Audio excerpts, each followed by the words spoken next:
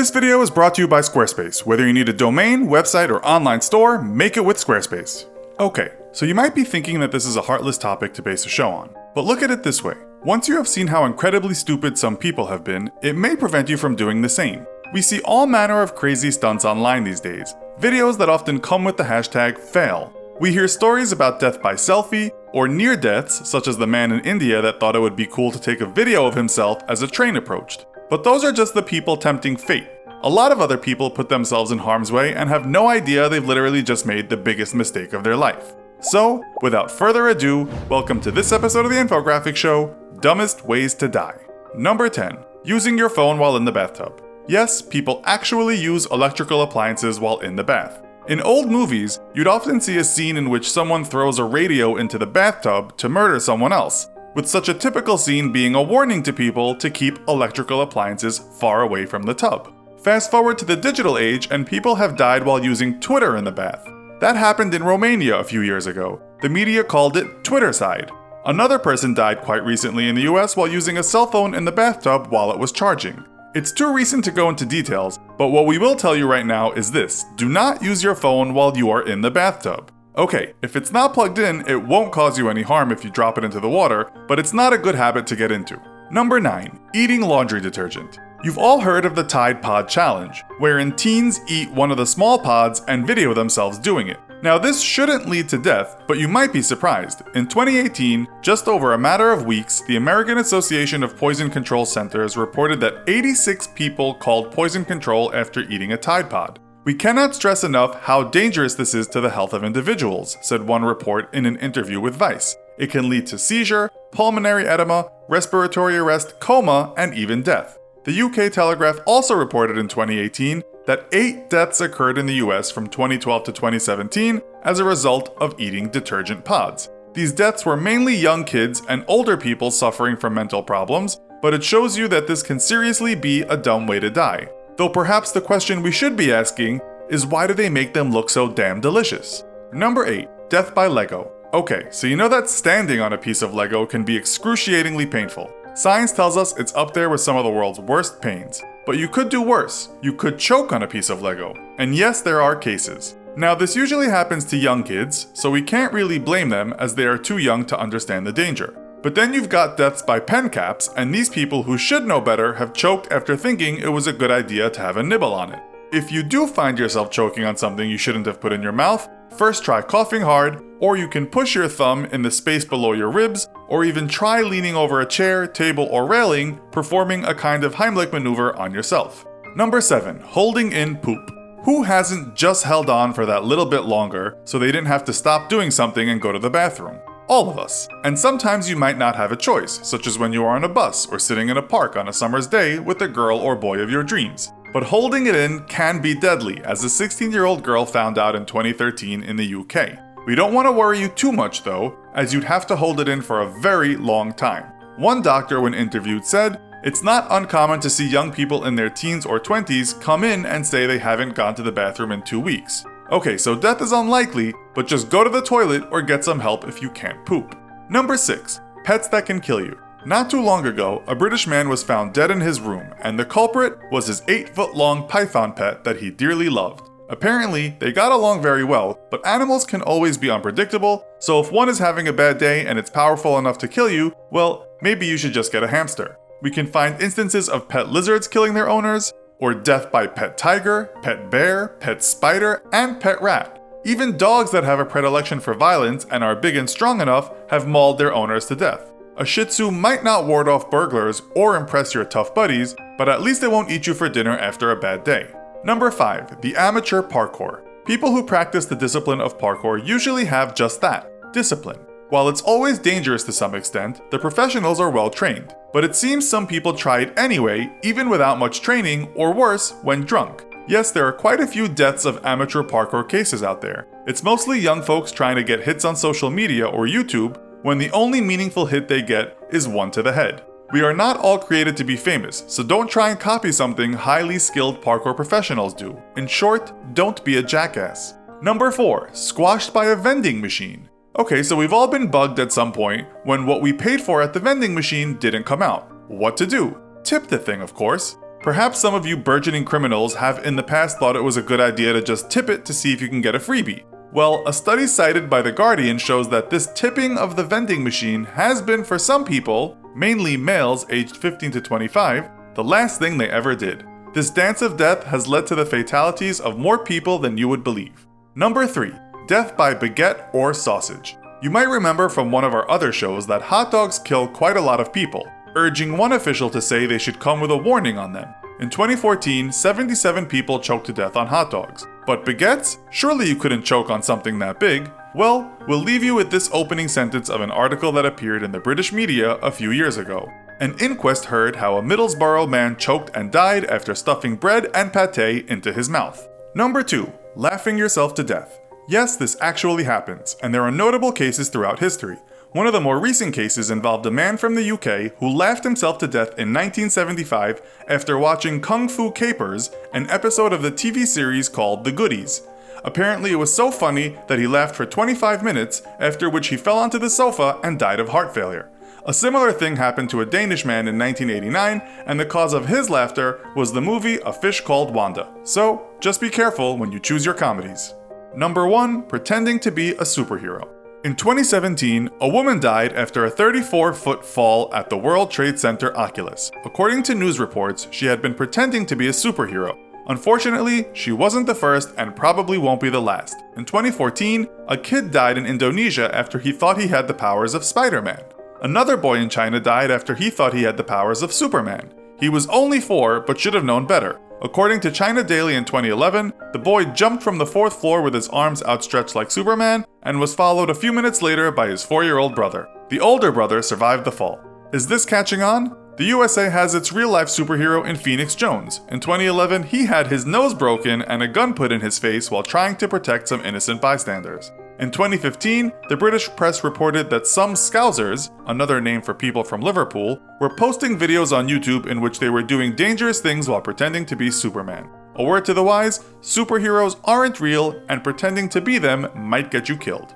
It's certainly a morbid subject to discuss, but we've all likely talked to our friends about how we want to go out. No doubt for a lot of people, dying quietly in their sleep would seem like a good option, a kind of painless, non-messy exit, perhaps involving one last dream. Nobody wants to leave this planet slowly, wasting away in pain, or maybe even losing their minds. And while it might be fast, it's likely no one would like to go out in an extremely violent way. Then there's the ironic death, and there's plenty of those. We might recall the man in the US in the 80s who avoided the electric chair after a peel, then accidentally electrocuted himself in his cell and died. With that in mind, welcome to this episode of the Infographic Show, the strangest ways people have died. 13.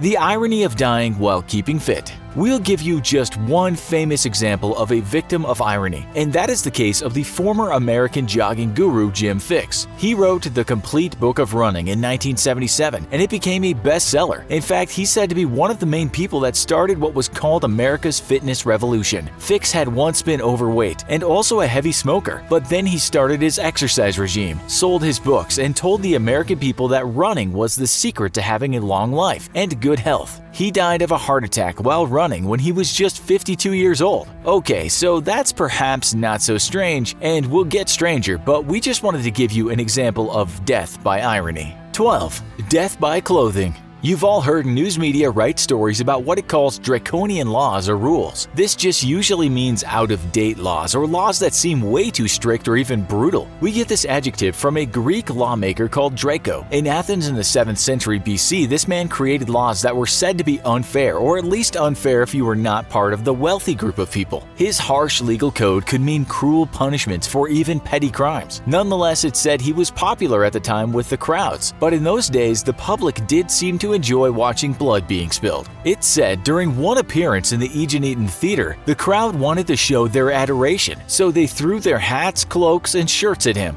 But they went overboard, and it's said Draco suffocated under the avalanche of clothing from his admirers. We should say that this is an old story passed down, so one might question how it actually happened. Maybe they meant to kill him, but we'll never know what happened that fateful day. 11. Death by proving that something is safe. You may have heard about this one as it's popped up in various TV series from time to time. The story is of a Canadian lawyer called Gary Hoy. On July 9, 1993, he was taking people on a tour of the Toronto Dominion Centre, a building of many floors with a lot of glass windows. He wanted to demonstrate to the people just how strong the windows were, as rightly some folks were concerned about such a high glass-fronted building. To do this, he did something he'd done before and threw himself at a glass window to show that the glass was very strong. He was right that the glass didn't smash, but on this occasion, the window popped out of its frame and Hoy fell a long way to his death. An engineer later told the Canadian media, "I don't know of any building code in the world that would allow a 160-pound man to run up against the glass and withstand it." That might have been some shock for the bystanders. 10. Same but different. This is another story of a lawyer trying to prove a point to people and in doing so, killed himself. The man was an American lawyer called Clement Vallandigham, and in 1871 he was representing a client that was accused of murder. The lawyer was trying to prove that the victim wasn't murdered but had accidentally killed himself. He tried to show how this might have happened and accidentally shot himself. He died, but his client got off the murder charge. 9.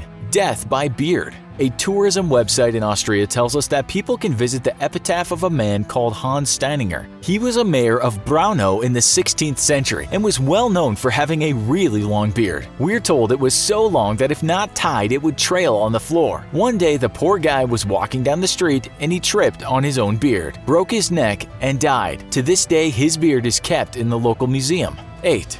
Death by banana. Slipping on a banana skin is perhaps the best known gag joke, and of course it doesn't happen very often. But searching online, we can find one death certificate from 1927 that did indeed blame a banana skin for the death of a man. The 74-year-old slipped and died in Tennessee. 7. Death by piano. If people do actually die from slipping on banana skins, do they also die by a piano falling on their heads? Well, someone actually investigated this, and that writer found at least one incident when a piano being pulled up a building had come crashing down on a person below. The website Straight Dope writes, in 1931 a piano was being hoisted up to a second-story window when a cornice broke free from the building, falling and killing a mover below. But perhaps the most famous piano death out there was that of a strip club bouncer called Jimmy Ferrozzo. In 1983, at a club in San Francisco, he and his girlfriend had been making love on a piano that was connected to a hoist so it could be lowered down for performances and raised when it wasn't being used. This time the piano was down on the floor, but during the act of passion, one of the two accidentally hit the switch and the piano was pulled up. Jimmy was consequently crushed against the ceiling, but we are told his lover survived the incident.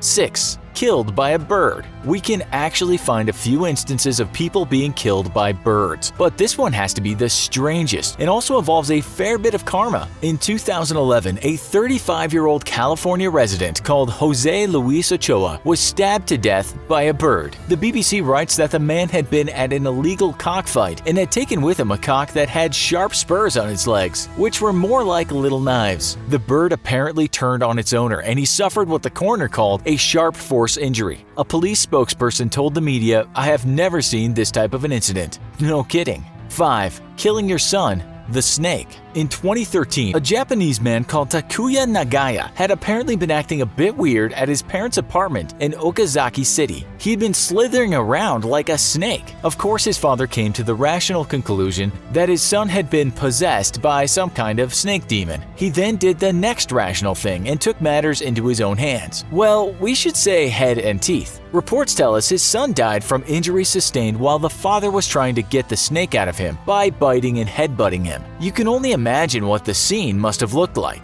4. A cow through the roof. The BBC reported in 2013 that a Brazilian man was killed in his bed when a cow came crashing down through his roof. Somehow the rather large animal got into his asbestos roof and fell right through it. Apparently this wasn't the first time a cow had fallen through a roof in this rural area. The 45-year-old died from internal bleeding. 3. Death by slug. Many of us might have done some silly things just because we were dared to do it, or we wanted to win some money or just show off. This goes wrong all the time, and you can find endless video clips of Darwin Award types of stunts online. In November 2018, the world's media reported the death of an Australian man called Sam Ballard, who had died aged 28. 8 years prior to his death, the skilled rugby player had been at a party with friends in Sydney. No doubt quite a bit of alcohol had been consumed, and during the party, a slug turned up on the scene. Ballard's friends, writes the Independent, dared him to eat the slug. That he did, but as a result, he became very sick. He was taken to a hospital, and it was found later that he had been infected by a parasite known as rat lungworm. This ended up paralyzing the young man and was the reason he died some years later.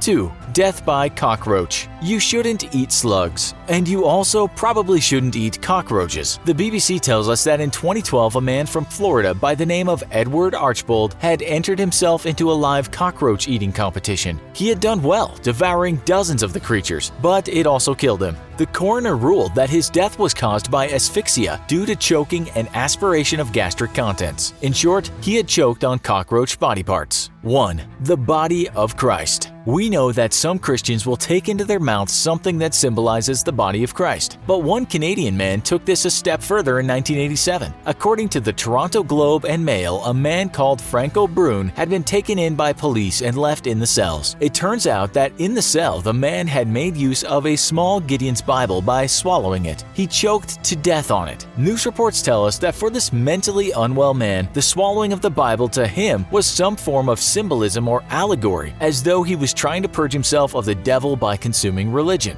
Death is scary, but what leads up to death can be even worse. There are quick ways to die and slow ways to die. Since death is an inevitability, most of us would like to die of old age. We can guarantee with 100% certainty that no one wants to die by being skinned alive. It's a long, excruciating process that can last from hours to days. But just how bad is it? We'll argue that it is the worst. What you're about to watch will make your skin crawl.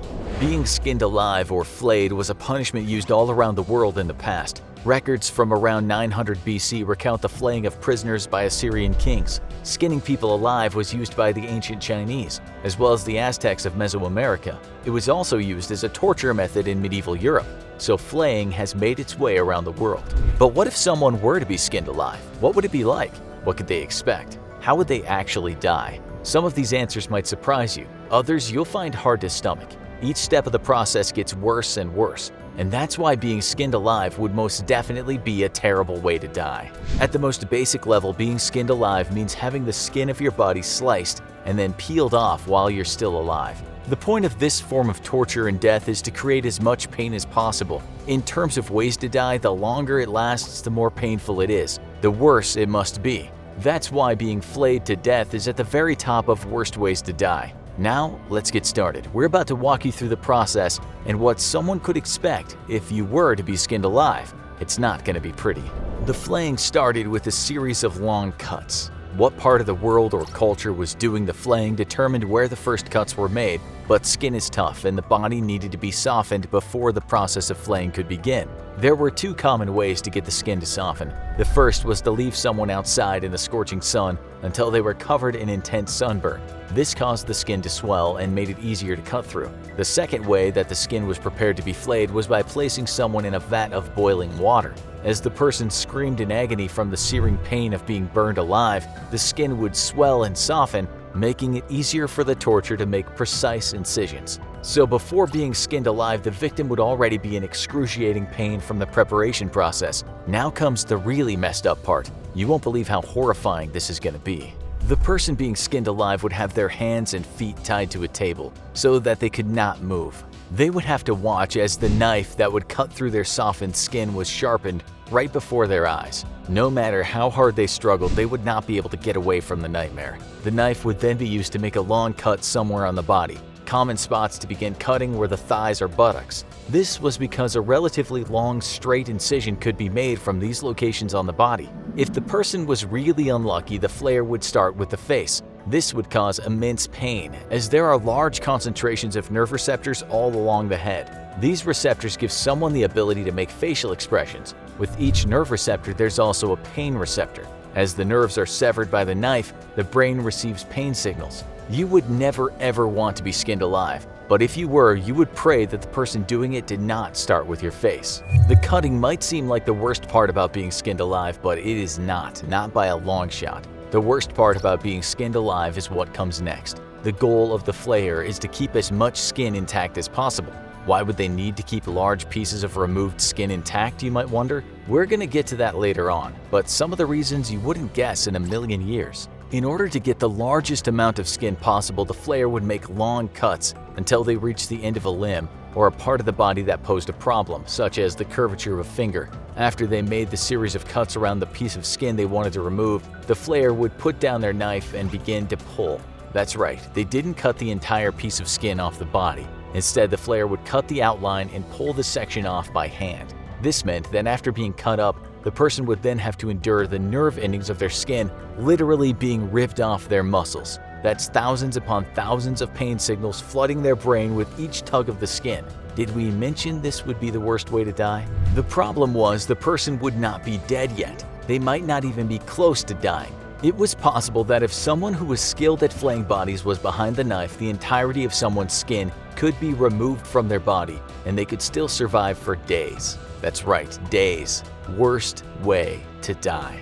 So what would actually kill someone who was skinned alive? The obvious answer would be blood loss. Although most of the blood runs through the veins and muscles, cuts along the skin would inevitably bleed. Also, the exposed muscle would allow blood to seep out of the body. Eventually, the person would lose more blood than they could produce. As the person was being flayed, shock would inevitably settle in. The person would feel dizzy, confused, and breathing would become harder and harder. This could cause vomiting and hot flashes, all of which would add to the unpleasantness of being skinned alive. As shock took hold, it would cause the body to pump blood faster, in hopes of getting enough oxygen and nutrients to vital organs. This would speed up the process of blood loss and lead to death. You may not believe it, but there were even more gruesome ways to die from being skinned alive. The skin is an extremely important organ for the human body for two reasons. The first is because it acts as a protective barrier from the outside world. If the skin is removed, pathogens can enter the body and infect the individual at will. This could lead to nasty infections that might cause even more pain and eventually death. The person who was skinned alive would literally be helpless against foreign invaders. This includes bugs and microbes who would consume the body until the person passed away. This would be a truly terrible way to go. Yet there was an even worse way to die from being skinned alive.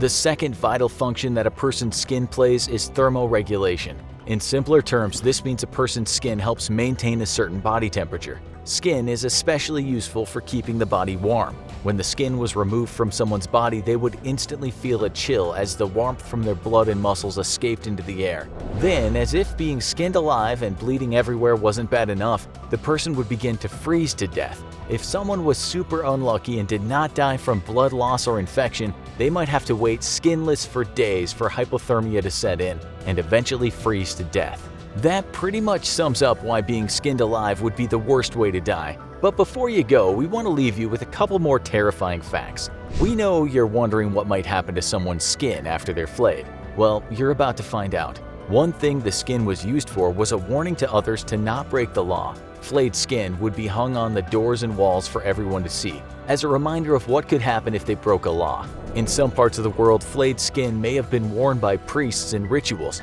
Imagine being skinned alive and having to watch someone put on your epidermis to perform a ritual for the gods. That would be a super creepy thing to witness just before you die. But perhaps the most disturbing thing that was done with flayed skin was to bind books. That's right, anthropodermic bibliopagy is the term given to binding of books in human skin. Researchers have found and documented 18 books that were bound this way. A person who was skinned alive would eventually die, there's no doubt about that, but their skin could remain in use long after their death, wrapped around the pages of a book. It seems like something out of a horror story, but we know it happened to at least 18 people. So are there terrible ways to die? Absolutely. Are any of them as bad as being skinned alive? Probably not. It's hard to imagine what could be worse than being boiled to tenderize your skin, having someone make long cuts along your body, then having your skin literally peeled from your muscles, all before eventually dying from blood loss, infection, or hypothermia. However, the worst part about being skinned alive might have been what your skin was used for after you were dead.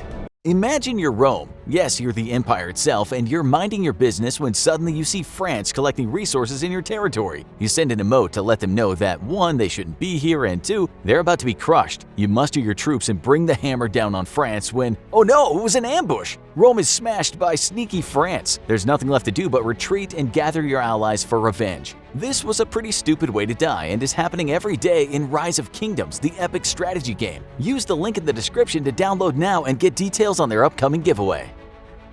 An American rock band once said, "Do you realize that everyone you know someday will die?" It's pretty obvious, but it's also quite a sobering thought. None of us will be here in, say, 130 years. Maybe this video will still be out there, a digital antique, and people will laugh at how weird we communicated when they see what you guys have written in the comments. So today, we will embrace the fact that one day we will all die, and you, my friends, can now sit back and enjoy what we call the World Cup of ridiculous deaths. Number 8.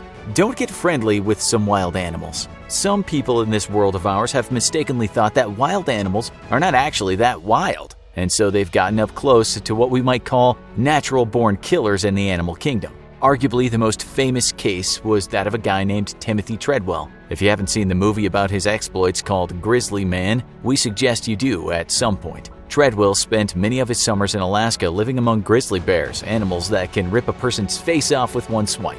These animals are certainly fluffy and cute, but they are not the kinds of things we suggest you treat like a teddy bear. Treadwell was actually cautious with the bears, but he also got up close to them. Too close. After 13 summers with the bears, parts of his clothing were found inside the stomach of a 28-year-old grizzly. His girlfriend was also eaten. So yes, you have to be careful when you're around wild animals. It should be obvious, but it obviously isn't obvious to some people. There are a few recent cases of people being killed by wild animals. We don't mean to make fun of these people since their families are still grieving for them. But if we don't say anything, then we won't get the message across that you should not get up close to these certain beasts. In 2018, a man in India decided he wanted a selfie with a bear. It didn't end well, since the apex predator mauled him to death. Maybe you think that's unusual, but quite a few people have taken mortal selfies with wild animals. In fact, the BBC reported in 2018 that there had been a spate of deaths in India because people thought they could take selfies with elephants. Our advice is don't do it. It's not worth the likes on social media. In 2016 in China, a man thought it'd be a good idea to get up close to a walrus at a wildlife park and take a selfie. The walrus wasn't playing around though and pulled the man into the water and killed him. A zookeeper also died while trying to help the man. In 2015, officials at Yellowstone National Park had to issue a stark warning to all visitors. That was, please stop trying to take selfies with bison.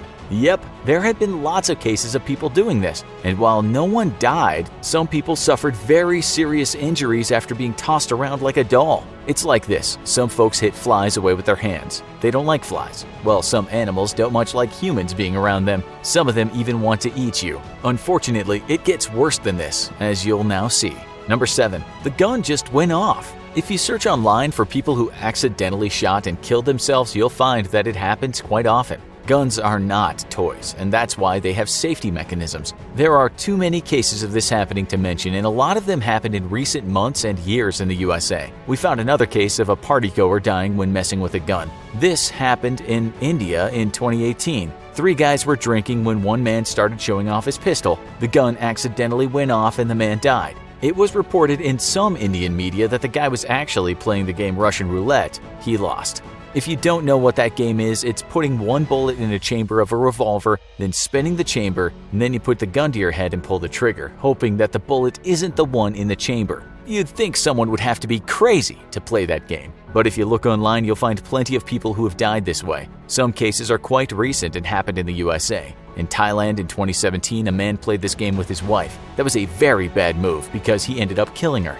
Be careful what you shoot at, too. In 1982, some guys in Arizona thought it'd be fun to shoot at a massive saguaro cacti. One of the men shot at a 26-foot-tall cactus, and a bit broke off. It landed on him and crushed him to death. The moral of the story is never ever play with guns. Don't become a statistic. Don't end up being talked about on the infographic show. The next dumb way to die is arguably even a bigger killer around the world. Number 6. Death by mushroom. Mushrooms grow everywhere, and some of the edible ones sometimes look a bit like the poisonous ones. You wouldn't believe how many people just pick up some wild mushrooms, go home, eat them, and die. There are so many cases, and it seems most mushroom deaths happen in Asia, but not all. In 2019, one French woman died and 3 others were hospitalized after they had picked up some wild mushrooms they believed to be porcini mushrooms. They weren't. They were a mushroom known as a death cap, which doesn't sound like something you should eat. The lesson here is you should never pick your own mushrooms unless you are a mushroom expert. There are lots of deadly mushrooms in this world of ours. These things have actually killed families and have injured or killed many people living in small communities. In 2014, 14 people in North Carolina became severely ill after eating mushrooms they had foraged. No one died, but they almost did. 3 of the people needed liver transplants. We found other cases in the 90s where people died in California after picking mushrooms they thought they could eat. The mushrooms again were the death caps. Death caps look like something you could eat, but they also look a bit like magic mushrooms, the hallucinogenic mushroom. Not too long ago, 4 men in the US became seriously ill after eating death caps. They thought they were going to get high and talk about the meaning of existence. Instead, they suffered severe liver damage. Okay, now to the realm of violent deaths again. This is not how you want to go. Number 5. Be careful where you swim. It's not really a dumb way to die if you just swim and something decides to eat you. But it's quite dumb if you've seen all the don't swim signs that tell you the water is full of massive crocodiles. It's happened in Australia in recent years, with one case involving a young man ignoring the signs and taking a dip. That swim ended up with the man being partly eaten by a croc. It's happened in the ocean, where massive saltwater crocodiles have taken people's lives, but it's also happened in rivers. There's a stretch of water in Australia called East Alligator River. Would you want to enter that river? Well, the authorities in recent years have been saying people know very well that they should not go in the water, but they do it as a kind of dare. Some parts of this river you can wade across, and there's a notorious crocodile hotspot called Cahill's Crossing. One guy tried to cross in 2017 and he didn't get very far. A croc took him and killed him. When he was taken, he was only standing in ankle-deep water. You should always do what those signs tell you. We're not even going to mention how many drownings there are when people swim in the ocean when signs say don't because of the conditions. Just do what you're told, that's our advice. The next one probably kills more people than anything on this list. Number 4. Treating cuts. We'll make this one short. Our advice is if you cut yourself and you have an open wound, then get it treated. Don't just ignore it because the cut might become infected. You know what? Scores of people don't treat their wounds and later they die from infection. In the 17th century, there was a famous case and involved a composer named Jean-Baptiste Lully. This guy loved dancing, and one particular dance he enjoyed involved banging a staff on the floor. One day he missed the floor and he hit his foot. This caused a pretty serious wound and it led to an infection. Lully was told at the time that this infection could kill him and his leg would have to be amputated. The man said, "No, if I lose that leg I won't be able to dance anymore." He died soon after. Now for something we might call completely disgusting. Number 3. Overeating. Yup, some people just eat too much in one sitting and die. There's an old Monty Python movie that features a man in a restaurant that eats until he explodes. And while that won't happen, people can die from consuming massive meals. It happened in the 18th century to Adolf Fredrik, the King of Sweden, aka the man who ate himself to death. In one meal, he ate lots of his beloved lobster, dishes of caviar, some sauerkraut, some smoked herring, and he washed that all down with lots of champagne. After that, he had a whopping 14 servings of semla served with a bowl of hot milk. Semla is like cream bun. The meal was in fact not far from what the guy ordered in the Monty Python movie. The king didn't explode, but he couldn't digest that much food and he died. You can die of a reputed stomach, something you might have seen in the movie called Seven. The Lancet reported a case in the 1980s of a slim London-based model dying because she ate too much. That publication said she had consumed a half pound of steak, 1 pound of liver, 2 pounds of kidney, 2 eggs, 1 cauliflower, 10 peaches, 4 pears, 4 bananas, 2 apples, 2 glasses of milk, 2 slices of bread, and 2 pounds each of grapes, plums, and carrots. It was just too much and her stomach ruptured, which means to burst. Death by eating too much has happened at eating competitions too. A man in California recently died while taking part in a taco eating contest. The guy who watched the contest and saw this man eat said it was like he'd never eaten before. He was just shoving the tacos down his mouth without chewing. The guy collapsed during the contest. It's thought he choked to death. There are scores of stories of people dying after eating too much. Look online and you'll find them. One particular guy might have seen the movie Cool Hand Luke, because in that movie Luke eats 40 boiled eggs for a bet. This happened in India and it involved 2 men. One guy bet his friend that he couldn't eat 50 raw eggs in one sitting. The man got to 41 and died. Doctors said his death was simply caused by overeating. The next on this list is the most surprising and disturbing. Too much of a good thing can kill you, and that good thing could be a certain vitamin. Yes, consuming too many vitamins can be fatal. There's a famous case of a bunch of explorers that had a terrible time on an Australasian Antarctic expedition. 2 men died after falling into a crevasse, and 2 other guys got lost. They survived by eating the dogs they had with them. The men got back to the base camp, but they both fell very ill, and one of them died. First, he became terribly sick. His hair fell out, his skin peeled off. He became delirious, and then he died. Doctors now say those symptoms were in line with vitamin A overdose. The vitamins apparently came from the dogs' livers. Those guys didn't have many options, but some people choose to get too many vitamins down them. In 1974, a health advocate in London decided to consume 70 million units of vitamin A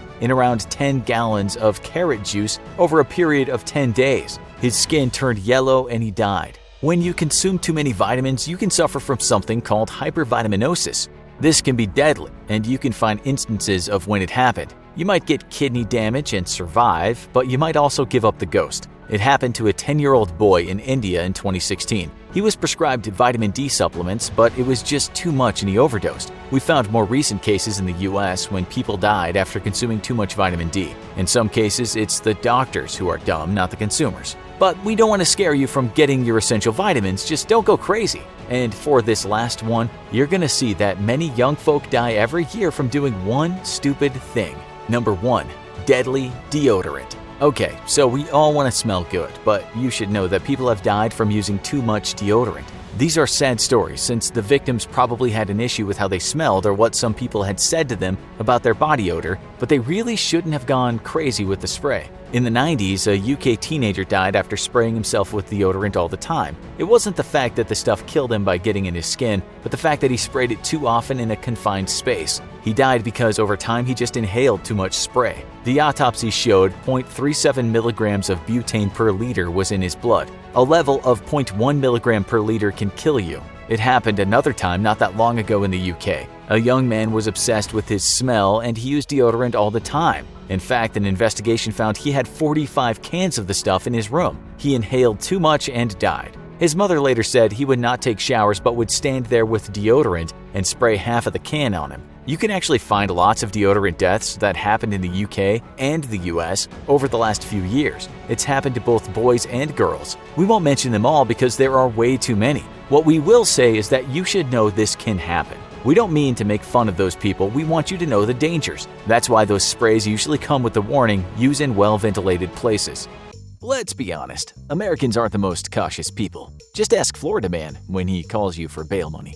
But some risks and bad decisions don't work out too well. Some end with people going down in history in the obituaries. Here are some of the dumbest ways Americans have managed to get themselves killed. Robert Dreyer maybe shouldn't have been driving anymore. The Florida man had just turned 89 in 2017 but was reluctant to surrender his license. Sure enough, while out for a drive, he crashed into a fire hydrant. A routine accident, except that the crash also managed to break the water line connected to the hydrant. This created a massive burst of water pressure, and when Dreyer stepped out of the vehicle to check the damage, the old man was pulled into a massive sinkhole and disappeared into the ground. Witnesses tried to help but were unable to get past the surging water, and Dreyer drowned in a freak deadly fender bender. He wasn't the only Florida man to meet an unexpected end. Salvatore Disi was trying to service a helicopter in Hernando County, Florida in 2019.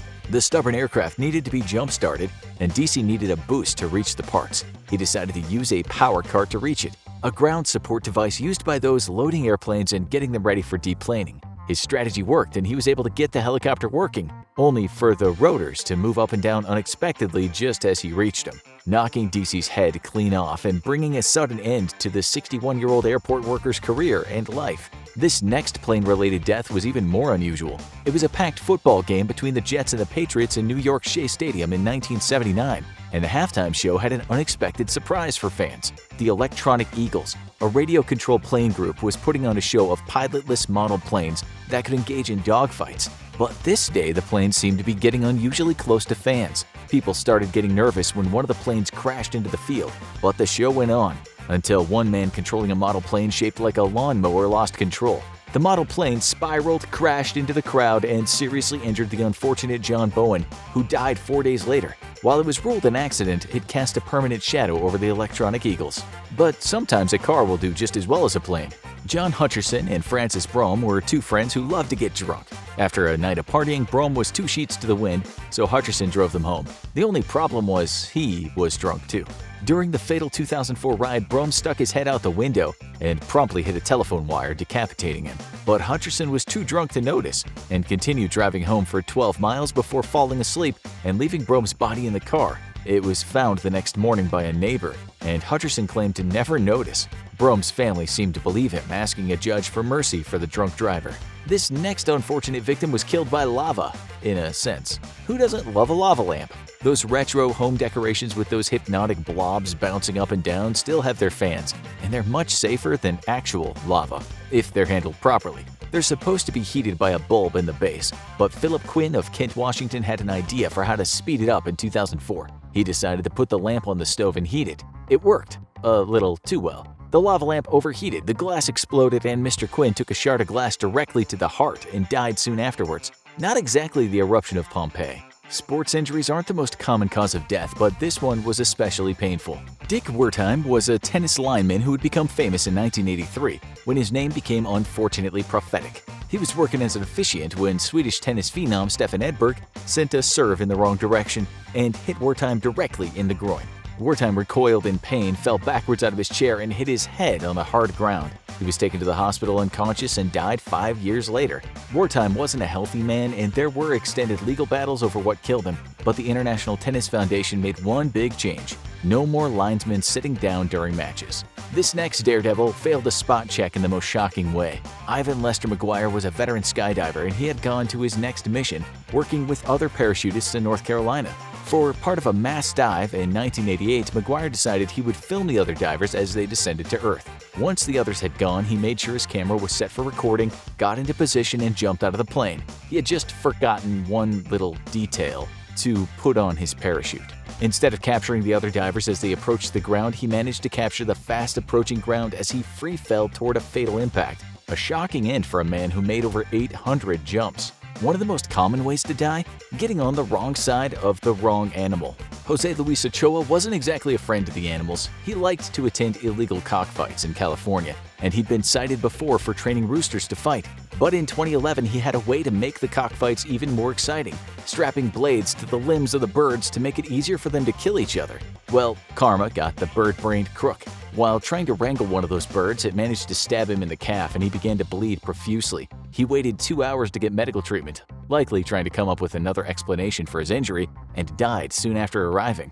This next death was also caused by cruelty to animals, but these animals were a lot smaller. Edward Archbold was determined to live up to his Florida Man title, and what better way than to win a cockroach eating contest? The challenge, hosted by a lizard store in 2012, offered a grand prize of an expensive python, a deadly animal in its own right. But Archbold was done in by much smaller animals. After eating a large number of roaches and worms, he started choking and vomiting. Unable to clear his airway, he collapsed and died outside the store. While his cause of death was never conclusively determined, most believe that the hard, dry shells and the legs of the cockroaches could have easily gotten stuck in his throat. But you don't always have to kill animals to get killed by them.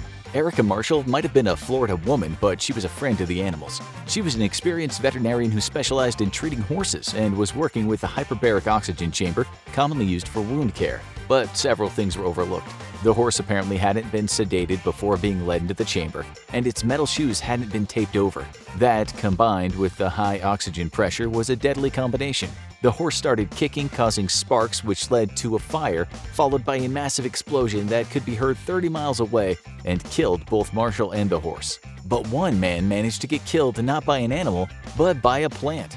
It was 1982 and David Grundman was out for some target practice. The Arizona man was using his shotgun to shoot some signs, and he then turned his attention to another target, the massive saguaro cacti growing in the desert. These cacti aren't the ones you get in a pot at the garden shop. They can be over 20 feet high and live to be over 100 years old. That didn't stop Grundman from shooting at one, and before he knew what happened, the massive spiny limb from the plant landed on him and crushed him. This death became so famous it was immortalized in a song by the Austin Lounge Lizards. The next fatal stunt proved that more isn't always a good thing. It was 1997 and a group of teenagers from Napa High School were enjoying a senior trip to a local water park. A group came up with the idea to just see how many people could fit in one water slide at a time, and the answer was apparently fewer than they hoped. No one knows exactly how many teenagers crammed themselves into that slide, but a portion of the slide opened up due to the weight, dropping the passengers 40 feet. The accident injured 32 people, including 18-year-old Quimby Galati, who died of her injuries. This next man might have valued his cell phone a little too much. Roger Miro had lost his phone. The 56-year-old Chicago man had a suspicion that it might have been thrown out, so he decided to dig through the apartment building's garbage disposal. Unfortunately, he didn't check exactly how the trash was handled in the building. The man went missing, and no one knew what had happened until his wife reported the absence later that day. An investigation found him crushed to death by the industrial-strength trash compactors in the garbage. While his death was ruled a tragic accident, many residents called for better warning signs around the trash chute in the future. But not even the most famous are immune to the most ridiculous deaths. Governor Morris was a founding father and one of the Constitutional Convention's most ardent opponents of slavery, as well as a senator from New York. But in 1816, his wisdom in matters of politics didn't extend to wisdom in self-medicating. He had been plagued by a painful blockage in his urinary tract and decided to clear it out himself with a piece of whalebone he used as a catheter. Naturally, this only made things worse, and Morris soon died from internal injuries and infection, which must have led to an interesting day at the medical examiners. This next case took defending his client a little too far. Clement Vallandigham had a controversial life, being an Ohio congressman who was arrested and expelled from Congress for his opposition to the Civil War. He brought that same reckless spirit to his later career as an attorney. In 1871, he was defending Thomas McGeehan, who was accused of murder in a barroom brawl. Vallandigham's argument was that the victim had likely shot himself while trying to pull out his pistol, and decided to demonstrate that this could result in an accidental shooting. It worked, a little too well, as Vallandigham fatally shot himself in front of the entire courtroom. While he died the next day, his mission was accomplished. McGeehan was acquitted of murder. This next man could escape anything except a ridiculous death. Harry Houdini was the king of escapes, pulling off daring feats of survival like escaping from water tanks while in straitjackets or being buried alive. But his undoing was a lesser-known stunt of his. Houdini would frequently dare onlookers on stage to punch him in the stomach, protecting himself with a special suit. But one day, a man named Jocelyn Gordon Whitehead approached Houdini in his dressing room to test his ability. He punched Houdini several times in the stomach, causing internal damage. Houdini died several days later of a ruptured appendix, which may or may not have been caused by the punches, but many suspect Houdini would have been aware he had appendicitis if he hadn't already been in pain. Another woman traveled the world until she came to a sudden and shocking stop. Isadora Duncan dazzled the world as a dancer and traveled around much of Europe far from her San Franciscan home in the early 1900s. She performed up to age 50 when she boarded a luxury French car while wearing a long silk scarf. The scarf was a hand-designed gift by a Russian artist, and while her friends urged her to wear a coat instead, Duncan wanted to show off the wrap. While she was riding, the flowing scarf became entangled in the wheels and axle and yanked her back harshly. Her neck was broken and she died instantly. One of the few people to die in a car accident that didn't involve a crash. In 1984, an American matinee idol met a disturbing end. John Eric Hexum was a fast-rising action star who had just won the lead role on the new CBS drama Cover Up, playing a CIA handler. He may have taken his role as a daredevil hero a little too far. While filming a scene with a real handgun, Hexum was frustrated by a delay in filming. He decided to play Russian roulette with the unloaded gun, which had one blank round in it. But the blank used paper wadding and was shot out from the gun with such force when Hexum pulled the trigger that it shattered part of his skull, causing a fatal brain hemorrhage, ending his promising career and dooming the series as it barely begun. But some ordinary people died in such dramatic ways that they became celebrities. Michael Godwin was awaiting execution for murder when he got a lucky break. His attorney was able to get his sentence reduced to life in prison, but the convict was getting a little stir-crazy and decided to do a little do-it-yourself repair. He wanted to watch some television, but his earphones were broken. While trying to repair them, he bit into a wire while sitting on the toilet and wound up electrocuting himself as the metal toilet and water hit him with a fatal shock. Looks like he wound up getting the electric chair after all. Let's hope this next case won't start a trend. Gender reveal parties are the hottest new trend, and some people are going well beyond a cake with pink or blue center. Pamela Cremeyer was attending a celebration in 2019 when her family members unveiled the centerpiece, an umbrella filled with gunpowder that would create a shower of sparks in the color of the gender reveal. But the rookie gender reveal engineers miscalculated and the umbrella went off like a pipe bomb instead, hitting the 56-year-old Cremeyer in the head with a piece of metal and killing her instantly. Today's episode is sponsored by Audible. Get a free audiobook with a 30-day trial today by signing up at audible.com/infographics. Go to audible.com/infographics or text infographics to 500-500 to get started. How will you die? No one knows, but it's a chapter in our lives we will all reach someday. It could be from an illness, an accident, or if you're fortunate enough, you might pass away peacefully in your sleep when you're old and ready to. But what about something completely different? An unconventional death that's out of the norm. That's what we'll be exploring today. In this episode of the Infographic Show, Death by Dancing. In July 1518, the residents of the city of Strasbourg, which at that time was part of the Holy Roman Empire, were struck by a sudden, uncontrollable urge to dance. The whole episode started when a lady known as Frau Trophea went into the street and began to shake her stuff. She kept up her silent solo dancing routine for nearly a week, and as she continued to dance, her moves became infectious, with other people soon joining in. At the end of the first week, 34 others were jigging along by Trophea's side, and it was clear the dancing was not going to stop. The numbers quickly grew, and within a month, the dancing epidemic had claimed 400 new individuals, twisting, turning, hopping, and leaping on the Strasbourg streets. Local physicians were baffled, but they somehow came to the conclusion that the phenomenon must be due to a condition known as hot blood, and their remedy to fix this fever was more dancing. Those infected needed to shake the illness away. So a stage was constructed, professional dancers were brought in, and the town hired a band to provide backing music. But the rigorous dancing routine did nothing to cool the residents' blood, and instead had the opposite effect. Many of the dancers collapsed from exhaustion, and some even died from stroke or heart attacks. This bizarre episode carried on into September, meaning some had danced their socks off for a full 2 months. Eventually, the dancers were taken away to a mountaintop shrine to pray for absolution. It seemed only God could fix this crazy dancing disorder. The Strasbourg dancing plague might sound like an imaginary tale, but it's well documented in 16th century historical records, and surprisingly, it's not the only case of this strange epidemic.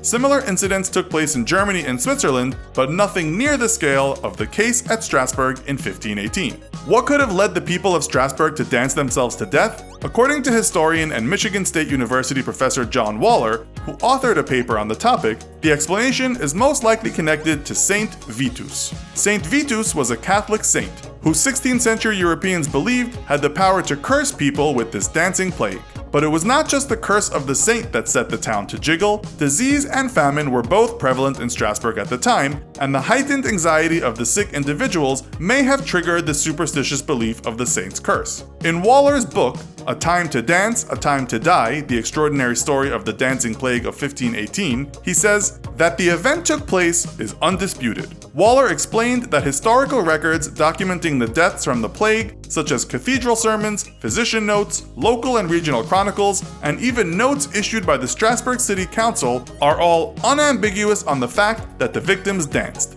These people were not just trembling, shaking, or convulsing. Although they were entranced, their arms and legs were moving as if they were purposefully dancing, he said. Another theory suggests that the community of dancers might have ingested ergot, a toxic fungus that grows on damp rye and causes spasms and hallucinations, the same substance used to manufacture the psychedelic drug LSD. Waller's theory seems believable, but then how could people dance for days when disease and famine had engulfed the town? Where did they get their energy from?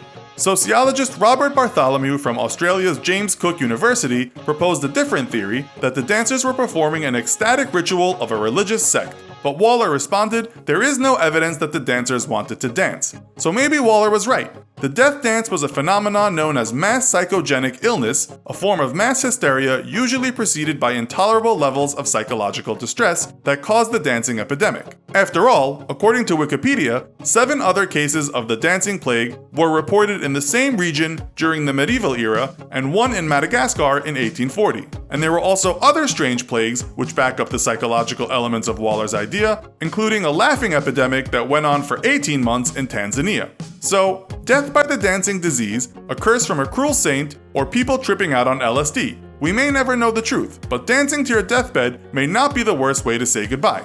How do you want to go out of this world? Probably resting peacefully, slipping away in your sleep, completely unaware of it happening. That makes sense since most people are afraid of death, so what better way of crossing over to the other side than when you aren't aware? Us though, we'd prefer to go out in a giant explosion, perhaps battling terrorists or a giant gorilla at the top of the Empire State Building. or maybe even giant gorilla terrorists. We just think it'd be kind of weird to be asleep one moment and the next thing be sitting in the afterlife. But if you die in an explosion, it's quick, painless, and you're fully aware of what just happened. And bonus points for going out killing a bunch of terrorists or rampaging giant gorillas. But what's science have to say about the absolute worst ways to die? Let's dig deep and answer yet another of life's most pressing questions. Eaten alive. Alright, we didn't exactly consult any scientists on this one. We just figured that dying while being eaten alive has to be one of the worst ways to go there is. And we're not talking about getting chomped on by an animal and then bleeding out and dying. We're talking about being alive for the entire or at least a large portion of the experience. And there's several ways this could happen to you, even in the safety of your big city. Most large predators will kill their prey with a single bite or blow to a vital area. Lions, cheetahs, and tigers all have an innate instinct to go for the jugular and suffocate a victim to death. Bears and mountain lions share this instinct as well, and it exists for the protection of the predator rather than some sense of mercy for the prey. Being a predator is all about taking risks, and every hunt involves the risk of injury, which can be fatal for a predator who needs to hunt daily to survive. That's why most predatory animals have evolved to find the most efficient way to kill, rather than wound prey and risk them fighting back. Some animals, though, show little regard for their own safety in bringing down and eating prey. Enter the hyena, one of the most savage predators in the world, and the last animal you'd want to be eaten by. Hyenas typically hunt in packs, but can often go on solo hunting expeditions. Unlike other pack animals, hyenas, though, don't suffocate their prey. Hyenas start eating their prey alive before it's dead. Prey will find themselves swarmed by hungry hyenas who bite and tear into their flesh, often consuming large quantities of it before the animal finally dies from massive blood loss. Typically, this means disemboweling the prey and going for the soft bits around the stomach area, while lesser-ranking members rip the legs from the body so as not to risk angering the senior hyenas who feast on the soft stomach bits. By the time any vital organs are finally consumed, the prey animal has been watching itself be eaten alive for a significant amount of time. Even worse, though, is when solo hyenas hunt. While a pack might tear apart prey in a minute or less, the solo hyena follows the same feeding strategy, but that can drag death out over many minutes. Even more terrifying is the fact that hyenas have attacked many campers out in the African bush, eating them alive within their tents. If you think you're safe in the city, think again. Just last year, a toddler was eaten alive by ants, and only saved from her fate after authorities investigated claims of abuse and neglect by neighbors. By the time the police arrived, the child was completely covered by ants, who had consumed parts of her body. In 2015, a former beauty queen was eaten alive in her nursing home after her body became infested by hundreds of thousands of mites. Staff not only neglected the woman, but were warned not to touch one of her hands for fear it would simply fall off. The coroner who performed her autopsy said it must have taken her months or years to die, and it must have been horribly painful. Slow deaths are probably the worst way to go, and our next worst way to die is all about going slow. Burning alive. Fire hurts. Trust us on this one, we've researched it. But the good thing about burning alive is that typically you either die from the extreme heat before your body is consumed by flames, like happened with many people burned at the stake, or you're consumed by fire so quickly that it sears off your nerve endings before you can register much of the pain. But what if the fire was slow to spread and not particularly large? In that case, the fire won't generate so much heat and smoke that it makes breathing difficult, leading to asphyxiation. Nor would it spread fast enough to consume large parts of your body and sear off the nerve endings. A slow-burning fire starting at the feet would move slowly enough that while any nerves in direct contact with flames would die, all the nerve endings remaining along the length of your body would very much be alive and transmitting pain signals to your brain. Some ancient societies used this particularly brutal method of execution regularly, letting victims be consumed by a controlled fire from the feet up. But today, if you're caught in a particularly nasty vehicle accident, you could suffer a similar fate. Imagine being trapped in a cage of broken metal, Good Samaritans unable to pull you out as your car slowly burns. The incredible heat would roast your body as flames slowly consume you. Our next method of death will have you begging for sweet release and was experienced by one man who was kept alive for 83 days against his will. Radiation.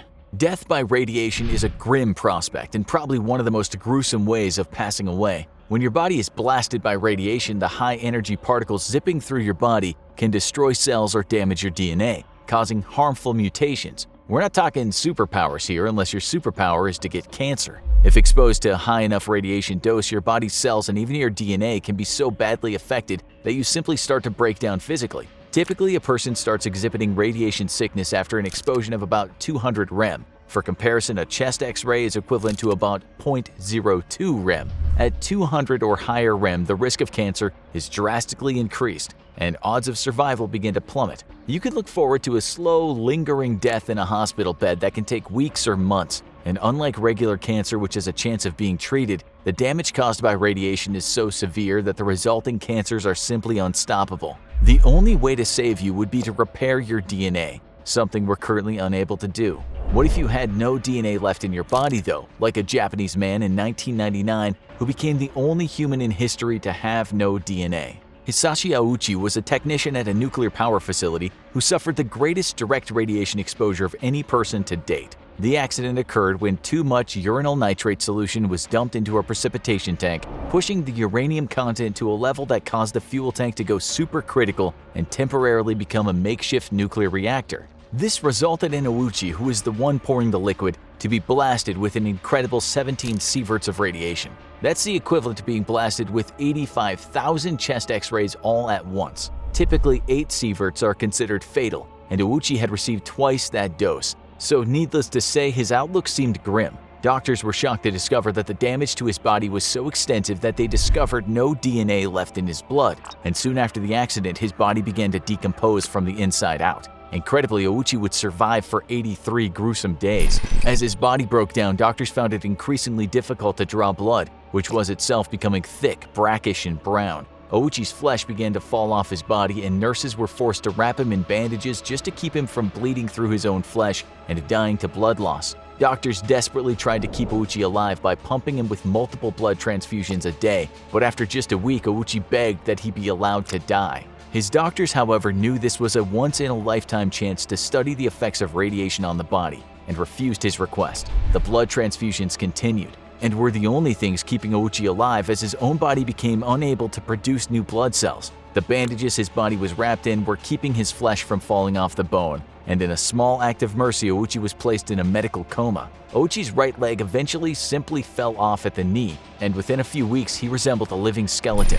Finally, Auchi passed away from a heart attack on day 83, weighing less than a quarter of his original weight, and mostly just a skeleton wrapped in a thin layer of flesh. Our next way to die is not just very possible in our modern world, but incredibly painful: dehydration. Compared to slowly falling apart due to radiation, dehydration seems like a rather easy way to die. That's only because you don't know the science of one of the worst ways to die. Whether you're lost in a desert or simply trapped in an elevator for several days, you have about 3 days before dehydration will kill you. Dehydration starts at losing 2% of your body's weight worth of water, which you can do by nothing more than rigorous exercise for an hour or a long walk on a very hot day. This effectively makes you thirsty, and as your body begins to panic about water loss, it shuts down any ways of losing water that aren't completely vital to your survival. You'll begin to sweat far less, which is bad news because sweating is one way we keep from overheating. Your urine will also become very dark as your body sends less water to the bladder, and the smell will be much more pungent. After 2 days of no water, your blood thickens in your veins, leading to greatly decreased blood flow. This in turn causes your skin to shrivel up on your body, and with a loss of blood pressure, you become prone to fainting. Your body will no longer waste water on sweating, which puts you at a great risk of overheating. Shortly after, your body kills the flow of blood to non-vital organs in an attempt to keep you alive. This means that organs within your body begin to wither and die, and toxic waste begins to build up inside you. At this point, your insides slowly start to become a toxic dump. Your muscles also begin to cramp from a lack of water and salt, leading to incredible pain. Imagine the worst Charlie horse you've ever experienced, but all over your body instead of just one of your legs. Then imagine it lasting for a day or more. Eventually, your body simply can't continue functioning without water, and the buildup of toxic wastes in your body will become fatal. Unable to expel waste, your breaking down organs poison you from the inside out, and your blood thickens even further, becoming more a sludge-like paste than a free-flowing red groovy you're familiar with. At this point, if you don't start drinking water immediately, you'll be dead within the day. Turns out there's a lot of incredibly painful and horrifying ways to die, though for us, being eaten alive by wild hyenas or even ants in your own home is probably the most terrifying. If this video has scared you, just remember, death is inevitable and it comes for all of us. But some of us will experience more horrifying deaths than others. He was just a kid according to his neighbors, that always had a friendly smile on his face. It seemed for a while that fate had dealt him a bad hand, a tumor on the brain, not something to be taken lightly. But as things turned out, that tumor was benign. It was removed by first-class surgeons in New York, and that was that. The boy was back on track and good to go. But as medical protocol demands, he had to return to the hospital for a scan, just a routine imaging procedure to check if all was well inside his skull. He laid down on the MRI machine platform and with the push of a button was delivered into the tube. In a flash of an eye, a super powerful magnetic field sent a metal oxygen tank flying across the room. The patient's skull was crushed. It was a bad way to die. Now you're probably wondering how that happened. We wouldn't blame you for thinking that the scene we just described is a work of fiction, but we regret to tell you that it isn't. It happened just like that. The boy, aged 6, died soon after from his injuries. He was a healthy kid, and since his tumor was benign, he didn't have much to worry about. How could he or his patients have known that freak accidents can happen in an MRI room? We'll get around to telling you why they happen, but first, let's have a look at some more accidents, at times tragic and in some cases downright insane. Imagine this scene. An off-duty walks into a hospital. He's there for an MRI scan, aka a magnetic resonance imaging scan. He might be off-duty, but he's still carrying a weapon, a loaded weapon too. One of the staff at the hospital tells him it's okay to remain strapped for the scan.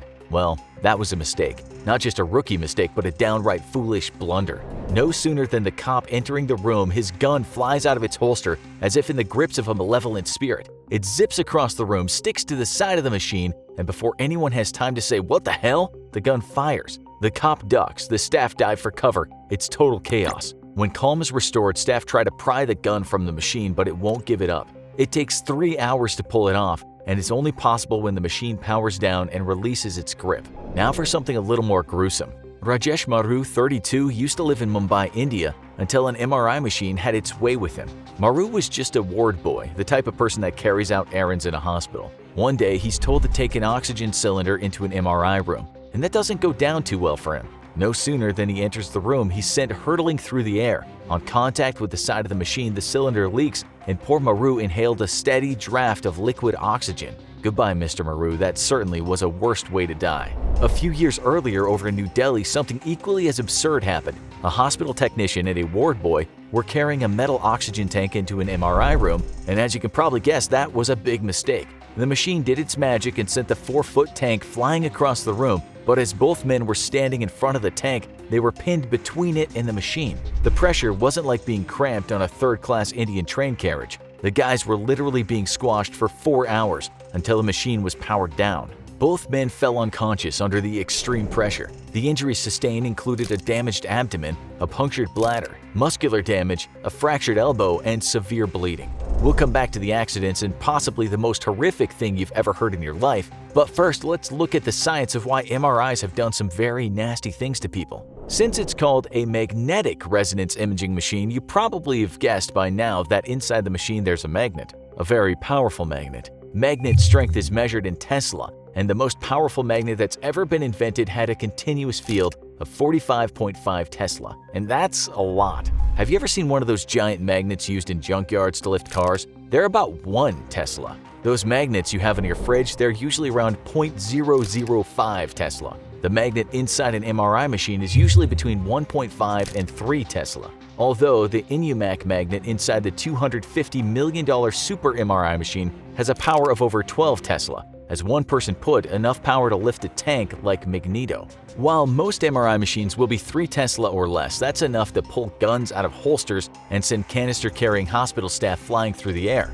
We don't want to scare you guys from ever getting an MRI scan. Accidents are rare, and when you consider that from 1982 there have been millions and millions of scans inside the US alone, your chances of becoming canned meat inside a machine, well, you have more chance of choking on a jackpot-winning lottery ticket. MRIs are great. They give specialists detailed images of your brain and other organs. The thing is, though, you can't take any risks with them. Those veritable X-Men have incredible powers. They can kill, maim, squash heads, and as you'll see, torture. The magnets are usually on all the time, so it's not as if people walk into MRI rooms thinking the machine might be sleeping. They should know that it never sleeps and will only do so if a big red shut-off button is pushed.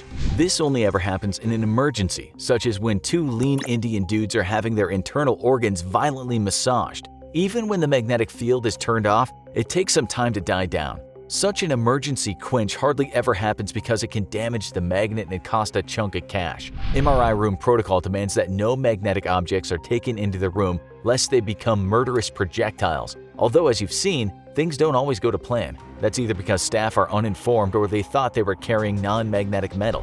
What you're all thinking now is, what about the fillings and teeth? And if you go in for a scan, is there a possibility of them coming out? Maybe even taking an implant, and at worst, an implant that's burrowing through your mouth and into your brain? That's a disturbing image, but this has never happened and never will. If crowns contain magnetic material, there's a chance they could come out or at least be dislodged. But we just can't find any data on when this has happened. Okay, so you can stop worrying about your mouth and death by dental implant, but there's more to worry about, and we think you need to know about it. This is just awful, about as macabre as accidental deaths gets. There was a woman who had something called an aneurysm clip embedded into her brain. This is a metal clip that holds the base of the aneurysm to prevent blood from getting into it. It's a lifesaver, but in 1992 for a 74-year-old woman, it was a killer. The magnet pulled the clip, and that shift through her brain caused a hemorrhage. So you have to be aware of what you have inside your body. Let's say you have a pacemaker. Well, that thing could malfunction under the magnetic assault, and you certainly don't want a machine that keeps you alive getting stressed. When this has happened, people have died. It happened to a former English mayor in 2004. She didn't tell the staff she had a pacemaker, and when the MRI scan was switched on, her device scrambled. The hospital should have known better. Then there was that guy that had metal lodged in his eye and he didn't tell the hospital staff about it. The metal moved and he came out of the MRI blind in that eye. There was that woman whose hairpin went right up her nose and lodged inside her pharynx, and there was the man who almost had the worst death ever. He had what's called a brain shunt, something to help remove excess fluid on his brain. He turned down an MRI on one occasion because he was claustrophobic. He was a few minutes away from going into that tube, but he backed out. And more importantly, he hadn't even told them about his brain shunt. A few months later, and he was back in the hospital having come to terms with entering that tunnel. On this occasion, he did tell them about his shunt, only for a technician to say no MRI for you. He asked why, and the reply was, the magnet would heat up your shunt and possibly explode your head. This was a bit of an exaggeration, but the accidental pressure change from the strong magnetic field could have been lethal. It wouldn't have been a nice way to go. Here's a riddle for you. What do you get when you cross a large number of burly Russian soccer fans and a hideous escalator that's seemingly been possessed by the same malevolent spirit in that car horror movie, Christine? We're not going to give you the answer just yet. First, we want you to hear what's happened to other people when they've been on the wrong end of an escalator. Maybe after you'll be able to make an informed guess. Escalators don't exactly look very nice. They're like sets of jagged teeth that enter into an abyss and come back just as angry. Get bitten or even swallowed by those teeth and you're in for one hell of a ride. But let's start with something not teeth-related. An escalator was to blame for the 1987 King's Cross fire on the London Underground. What people didn't know is an escalator in that station had been collecting a lot of fluff and other stuff underneath it for many years. With escalators, especially back then, things slipped down the sides and in the cracks. We aren't talking about a few hairs and some little bits of paper from discarded tickets when we say things. It was later stated there were 19,400 pounds of waste under the main carriage, much of it highly flammable. On top of that, these were the odd escalators with wooden steps. A person dropped a match after they lit up a cigarette. A fire started. That turned into a deadly conflagration. Superheated gas carried the flames, which in turn heated the many old layers of paint on the walls. The escalator now looked like the stairway to hell. The place went up so fast it was impossible for many people to escape. 31 people died and 100 were injured, some very seriously. Just so you know what it felt like for some of the survivors, one of them later said a police officer was shouting, "Get out! Get out!" It was really turning panicky. One guy told the BBC he was in a state of shock when a fireball came hurtling toward him. He said, "I could hardly walk," and was screaming in pain very, very loudly. Here's how being burned usually goes. The flames first burn the skin, which causes extreme pain. Then the nerves are burned through, but that's not enough to kill a person outright. But then their skin tightens, even enough to strangle someone. The trauma might cause the person to pass out by this stage, especially if the fire engulfs them. The flames damage the respiratory tract, and because a person can't breathe, they die. Even if they survive, they often die days after because the damage is irreversible. Pathologists in burning cases often state the cause of death was a multi-system organ failure. Those that didn't get eaten up by the flames died from smoke inhalation. People don't even have to have one small burn to die from this. According to the Nation Library of Medicine, smoke inhalation by itself has a mortality rate of 10%. The fatality rate for burns with smoke inhalation is 30 to 50%. It depends on certain factors though: how much smoke, age, and the health of the victim. The good news is, if you were trapped in a tunnel and inhaled a lot of smoke, you would fall unconscious very quickly, usually within a few minutes. Death would also be rapid. Now for something as nightmarish as you can imagine, and it happened in 2015 in China. A woman was approaching the top of an escalator with her child. Staff were waiting at the top because they knew a panel after someone steps off was loose. It seems that the staff told the woman something was wrong, but had she known just how wrong, she would have run back down the escalator with her kid in her arms. When she got to the top, she pushed her son forward over the panel. He was home safe. She wasn't so lucky. As she stepped onto the panel, it opened like a gaping mouth, swallowing her. Her entire body disappeared into the guts of the machine. Her husband later said there were no warning signs at the escalator, nobody telling her to step off.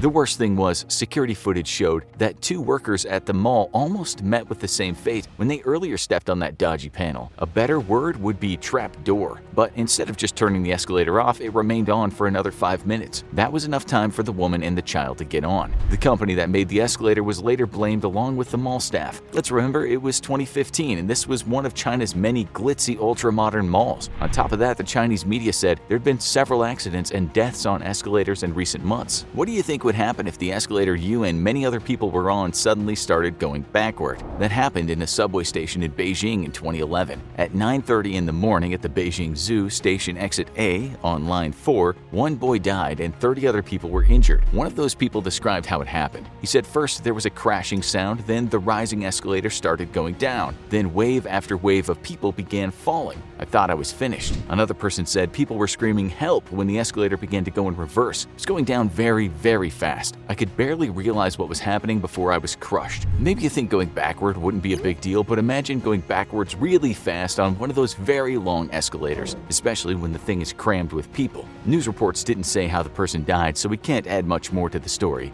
Another escalator accident in China around that same time involved a man losing a leg. In another, a boy almost lost his arm. Time magazine reported there were 3 gruesome accidents in 1 week in China in 2014 alone. That year in China, there were 49 escalator accidents and 37 deaths. So many Chinese citizens were scared after reading all the reports that many of them started taking some weird precautions on escalators. However, some were in jest to make a statement about the lack of safety. Maybe you think, China. It's not exactly a country renowned for its impeccable health and safety standards. Such an accident, do you think, wouldn't happen in the good old US of A? Think again. The U.S. National Institutes of Health says there are about 10,000 injuries on escalators in any given year in the U.S. Many accidents involve old people, with more women than men. With younger people, the distribution between men and women is pretty equal. But get this, in 50% of the male cases, alcohol intoxication was involved. Impeccable health and safety standards are no match for the unadulterated stupidity of some young American men.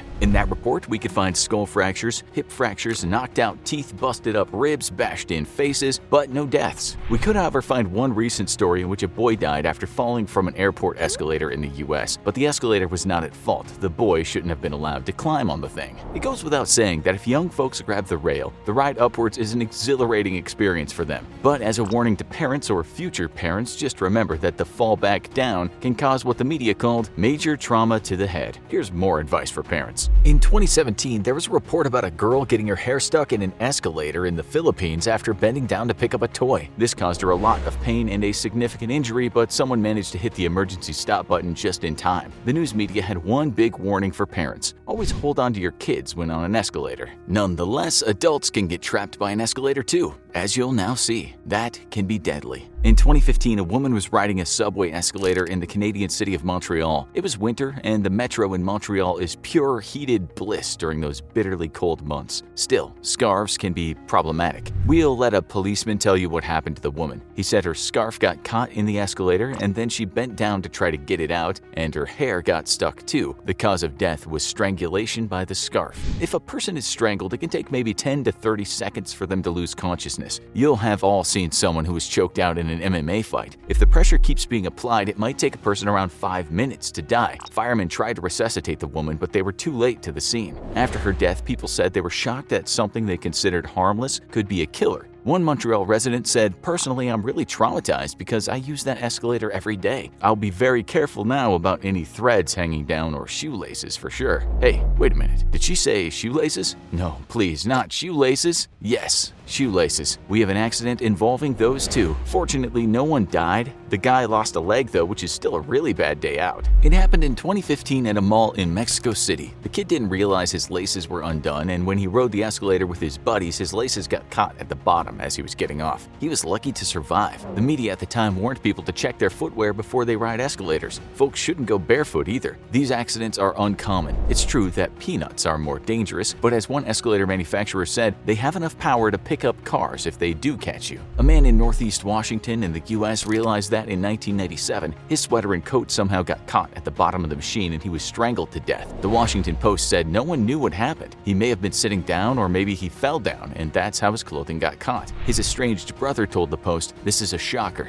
We don't know what to make of it." The article said the Washington Metro was the longest subway system in the US at the time. This was the fourth death on its many escalators in the 21-year history. A spokesperson for escalator safety said about such accidents, "We can only do so much. After that, common sense has to take over." Two previous fatalities also involved items of clothing getting caught and victims being strangled. In one case, the drawstring of a girl's coat caused the strangulation. In another case, the news just said a woman's clothes were caught. The autopsy report stated that she was intoxicated at the time. In yet another case, a guy was electrocuted when he touched the lights next to the escalator. Drunk accidents aren't common, but they have happened. In 2013, a 42-year-old man choked to death after his clothing was caught on an escalator in downtown Seattle. The media later said the man was seen drinking a bottle of brandy and staggering around. He apparently fell backward when riding the escalator. He didn't or couldn't get back up, so was carried down to that vicious little part at the front. It was game over after it grabbed his shirt. We're not sure if all the drunk accidents happen in the US or if other countries either don't report such deaths or their news reports don't get much Google love. We found yet another case of a drunk guy being killed on an escalator in the US. This happened in the Bronx neighborhood of New York City in 2018. His shirt got caught and he was dragged down. A bystander told the press, "He was at the top. I saw the blood. His head was split open. All you see is this guy sprawled face down." The news report said he'd been drinking, allegedly. As for drunken escalator surfing, of course that happens, especially in America, where doing daft and dangerous stuff for attention is a national sport. In 2007, a drunk guy did that on a Las Vegas Boulevard overpass that stretched between the MGM Grand and the New York. He rode the rubber wave for about 4 feet and then was wiped out by 8 previously imbibed tequila shots. He lost his balance and went over onto the sidewalk where he broke his neck. Now for possibly the most macabre death today. In 1963, an elderly woman was riding the subway in St. Petersburg, Russia. We don't know many details because we can only find one source, but we know her shoe heel first got caught. Then she bent down to retrieve it, but it seems the machine then snatched her hair. The report said her head became wedged between 2 steps of the moving stairs. She died as a result of the injuries. As for those soccer fans, after hearing what you've heard today, what do you think happened to them?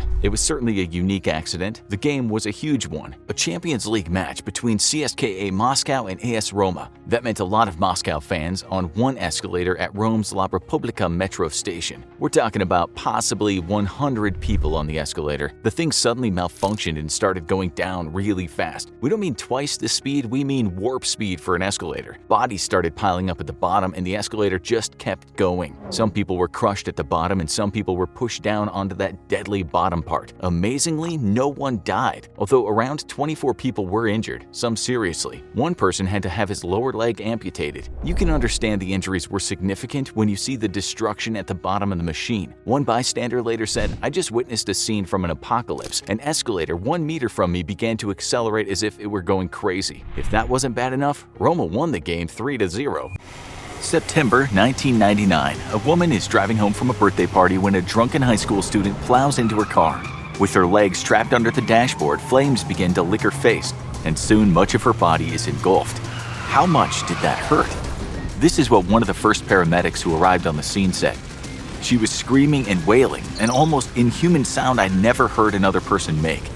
So, dying in a burning car is sure to be up there as one hell of a painful death. But as you'll see today, dying isn't always so horrific, even when you get shot, stabbed, or die from a disease. Just so you know, that woman survived. Her name was Jackie Suberido, and she appeared on Oprah in 2003 to talk about her new life. She spent 10 months unconscious after the accident, and when she woke up, she saw that the fire had melted the flesh over much of her body. She died in 2019 from cancer, which is a terrible disease we'll get to later. When it comes to biting the dust in a fire, the best you could hope for is suffocating on the hot gases, which is something that happens to most people who are in fires. If the flames do touch the skin while the person is conscious, the pain is excruciating until they burn through the nerves. That's the painful part, downright excruciatingly painful. That's when you might make a sound that's been described as unholy. For instance, when a woman named Catherine Hayes was burned at the stake in England in 1726 for killing her husband, she was supposed to be strangled first. It didn't quite go right, and an observer remarked that the air was filled with her cries and lamentations. So, dying by burning, not a great way to leave the planet. Also, thankfully, not a very common way to die. The World Health Organization wrote that throughout the globe, around 180,000 people die each year as a result of burns. Burning in a car crash is classified as an accident death, of which there are many forms, but the form we know you're interested in is going down in a hail of bullets, or perhaps succumbing to just one bullet. Imagine the scene. You're walking down the street with a friend and suddenly you hear gunshots. As sometimes happen, you're caught in what's called a crossfire. The next thing you know, you're down on the floor with your buddy clutching your stomach. Thing is, he's crying out in pain and you don't really feel anything. But it is you who's going to die, and he'll be the one to survive to tell the tale. As law enforcement officials have pointed out, when it comes to being shot, you can get hit in a dangerous spot and survive, and hit in a non-lethal spot and die. Also, a slight injury can cause much more pain than a severe injury. It's all about the internal damage and, of course, how fast you get help. For you, you'd feel just like this gunshot survivor said, like a very warm, liquid is just running down my chest. He said he didn't even feel the impact, he just felt the blood. You're bleeding out, but all you really felt was a thud in your chest as if someone had punched you. It can all happen so fast that the initial hit doesn't really hurt. Although we came across one guy who said he was shot in the genitals, and the pain was apparently excruciating. First, there is shock, and then the pain comes in all its glory. The guy who was hit down below was in pain for months. In your case, your friend is rolling around yelping like a dog on fire. That's because he's taken 2 bullets in 2 of the worst places when it comes to pain. One in the knee that has shattered his kneecap, aka patella, and one in the foot that smashed some of those little bones in there. If the patella was smashed, it transmits the pain to other parts of the leg, such as the femur, and that's one reason why getting shot there hurts so much. What has happened to you is the bullet has entered your chest, and because of something called the hydrostatic shockwave, much of the tissue inside your chest has been damaged, including your aorta, the largest artery in your body. The mortality rate for being shot in this place is somewhere between 92 and 100%. Your death is almost painless and very fast. Here's what one guy said happened to him after being shot just before he passed out. When the bullet hit me, surprisingly, it didn't hurt at all, not one bit, which shocked me. I remember thinking, that felt like someone just chucked a small pebble at me. But he could have easily died despite the lack of pain. When this guy finally came around, he explained stage 2 of his injury like this. The bullet entered my side just above my right hip and traversed diagonally upward and lodged itself just below my left ribcage. Instead of pain, there was a burning, aggravating sensation in my stomach area. There's no universal feeling when you get shot. Survivors talk about feeling numbness, to just having a bizarre feeling, to pins and needles, to a dull ache, to getting hit with a baseball bat or even stung by something. Some of those people said the treatment hurt more than the initial contact, possibly because of the initial kick of adrenaline. If it is indeed a fatal shot and your blood pressure drops catastrophically, you are in more shock than pain. You'll feel confused, you'll start struggling to keep conscious, and within just a couple of minutes you can be dead. It can be fast, and just be glad that you didn't get shot in the stomach. That is extremely painful as toxins are released into other organs. As the experts say, this kind of ordeal can cause multisystemic traumatic injury, meaning the bullet inside you can cause all kinds of damage. Without treatment, this could lead to peritonitis and deadly sepsis. It would be an awful and exquisitely painful way to die. You can easily die from being shot in the leg if the arteries are damaged.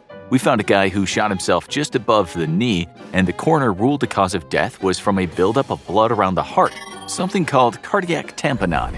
This happened when his iliac arteries were damaged, arteries that provide blood to the pelvic area.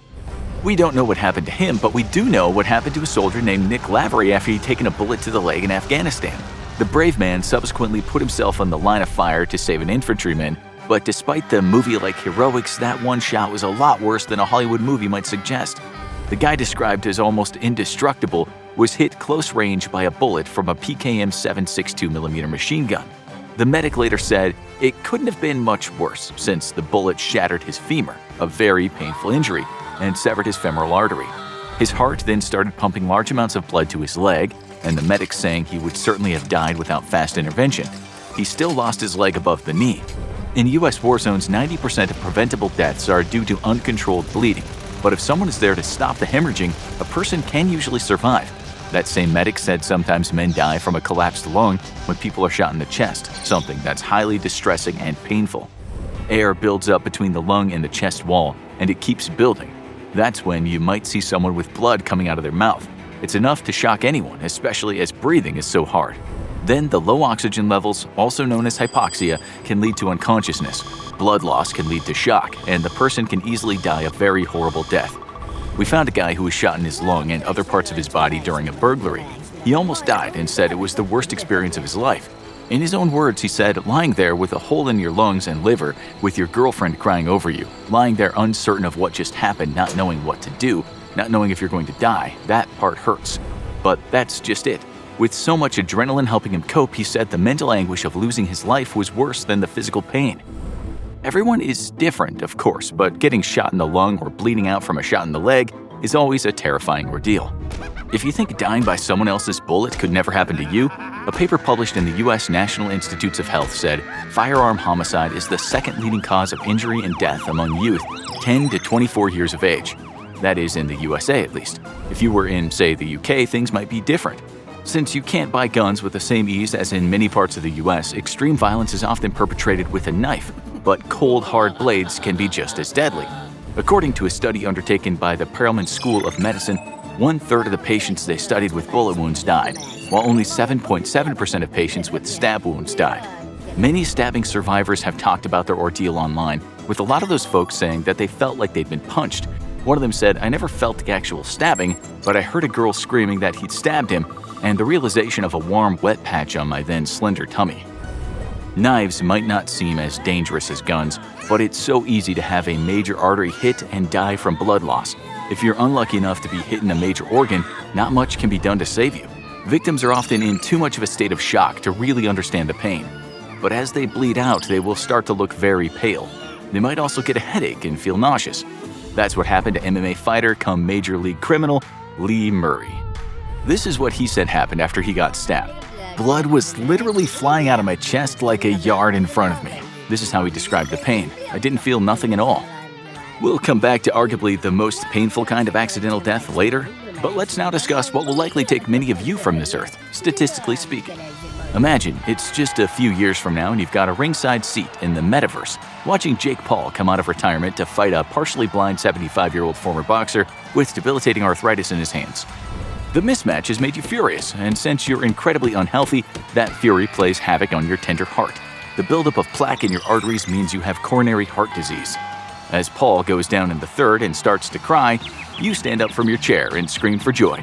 You see stars, you become lightheaded, a sudden sharp piercing pain in your chest spreads out across your torso. You, my friend, are having a heart attack, aka myocardial infarction. People have explained the feelings as a fullness in the chest or like someone sitting on your chest. It often comes with pain that's been described as uncomfortable to intense. Britain's NHS writes that some people might not feel much at all, maybe just some dizziness or indigestion. A few people feel no pain at all, although they're often very old or diabetic. Most of the time, this doesn't lead to cardiac arrest, which is a sudden loss of heart function due to electrical disturbance. But with you, it has. Since you're at home and not in the hospital, you have less than a 10% chance of survival. You fall to the ground and die. Game over. That wasn't so painful, was it? There are many ways cardiac arrest might happen, not just when you have coronary heart disease. In some very rare cases, a jellyfish sting can lead to cardiac arrest, or perhaps when a person has gone too far with certain drugs. Let's stick with drugs. In 2021, the CDC wrote, "Drug overdose deaths in the US top 100,000 annually." That was more than falls and traffic accidents added together. It's sad to say that drug overdose deaths have been going up and up in the US for years now. The CDC writes that synthetic opioids, mainly fentanyl, have led to many of the deaths, as have semi-synthetic opioids and lesser-so stimulants, such as methamphetamine and cocaine. With the latter, an overdose could lead to a seizure, stroke, or even a heart attack. But the one thing you've all seen on TV is paramedics slapping people around the face and perhaps giving them a shot of something after they've taken too much of a certain opiate. According to recent media articles, since the beginning of the USA's opioid crisis, there have been over 1 million opioid overdose deaths. So this is really something we can't leave out of the show. What does it feel like? In short, when a person overdoses on heroin, they might look like they're unconscious or very close to it, and in some cases their muscles might spasm. There's also a triad of things going on, which is the loss of consciousness, tiny pupils, and something called respiratory depression. Opioids affect part of the central nervous system associated with breathing. As you know, not breathing is generally not cool for humans. It can lead to something called hypoxia, which means tissues in the body are not getting enough oxygen. The method used to save them is often a shot of opioid receptor antagonist medication that reverses opioid intoxication. This is what one person said about his overdose when he mixed oxycodone with Valium. I was told I instantly slumped over in the car seat with my head very nearly between my legs. Someone asked if I was okay. Apparently, I responded I was fine. Instinct must have taken over. I was asked again, no response. The third time I answered the same, that I was fine. Then I stopped breathing. Another person wrote about her overdose, saying, I got off my bed and started to walk around. Within 5 seconds, I knew I was in serious trouble. I fell to the ground, my vision started to collapse, I could see, then I couldn't, and this happened in waves. My chest felt very tight, so tight that I couldn't breathe. I was making all sorts of noises trying to breathe. So perhaps not painful, but scary for some. But it's not only drug abusers who die from opioid overdoses. Sometimes people taking the drugs for certain kinds of pain can one day slip over the edge. One of the pains associated with pain relief drugs is cancer, something that happens when your body produces too much abnormal cells and your immune system can't stop reproduction. When the cancer overwhelms vital organs, it can spell the end of your life. You need to know how it might feel dying from it, since statistically there's a high chance you'll go this way. Cancer is a tricky one because there are over 100 kinds of it that can affect all parts of the body, and the conditions can give people varying amounts of pain. That's why some cancers are called silent killers, because people might not know they have it until it's too late. Studies tell us that 90% of cancer sufferers will experience pain at some point through the crisis, but that pain could be anywhere on the pain scale. For instance, a study undertaken in the Netherlands reported that only 1 in 4 cancer sufferers described their pain as intolerable. According to the CDC, in 2019, the most common cancer that killed people in the USA was lung cancer, which was associated with 23% of all cancer deaths. Other common killers were cancers of the colon, the pancreas, the female breast, and the prostate. The problem with lung cancer is that it can indeed be a bit of a silent killer, with many people finding out they have it when it's already progressed. Sometimes the person might have a constant cough, or lung infections that come back. Sometimes chest pains when the tumor presses on the nerves. They might also feel nothing and be dead in 2 weeks. A woman who was diagnosed with breast cancer said this about her pain. Initially, I did not have any pain, but noticed the lump first. It was 6 centimeters in diameter, so it was big enough to see when I looked in the mirror. But within a week, I was in a lot of pain. It's hard to say how much pain the person will be in, and it's just as hard to say when they'll die. But as time passes, if the cancer cells cannot be beaten, the person can be bedbound, and in the later stage, they might not even be able to talk. If any of you have been at someone's bedside during the final stages, you might have seen that the person wasn't screaming out in pain. In many cases, they just seem to drift out of life, although pain medications could have been administered at that time. This is usually happening as the person could be at the stage that's called pre-active death. This is usually just a week or a few weeks before they die. After that comes active death, which happens in the days and hours before death. In active death, the blood pressure will drop. Breathing could become shallow, and the person might not be able to be awoken. At some point, the person will make a sound known as the death rattle, which means it's lights out. If you've seen someone in active death, you'll know it's not easy to understand their pain levels since they're only half there. With that in mind, dying can be a very complex process, but it can also just be plain bloody horrible, as you'll now see. In 2014, the Washington Post wrote that because of terrorism in part of the Middle East and a subsequent refugee crisis, thousands of people were at risk of dying from an excruciating death. That death was not having food or water. You've all been thirsty before, some of you so thirsty that the water might have seemed like the most wonderful thing the world has on offer. There's good reason for this. It is. As you may know, our bodies are made up of around 60 to 70% water, some of which is lost each day from urinating, sweating, and breathing. When you're severely dehydrated, the water in your cells is transferred into the bloodstream, and this makes those cells shrink. When the cells in your brain shrink, that beautiful and complex organ doesn't work very well. This is why people who've gone without water have gone somewhat delirious. Another organ, the kidneys, will start to shut down because of this lack of water. That means they won't do their job of getting rid of all the waste products in the blood. Soon, all the organs in your body will start to shut down. So, with toxic blood and a failing brain, the dehydrated person will eventually fall into a coma. This is why a long time before you get close to that stage, you'll start thinking water is the greatest thing on the planet and you'll almost do anything to get some. Just as the explorer Chaz Powell said, a man who almost died from dehydration. He told the BBC in 2020 that when he was in this state in Africa, he went from being concerned to going half mad. By this point, I was starting to feel really ill, he said. I started to overheat, and my body temperature was just insane. When things get really bad, he started to drink his own urine. But that urine, which is usually 95% water and 5% waste, had more waste in it because he was already dehydrated. It wasn't very good for him at all, but he didn't have any other options. Not long after, an SOS call he had made was answered. He was told a helicopter would get to him in 4 hours, to which he thought, I don't have 4 hours. He moved on down a cliff, at one point fainting. He was at risk from kidney failure, delirium, and even having a heart attack because dehydration at its worst can also seriously affect the cardiovascular system. All organs eventually fail if dehydration is not treated. He survived, but had he died, it would have been a really horrible way to go. Needless to say, going without water or food is one of the worst ways to die, both of which at the end lead to multiple organ failure. We can't imagine that something like starving to death could be anything but horrific. This is why during great famines, some people have turned to cannibalism out of sheer desperation.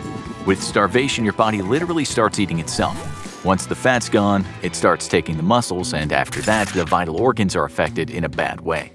It's hard to say just how long it takes because everyone is different. But an article in the British Medical Journal mentioned a bunch of hunger strikers who were stopped somewhere between 21 and 40 days because the people who were starving were on death's door.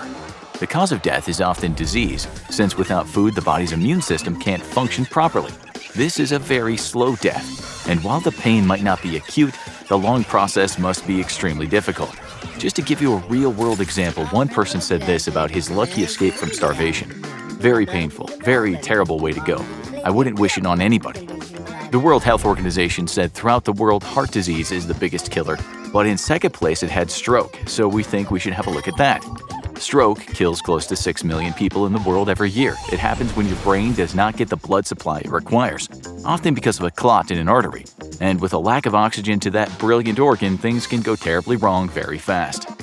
According to world-stroke.org, around 13 million people every year will have a stroke, but there are a lot of survivors. Unfortunately, many people that will have a stroke are left with profound disabilities, often with affected speech or even paralysis. When the stroke is termed catastrophic, well, the person might lapse into a coma that they never come out of. But what we want to know is, does it hurt dying this way? People who've arrived at the hospital after a stroke are very confused, although they don't usually scream out in pain. They might have slurred speech, the loss of some bodily functions, or they might have a facial droop, but they don't seem to be hurting all that much. Here's an example. A guy named Doug Tapking said he was waiting for his steak in a restaurant in California when things started to get weird. His friends told him he was mumbling. In his own words, he said, "My right arm came up without any trouble, but my left arm was limp at my side. So I reached out and grabbed my left arm at my wrist, I kind of pulled it up to my chest level. And I let it go, and it just immediately fell into my lap. At that point, I vividly remember saying to myself, oh crap, I'm having a stroke." But for others, it can indeed be very painful. A woman named Mari Mendenhall said the pain was so intense, it felt like an explosion in her brain. She, like many stroke victims, had some fairly serious disabilities to deal with after. In conclusion, you could die from a stroke and not feel that much pain. Your sweet life could be over before you had much time to think about pain. Now for two more things that come very high on the list of how you might die. They are chronic obstructive pulmonary disease, or COPD, and liver disease. These two get a special mention because the death is usually very gradual. They might also be the result of some not-so-great life choices, such as smoking for many years or habitual boozing for breakfast. With both these diseases, the problem is when they're at the most severe stage, they often affect your well-being to the extreme.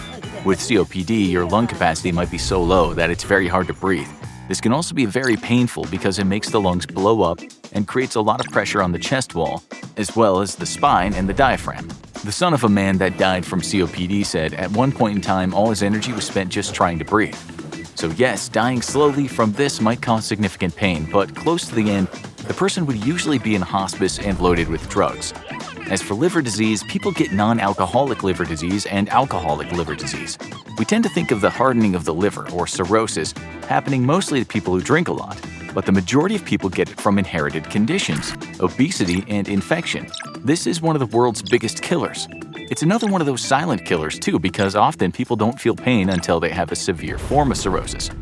We looked at the British Liver Trust Forum in the UK, and people there said things like, "Don't read the internet, because you'll end up thinking you'll be dead in a minute."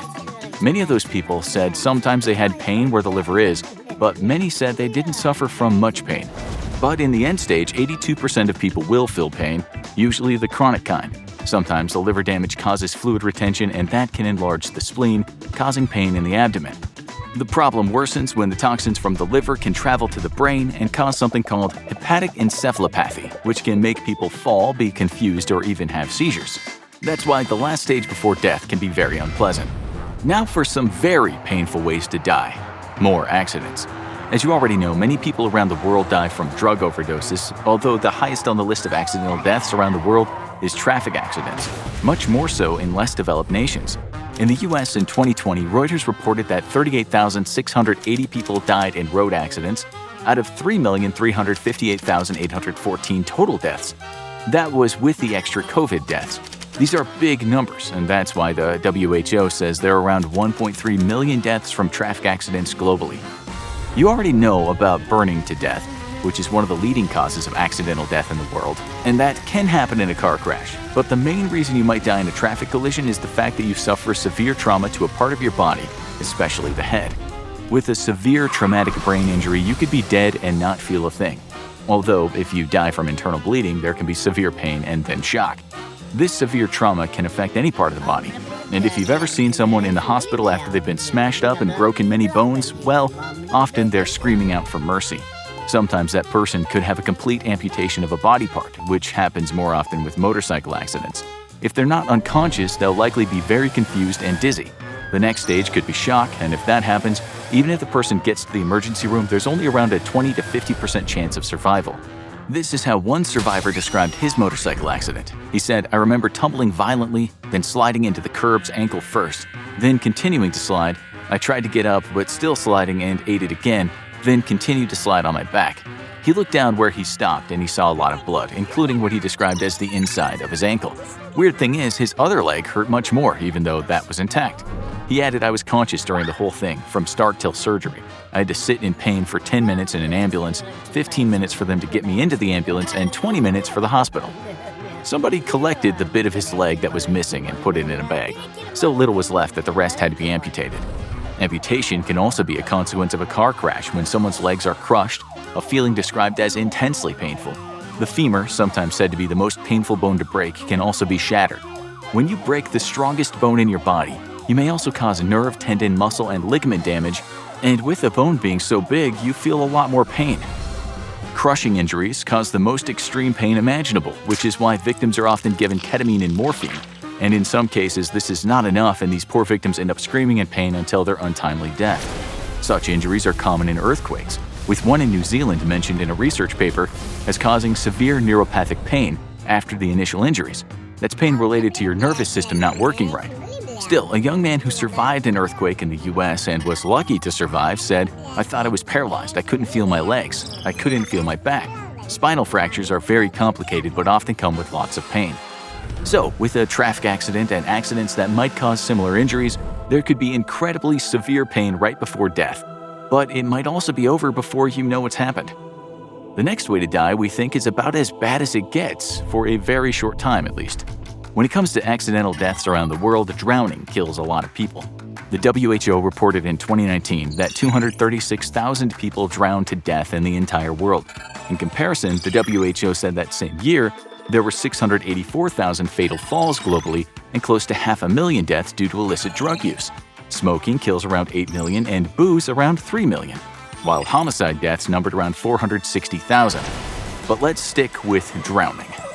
There are countless people who've almost died from drowning, and every one we looked at had a different take on the pain. There's a misconception that drowning is a peaceful experience. It's harrowing, and when your lungs fill with water, there is certainly pain. When you first swallow the water, you go into what's called fight or flight mode. But what happens then is the airways close themselves, so more water can't get in. After that, it should take around 2 minutes for the person to pass out. At this point, they can still be resuscitated. Obviously, the person doesn't know what's going on at that stage. Their heart will begin to slow, and they might go into something called hypoxic convulsion, which is a kind of seizure that occurs when the brain is robbed of adequate oxygen flow. Then, when the brain, heart, and lungs are beyond repair, there's death.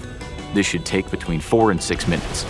One person described it like this: long before that struggle is over, your throat is on fire, agonizingly on fire. Your throat closes up and you start to feel that your lungs couldn't possibly hurt more.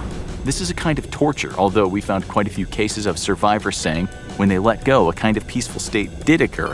One such person said, after some time, things start to get black and you start to feel a sort of peace. Ironically, you stop trying to float and you just let yourself go.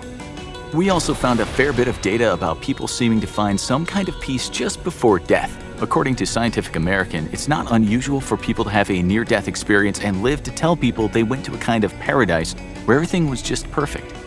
Some see angels, some meet loved ones, some go to distant lands and trip like they've had a big hit of DMT.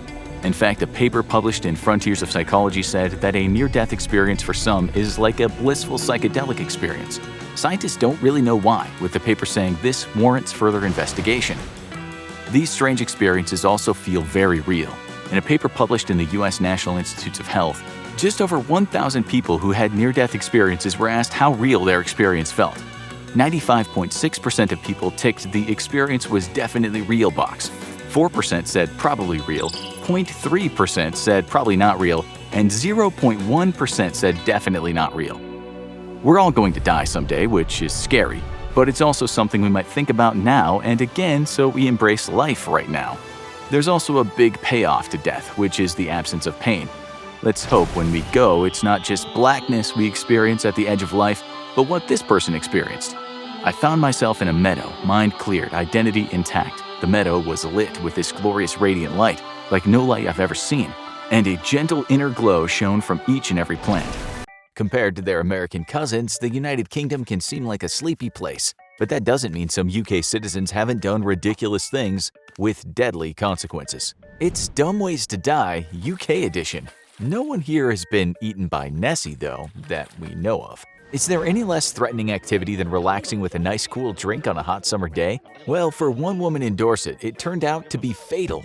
Retired jockey Elena Struthers-Gardner was carrying a mason jar drinking glass with a screwed-on top, and she had a metal straw attached. When the 60-year-old woman, who had histories of falls and injuries, suddenly collapsed, the angle of the hard metal straw impaled her through the eye and caused a fatal brain injury. The authorities ruled out any intoxication and issued a warning that metal straws can come with the side of death instead of refreshment. This next unfortunate Brit found out that danger lurks everywhere, even the countryside. Mike Edwards was a minor celebrity, an acclaimed cellist, music teacher, and former member of the Electric Light Orchestra. At 62, he didn't seem to be slowing down anytime soon, but nature had other plans. While he was driving down the road near his home in Devon, something began rolling down a nearby hill. It was a massive hay bale, weighing at least 1,300 pounds. It crashed into the van, killing him instantly. The people responsible for the hay bale went on trial and were found not guilty, but many of Edwards' fans were less forgiving. At least this next guy went out on a high. It was the 1970s and the TV show The Goodies had everyone in stitches, but one man enjoyed it a little too much. Alex Mitchell of Norfolk burst out in hysterical laughter while watching and then proceeded to keel over from a massive heart attack. While no cause of death was determined, his wife was philosophical, thanking the TV program for giving her husband so much joy in his last minutes. But a key to his death came decades later, when his granddaughter died of a similar heart attack, pointing to an undiagnosed heart condition as the cause, meaning Mitchell's heart may have been a ticking time bomb. This next man probably should have listened to his mom. Chew your food, eat slowly. We've all heard that from mom. But 51-year-old Darren Hickey didn't listen. When the wedding planner sampled a fish cake, he gulped it down quickly, only for the scalding hot fried morsel to burn his throat. He was in massive pain and he went to the hospital. They sent him home with painkillers. While relaxing at home, his throat began to swell up and he couldn't breathe. His partner rushed him to the hospital, but he died soon after from lack of oxygen. and fish cake was probably not on that menu. But he wasn't the only person killed by an unassuming piece of food. It was the late 1800s, and Sir William Payne Galway was a powerful man. A retired member of Parliament and a baronet, he was looking forward to enjoying his retirement. He particularly liked to hunt and was able to snipe animals from afar without being endangered by them. But his undoing would come from something much more harmless, a turnip. While out hunting one day, he tripped and the pointed turnip at his feet hit him in the wrong location. He died a short time later from severe internal injuries at the age of 74. A bizarre end to a successful life. This next man probably should have just gotten a new phone. It was 2018 and Atif Rafiq just wanted to see a movie. But while he was watching, his phone slipped out of his hand and became wedged under the electric footrest of his chair. That's why the dancing popcorn tells you to silence your phones, people. Rafiq probably could have sought help from a theater worker. Instead, he tried to stick his head under the footrest, and the electronic seat trapped his head. The authorities had to break the seat to get Rafiq free, and by then the unfortunate cinephile had died of cardiac arrest. This next man was an innovator, but it didn't work out too well for him. Robert Cocking made his name as a watercolor artist, but he was also an amateur scientist and tinkerer. And in 1837 he was working on an improved version of the parachute. He intended to demonstrate his new design using a cone-shaped chute at a festival in Vauxhall Gardens. A large crowd watched as Cocking jumped from 5,000 feet in a hot air balloon. But Cocking had miscalculated the weight of the parachute and he fell far too fast. The parachute turned inside out and Cocking crashed and was killed instantly. Well, every experiment has its trial and error, but some can only go wrong once. This next man died in the most mundane way possible. Or did he? George Herbert, the 5th Earl of Carnarvon, was a prominent aristocrat with an adventurous spirit. He liked to fund expeditions to Egypt, most famously the search for the tomb of King Tut. It was there in Cairo where he met his end. He received a nasty mosquito bite on March 19, 1923, and then made the mistake of cutting it open while shaving. It became infected and he died soon afterward of blood poisoning. An unfortunate end, but this and many other deaths surrounding King Tut expeditions have led people to wonder if those who entered the ancient tomb were cursed. Strange deaths didn't just start in the Victorian era either. Corpus Christi College in Cambridge was a well-regarded school, and in 1667 it was under the strict eye of Master John Spencer. He kept a tight leash on his students, including his daughter Elizabeth. But Elizabeth was rebellious and had gotten into the habit of sneaking her paramour, John Betts, into her room. When John Spencer suddenly entered his daughter's room, she shoved John Betts into a cupboard and was then hurried away by her father. By the time she had returned, the unfortunate John Betts had asphyxiated in the wardrobe, leading to rumors that he and Elizabeth haunt the college to this day. In the 13th century, one unfortunate king discovered that the bigger they are, the harder they fall. Griffith ap Llewellyn ap Iorwerth was heir to the Welsh throne, but this time was full of upheaval. He had been taken hostage by King John of England until he was released by the signing of the Magna Carta. Upon his return, he had been replaced in the line of succession by his younger half-brother. He was imprisoned in the Tower of London, and in 1244 he decided to escape. He attempted to use a rope made of sheets and other garments to descend the tower, but he was a heavy man, not helped by years of imprisonment, and the rope soon snapped, getting him down from the tower in record speed, with a very abrupt stop at the end. At least this next guy died in the right place. It was 1872 and Henry Taylor was serving as a pallbearer at a funeral. The church service was finished and it was time to bring the coffin to the grave. But the day was rather wet and humid and the pallbearers had to navigate down a narrow and rocky path to the gravesite. At some point, Taylor tripped on a stone, losing control of the coffin. The other pallbearers were forced to let go as it twisted out of their hands, and it landed with full force on Taylor's chest and face. He died of his injuries, and the incident led to an investigation with recommendations for how to improve funeral safety. This man's quiet hobby led to a fiery end. John Lewis lived a quiet life in Gloucestershire with his wife Patricia and was an avid gardener. But one day he mysteriously disappeared. A worried Patricia called the authorities after finding a burned lawnmower, but it was 2 weeks before John's body would be found. Forensic evidence pieced together the unfortunate story. John had been trying to light a bonfire and decided to hurry it up by pouring some gas. It worked. A little too well. The raging fire spread to his clothes and John tried to put it out by jumping in the river. Injured, he was likely swept away to his death. Sometimes a good thing can be a bad thing if you take it too far. Basil Brown was a popular English health food buff in the 70s, but he took things to the extreme. He was a strong advocate of vitamin A and beta-carotene as health supplements and was known to drink extreme amounts of carrot juice. When his skin started turning yellow, it should have been a warning sign, but he didn't heed it and was dead at the end of 10 days from liver failure.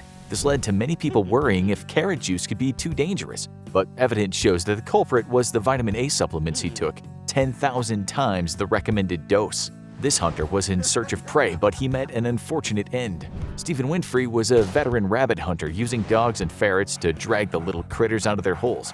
But he was also a stubborn man and hated to see a good catch get away. He went off for a New Year's Day hunt near Doncaster and didn't return. When a search party was summoned, they found Winfrey in an awkward position with his head stuck in a rabbit hole, dead. Likely trying to get a tricky rabbit out of the hole, Winfrey got into a tight squeeze, and these holes aren't meant for a human head. Fashion and cleanliness is good, but not when taken to extremes. Jonathan Capewell was a lad obsessed with hygiene and was rarely seen without a deodorant spray. He was determined to eliminate any trace of body odor, using the sprays countless times a day. He was a teenager in good health, which is why it was a complete shock when he suddenly dropped dead of a heart attack. There was no obvious cause of death until the blood work came in. Turned out his blood had a massive buildup of butane and propane in it from the sprays, enough to stop his heart cold. A businessman should stand behind his own product, but that led to an unexpected end for one English millionaire. Jimmy Heselden became a household name in the early 2000s when he purchased the Segway Company. He was a huge fan of those famous scooters, and he used his fortune from developing flood control and military barriers to grow the company. But he wouldn't have much time to develop it. Only 9 months after buying the company, he was out riding a Segway when he tried to get it out of the way of a man walking his dog. He had trouble stopping, and his Segway zoomed directly off a cliff. A tragedy and terrible publicity for the company he owned. Some deaths are just bizarre tragedies, but this guy was really testing fate. Nicholas Comper was a pioneer of English aviation, the founder of one of the biggest early aircraft companies in the years after World War I. But he was also a man with a temper and a sharp wit, and that came back to haunt him. A prankster, Comper was lighting fireworks in a pub in 1939. A passerby asked why he was doing it, and Comper jokingly announced he was an IRA bomber. With the conflict with the Irish no laughing matter for the English, the bystander acted swiftly, punching Comper thinking he was taking out a threat. Comper hit his head and died soon after of a hemorrhage. But how could someone die from sleeping? Mark Gleason of Hampshire had a happy life and a great relationship with his girlfriend Tracy. But there was just one problem. His horrible snoring was ruining both of their nights. The couple was at a loss for how to stop it, and one night they hatched a not-so-great idea. Mark took some wine with sleeping pills, and the groggy snorer came up with the idea to use some of Tracy's tampons to plug his nose. Unfortunately, the combination of sleeping pills and the obstructed sinuses led to Gleason asphyxiating in his sleep, a tragic and permanent end to his snoring. Florida man has had some crazy escapes, usually with the police in tow, but every streak has to come to an end. Today we'll pay tribute to those fearless Florida men and women who are no longer with us. It's time for Dumb Ways to Die, Florida edition. A salesman from Hialeah was in a hurry in 1993, likely on the way to his next big hustle, but he may have been in a bit too much of a hurry. He was near Lantana, and witnesses said he was going around 80 miles an hour when his car swerved into the median lane and crashed right into a pole, killing the unfortunate driver instantly. It seemed to be a standard crash until officers checked what was on the man's body. It was an open sales manual indicating that he was in the process of reading as he was speeding through Florida. Looks like it wasn't just texters in the future who multitask themselves to death. Self-improvement is a good thing, but it's not always a do-it-yourself operation. Vera Lawrence was a middle-aged secretary in Miramar, but she always wished she was a little more, prominent in certain areas. She didn't want a boob job or plumper lips, she wanted to supercharge her butt. She couldn't afford high-end plastic surgery, so she attended a questionable plastic surgery party hosted by a friend. Mark Hawkins, a wannabe plastic surgeon from South Carolina, would visit these parties and give women injections of silicone for a fraction of the price. After Hawkins left, Lawrence started having trouble breathing. She was rushed to the hospital where she died. The cause of death? Silicone embolism, after the injections had entered her bloodstream. It was the end of Hawkins' enterprise as he faced serious jail time for manslaughter. Not even the happiest place on earth is safe from bouts of bad judgment. Disney World is known for its water activities, and some can be a little more than risky. When Patricia Shank and her son Brian were visiting the park in 1989, they decided to check out a small speedboat and zoom around the Seven Seas Lagoon, filming their friends and family as they water skied. But they veered into the path of a large ferry that was transporting passengers to the Magic Kingdom. While the ferry sounded the alarm, Shank wasn't able to steer away in time and was killed when the ferry hit her boat. The ferry crew rescued Brian, but the Shank family rejected a settlement offer from Disney and geared up for a bitter lawsuit against the happiest place on earth. Sometimes pride goes before a fall. Molly German was a former gymnast in high school, but she hadn't gone professional. Still, she thought she was pretty flexible. And while staying at a hotel with a friend in North Fort Myers, she decided to put that to the test. She called out her friend and yelled, "Watch to see what I can still do," and jumped up to the railing of the second-floor balcony. She proceeded to do a handstand on the thin railing and lost her balance and plunged to the hotel patio below.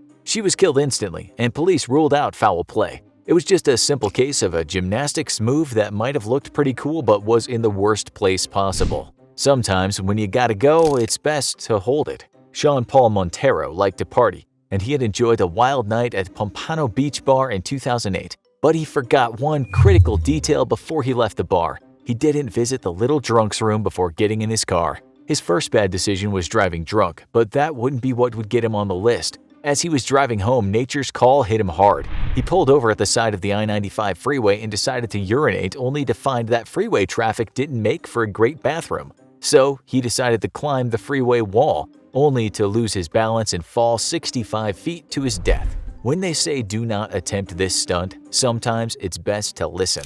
It was 2008 and the show Jackass was at its prime. Led by Johnny Knoxville, the trained stuntmen and professional idiots entertained people by seeing how much they could injure themselves. Cameron Biberly and Michael Smith were huge fans, and they decided to pull off a stunt of their own. Biberly would ride in a shopping cart and hold on to Smith's SUV while Smith drove and picked up speed. But as they started their stunt, they hit a bump in the road, a literal one, as the cart's wheels hit a speed bump. The cart overturned, Biberly went flying, and his head fatally hit the parking lot. Smith wound up being sentenced to 4 years in prison for manslaughter, something that never happened on Jackass. They weren't the only daredevils to meet a bad end. Kleeman Plaza in Tallahassee was a tall structure, serving as a multi-level parking garage, and to a young man named Brian, it looked like the perfect place to relive some past glory. Brian was known amongst his friends as a daredevil, and previously that had been used for good when he saved a friend from drowning. But by 2004, his thrill-seeking had taken a dark turn, especially when he fell in love with reality TV shows about dangerous stunts. And when he saw the banister at the parking garage, he saw his opportunity. But he wasn't just gonna slide down it. Instead, he boasted that he would do a running leap onto the banister to begin his high-speed slide. Instead, he sailed right over the banister and into the gap, plunging 52 feet to his death. His friends were saddened, but not shocked. One even said that this wasn't the craziest thing Brian had done. When it comes to strange deaths, it takes all kinds. The death of Brian Loudermilk was a mystery. He was found in a specially dug ditch with his SUV wheel parked on a board over his chest. Loudermilk had died from the pressure on his chest, but how? An investigation of his wife Stephanie gave the detective some clues, and it led them to an odd corner of the kink world. It seems Brian and his wife had been involved in making crushing videos sold on the black market, where Stephanie would step on small wild animals like mice, but they had apparently decided to move on to bigger things, and thought a crushing video with Brian in the starring role would be the ticket to success. The wheel was too heavy for Brian, Stephanie faced criminal charges, and mice everywhere breathed a sigh of relief. Sometimes a few seconds can make all the difference. David Pedroso was a daredevil, and that was clear to anyone who saw him rolling around Punta Gordo on his motorcycle, usually without a helmet. But in 2008, he pushed his luck a little too far. The drawbridge to Minnesota Key would be frequently raised to let ships through, and Pedroso wasn't willing to wait for the slow ship traffic. So he decided he would beat the gate, gunning his motorcycle and speeding forward as the gates came down. It wasn't the best idea, as the lowering gates clipped his head, throwing him from the motorcycle and dealing him a fatal head injury. No one knows if he would have survived if he had been wearing a helmet, but it probably wouldn't have hurt. When you race traffic, traffic usually wins. It was 2008 when Cami Caruso hit the jackpot, winning tickets to a show of her favorite musicians, the Dave Matthews Band. She invited her friend Megan Thompson to join her, and they went to the Ford Amphitheater, only for a massive thunderstorm to derail the performance. The girls were soaked and seeking shelter, but they didn't want to wait for the bus to get to the casino across the road. They decided to test their luck with multiple lanes of heavy traffic on Interstate 4. The young women raced across the highway only to be hit by a car. Then that sent them flying into another lane where they were hit by several more cars fatally. Sometimes just getting wet is the smartest option. Sometimes you fish for big game, and sometimes the big game get you. Gary Cagle loved the water. The avid fisherman and freediver was regularly searching for a big catch near the Florida Keys, but he didn't always stick to the law. Goliath groupers are a protected fish, but that didn't stop Kegel in 2006. He used his spear gun to pierce the fish's skin, only to be surprised by just how big and strong it was. The fish bolted, yanking Kegel along with it. He got tangled in the wire, and that's where his second mistake came in. He had forgotten to bring his knife. Unable to get free of the line and trapped underwater, Kegel eventually drowned. His body was found a day later, still tethered to the dead grouper, who no doubt became a legend among other fish for the day he reeled in the big one. But one man tested fate with an even bigger beast. Daniel Dukes was a drifter who mostly stayed below the radar, but he would become a household name in 1999 when his body was found at SeaWorld Orlando. Not only was he in the popular theme park, he was dead in the tank of Tilikum, a massive orca that was controversially kept to perform at the park. Tilikum was known to be aggressive, killing 3 people in total, but the other 2 were trainers. Dukes had apparently snuck into the park after dark, climbed into the tank, and decided to either swim with the massive sea creature or interact with it. The incident wasn't caught on camera, and what brought Dukes to this point is unknown, but getting up close and personal with an orca with a body count will rarely end well. And not even the famous are immune from dumb ends. Roy Halladay III was an acclaimed baseball player for the Phillies and Blue Jays and one of the most dominant pitchers of the day. But he was also troubled, and after retiring in 2013, he went down a bad path.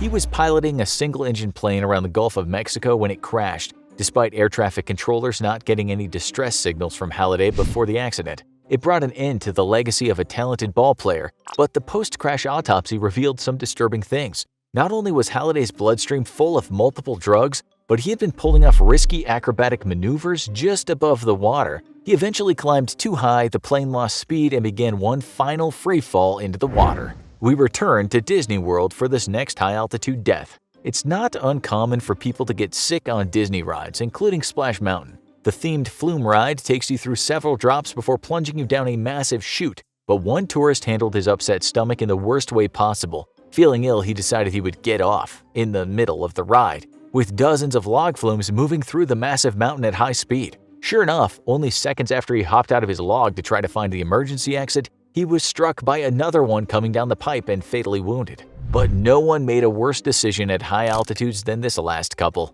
It was 1991, and a mysterious accident had just occurred at Rainbow Lake in Florida. A small Piper aircraft had just crashed, killing its male pilot and his female passenger, who was also trained in flying. The plane had showed no sign of mechanical failure, but the explanation for the crash would soon become clear. Nakedly clear. When the cockpit was opened, the 2 deceased were found half naked and not wearing their harnesses. Apparently, they had decided to join the Mile High Club while flying, with fatal consequences. At least when people do it in the airplane bathroom, it won't take down the whole plane. Almost 2 in the morning on the 26th of April, 1986. 25-year-old firefighter Vasily Ignatenko is part of the first response team tasked with putting out a fire at the Chernobyl nuclear power station.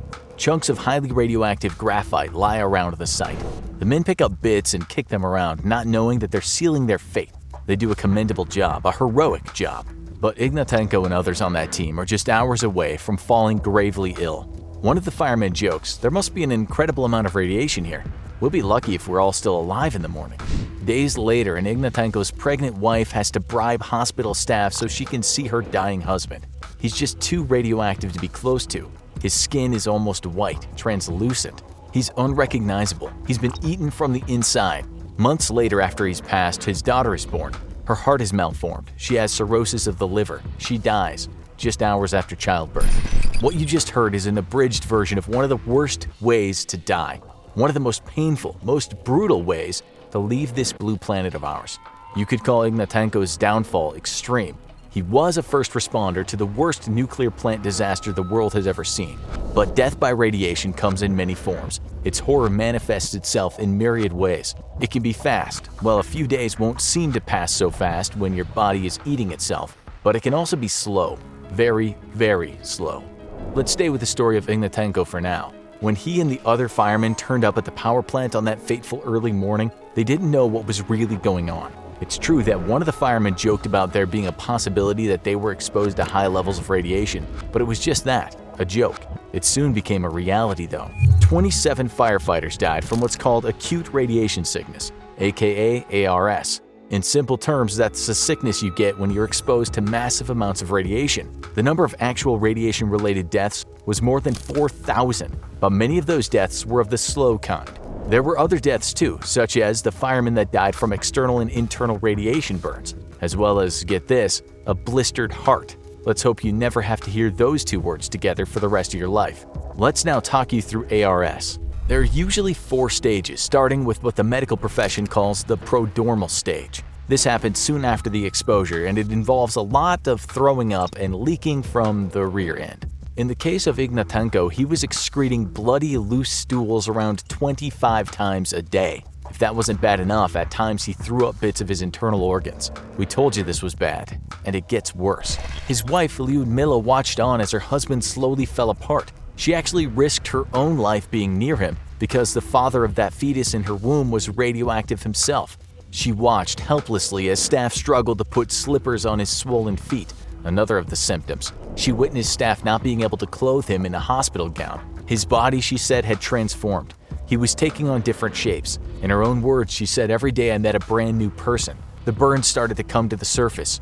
The lesions on his body spread, making his skin look like a glossy white film. This came as a surprise to her because at one point he seemed to get better. It was as if the sickness was abating. It wasn't. What was happening is that he was experiencing stage 2 of ARS, the latent stage. This can last hours or weeks. Some people can recover after ARS, but those that don't are going to experience literal hell on earth. The radiation will destroy the bone marrow in the body, which can lead to deadly infections and hemorrhage. The GI tract can be destroyed, as can the cardiovascular and central nervous system. You don't have much chance of survival after that. It all depends on how much radiation a person is exposed to. Some folks might be kept alive with the help of medical staff. Antibiotics can fight infections. Blood transfusions can supply much-needed white blood cells. But the fact is, even if the person gets through the month, there can be many complications. Let's now talk about the skin. If a person's poisoned by radiation, what often happens at first is their skin will become reddened and may feel itchy. This can lead to blisters, which may scar and in worst cases may even kill the skin cells, something called necrosis.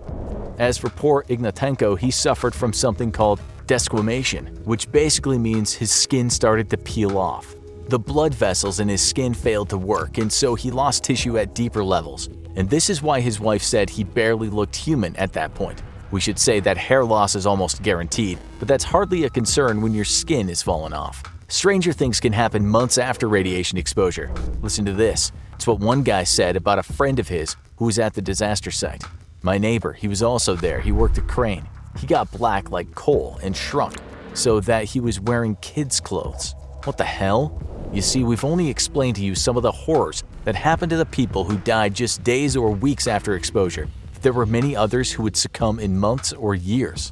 Sasha Yevchenko could tell you about the prolonged agony. On the night of the disaster, he held a heavy reactor hall door open so men could get through. The 3 guys that went in died within 2 weeks. He survived, but that part of his body that held the door was exposed to massive amounts of radiation. About an hour later, he was vomiting. He had a searing pain in his throat. More time passed and he couldn't stand up. At the hospital, the staff measured the amount of radiation in his body, and he was given a 50-50 chance of surviving. He was sent to Moscow with other men who'd been exposed. 5 of them died quite quickly, something Yevchenko would later say was a blessing. In a matter of days, all his hair had fallen out, not just on his head, but on his entire body. He said most men suffered from skin rashes, huge, ugly rashes that burned. Some were given bone marrow transplants, and all the men received multiple blood transfusions. He experienced that latent stage when the sickness seemed to calm down, but it came back with a vengeance. One day, he pulled back the sheets on his bed only to see piles of black, dead skin. The part of his body that had held the door had become horribly swollen. The skin dyed around his shoulder and arm, and it was just plain luck that he managed to keep it. Years later, it would almost be half the size of his good arm. For many years, the affected body parts would just break out in ulcerations, which meant for much of his life he was covered in bandages after having operations. He actually felt like one of the fortunate ones because he witnessed his friends losing their eyesight or succumbing after bone marrow transplants. You see, the radiation destroys bone marrow cells, and when they go, the victim doesn't have the white blood cells that fight infections. They're vulnerable, sitting ducks. For those who survived, like Yevchenko, their lives were forever changed. They were likely infertile, but they were told not to bother having kids anyway. There was a likelihood that the kids would be born malformed or would develop leukemia. Worse still, the survivors became pariahs. People looked at them like they were the living dead, dangerous carriers of radiation, and so people would cross the street when they saw them coming. Then there were the ones that died of radiation-related cancers. No one can say exactly how many people that was, but it's thought that maybe as many as 270,000 people in Ukraine, Russia, and Belarus developed cancers because of the disaster. It's estimated that around 93,000 of them died, a lot of them just children. Many women were exposed to high levels of radiation, but because they never suffered the more extreme symptoms of radiation poisoning, they didn't think too much about it. Then they had kids, sick kids. It should also be said that many people drank milk from cows that grazed on contaminated land. Some of those kids developed cancer early on in life, but others suffered from very strange and macabre-sounding birth defects. The human embryo and fetus are very sensitive to radiation, so while mom might look fine, it doesn't mean her newborn will be.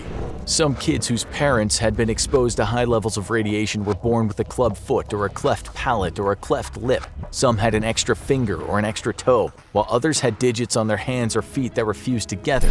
Believe it or not, in 1993 there were reports of a two-headed baby being born in the former Soviet Republic of Moldova. She had not only two heads, but also had two hearts, two sets of lungs, and two spinal cords.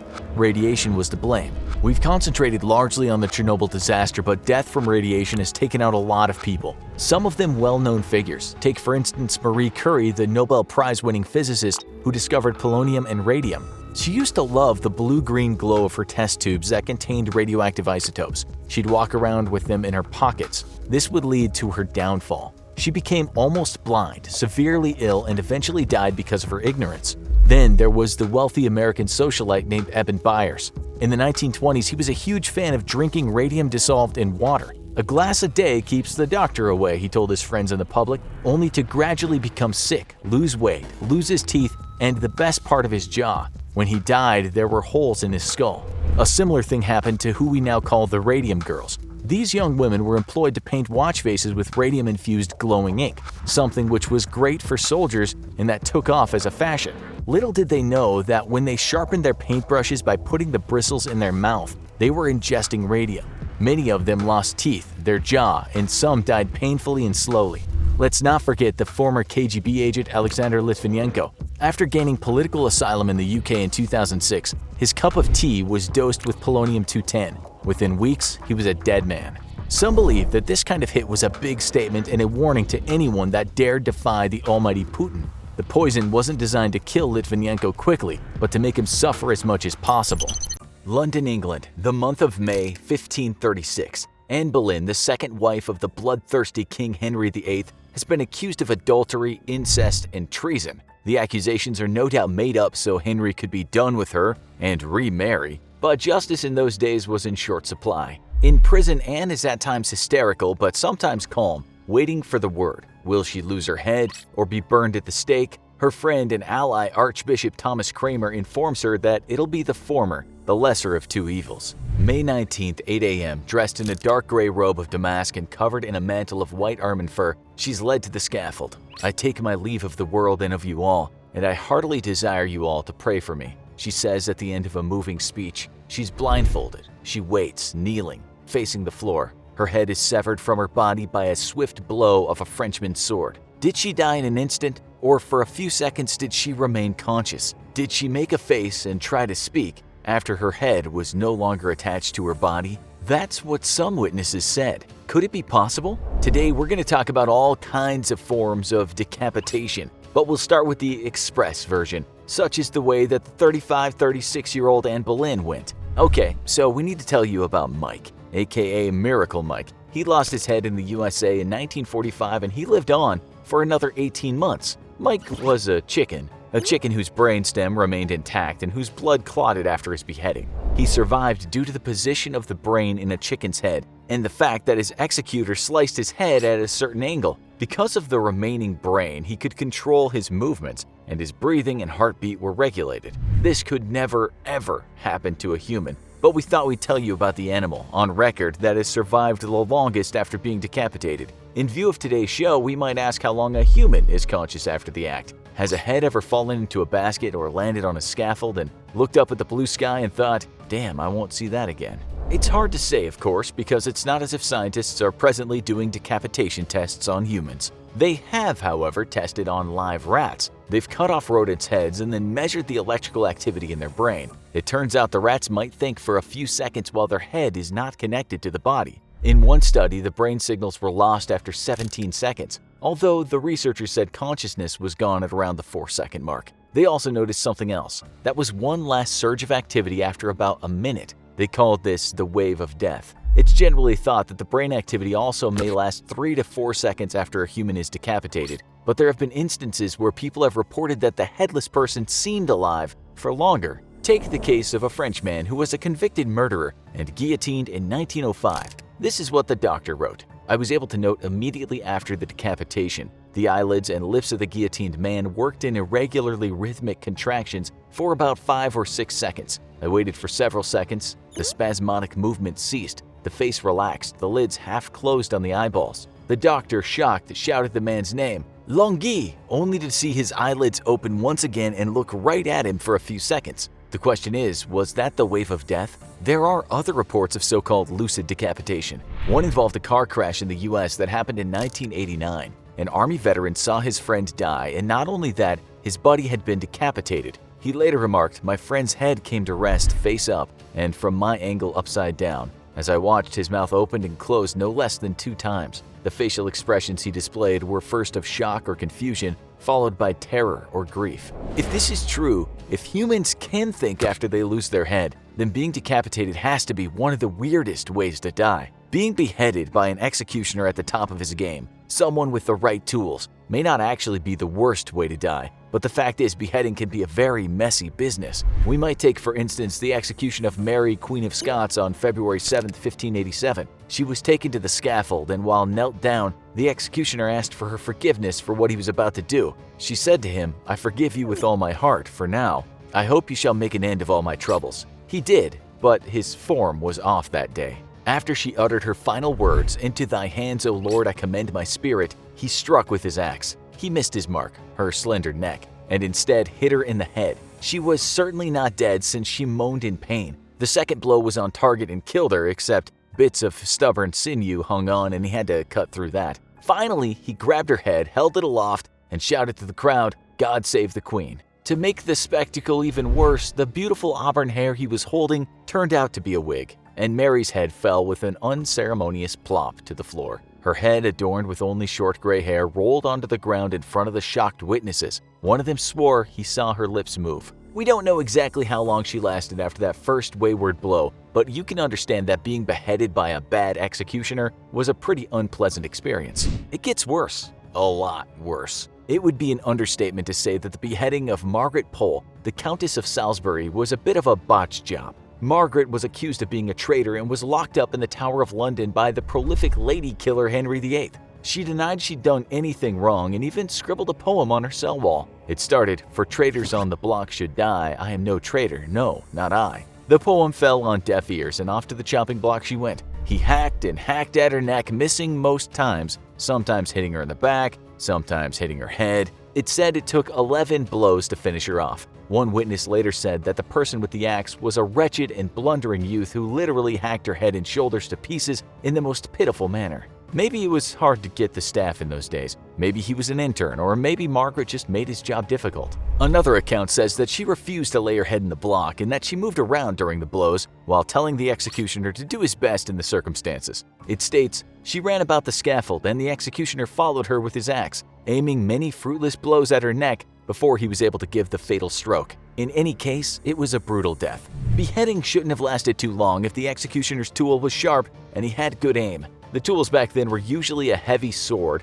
but bearded axes were also sometimes the weapon of choice. As you've now heard, not all beheadings went as planned. This is why new technologies were created. We tend to think that the French invented the guillotine in the 18th century, but very similar devices were around for a long time before that. The Halifax gibbet, named after a town in northern England, was used the last time in 1650. On that occasion, one man had stolen some cloth and another man had stolen 2 horses. Harsh, but such were the times. The Halifax gibbet worked in a way similar to the guillotine, in that a heavy axe was fastened to a wooden block and raised into the air by rope. When the rope was cut, the block and the blade would fall down and decapitate the prisoner. The block was so heavy that one witness once wrote that it could have decapitated a bull. It was certainly better than the axe, and a lot better than a knife, but we'll get to that later. First, let's talk about someone named Joseph Ignace Guillotin. He didn't invent the guillotine and was even against the death sentence. What he did do was call for a more humane form of executing a person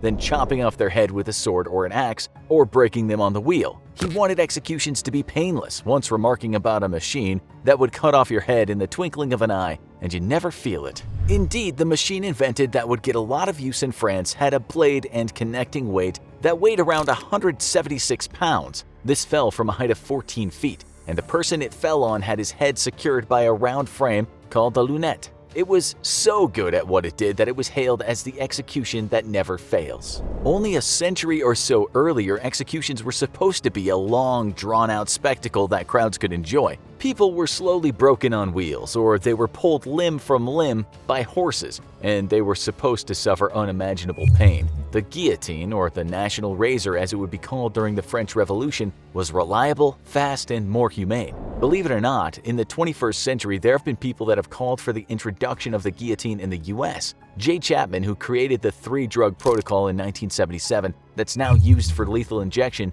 said in 2007 that the guillotine was the simplest form of execution. He said, "I'm not at all opposed to bringing it back. The person's head is cut off and that's the end of it." Before that, in 1996, a Georgia state legislator named Doug Tepe tried to bring the guillotine back, but to no avail. So if you're ever in the unenviable position of having to choose between methods of decapitation, it seems the guillotine would be the way to go. There's not much chance of that though, since it was last used in France in 1977 and has never been used again anywhere else. This now brings us to the very worst form of decapitation, that of being decapitated by a knife. This much slower and way more painful process happened in Spain centuries ago, and it was thought to be a more noble way to die than having your throat slit. Today, such a gruesome act would not be carried out legally as a form of capital punishment, although people can still be decapitated by sword under the law in the country of Saudi Arabia. If it happens these days, and it has, the criminals doing the act are usually insurgents in the Middle East and Asia, members of organized crime, or certifiably insane people that have lost their minds and attacked innocent folks. A few years back, it happened to a woman in Mexico with her executioner announcing, "Well, gentlemen, this is what happens to all those in the Gulf Cartel. On behalf of Los Zetas." The fighting over the drug turf in Mexico has actually resulted in quite a lot of people losing their heads, sometimes when they were alive and sometimes after they were killed another way. The scary truth is, since the message can be spread using social media, these groups at times have used decapitation to induce fear in their opponents or the public. It can also create terror for governments and citizens of the world, if we're talking about insurgent groups. In such grisly murders, the decapitation is not over when a heavy blade falls, but it's slow and painful. Soft tissues are first cut, then ligaments and bones that hold the neck together have to be cut with much more effort. When it happens this way, we can certainly say it is one of the worst ways to die. It's the summer of 1864 and a 14-year-old orphan boy has been denied work at Fort Leavenworth in Kansas. It's a blow for him, but he soon finds a job as a teamster in a caravan, taking flour to Fort Union in New Mexico territory. The journey, he's aware, is one fraught with danger. On July 1st, with the wagons loaded, the caravan sets off down the perilous Santa Fe Trail. As the days pass, they run into bands of Indians, but as pioneers armed to the teeth, they don't lose one single man. After 18 days, close to the fort, they set up camp at Walnut Creek. The atmosphere is tense, but there's excitement among the men. A big payday is soon to come. The military isn't too far away, so the men settle down for dinner and don't think too much about security. Suddenly, war cries fill the air. Shots are fired as the painted faces of the Brule Sioux Indians rush around them. The swishing sound of arrows surround the boy's head. He watches in horror as men drop one by one. Little Turtle, the leader, victoriously holds his arms aloft as he takes pride in looking at the blood-stained buffalo grass. The Indians have no use for the flour. They burn all the wagons, they steal the horses, but they want something else to take back with them. They want scalps, and scalps they get. Some men are grievously injured after being hit with arrows, but it's the act of scalping that finishes them off. Not 2 hours after, a commanding officer and his men from Fort Larned arrive at the scene. Bodies are strewn everywhere, with the men noting their crooked postures, as if they died the most painful death a person could experience. The commander suddenly sees movement. He walks past the mutilated corpses to find 2 boys, one of them the orphan.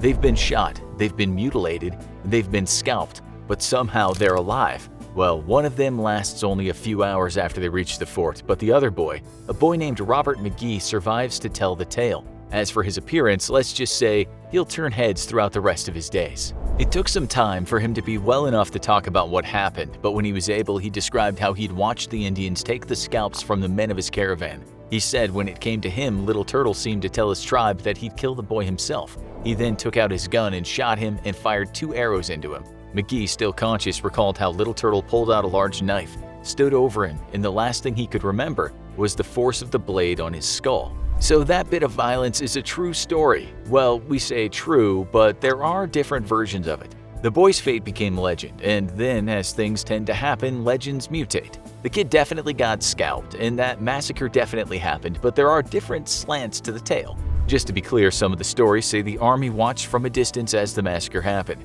That likely happened, since the 15th Kansas Volunteer Cavalry commander was charged with cowardice. We found a news clipping from the Great Bend Weekly Tribune, dated 1906, which states 15 white men and 2 Negroes were butchered, but the latter 2 guys didn't lose their scalps. It also says this: because he had no hair to lift, his head was virtually skinned, the entire scalp being torn off after an incision had been made in the forehead, around over the ears and back to the nape of the neck. Looking at the history books, it seems it was the Scythians who took to scalping first. Their first kingdom popped up in the 7th century BC, and they could be found in present-day Russia, Ukraine, Mongolia, and some of the stands, a bit of China, and part of Eastern Europe.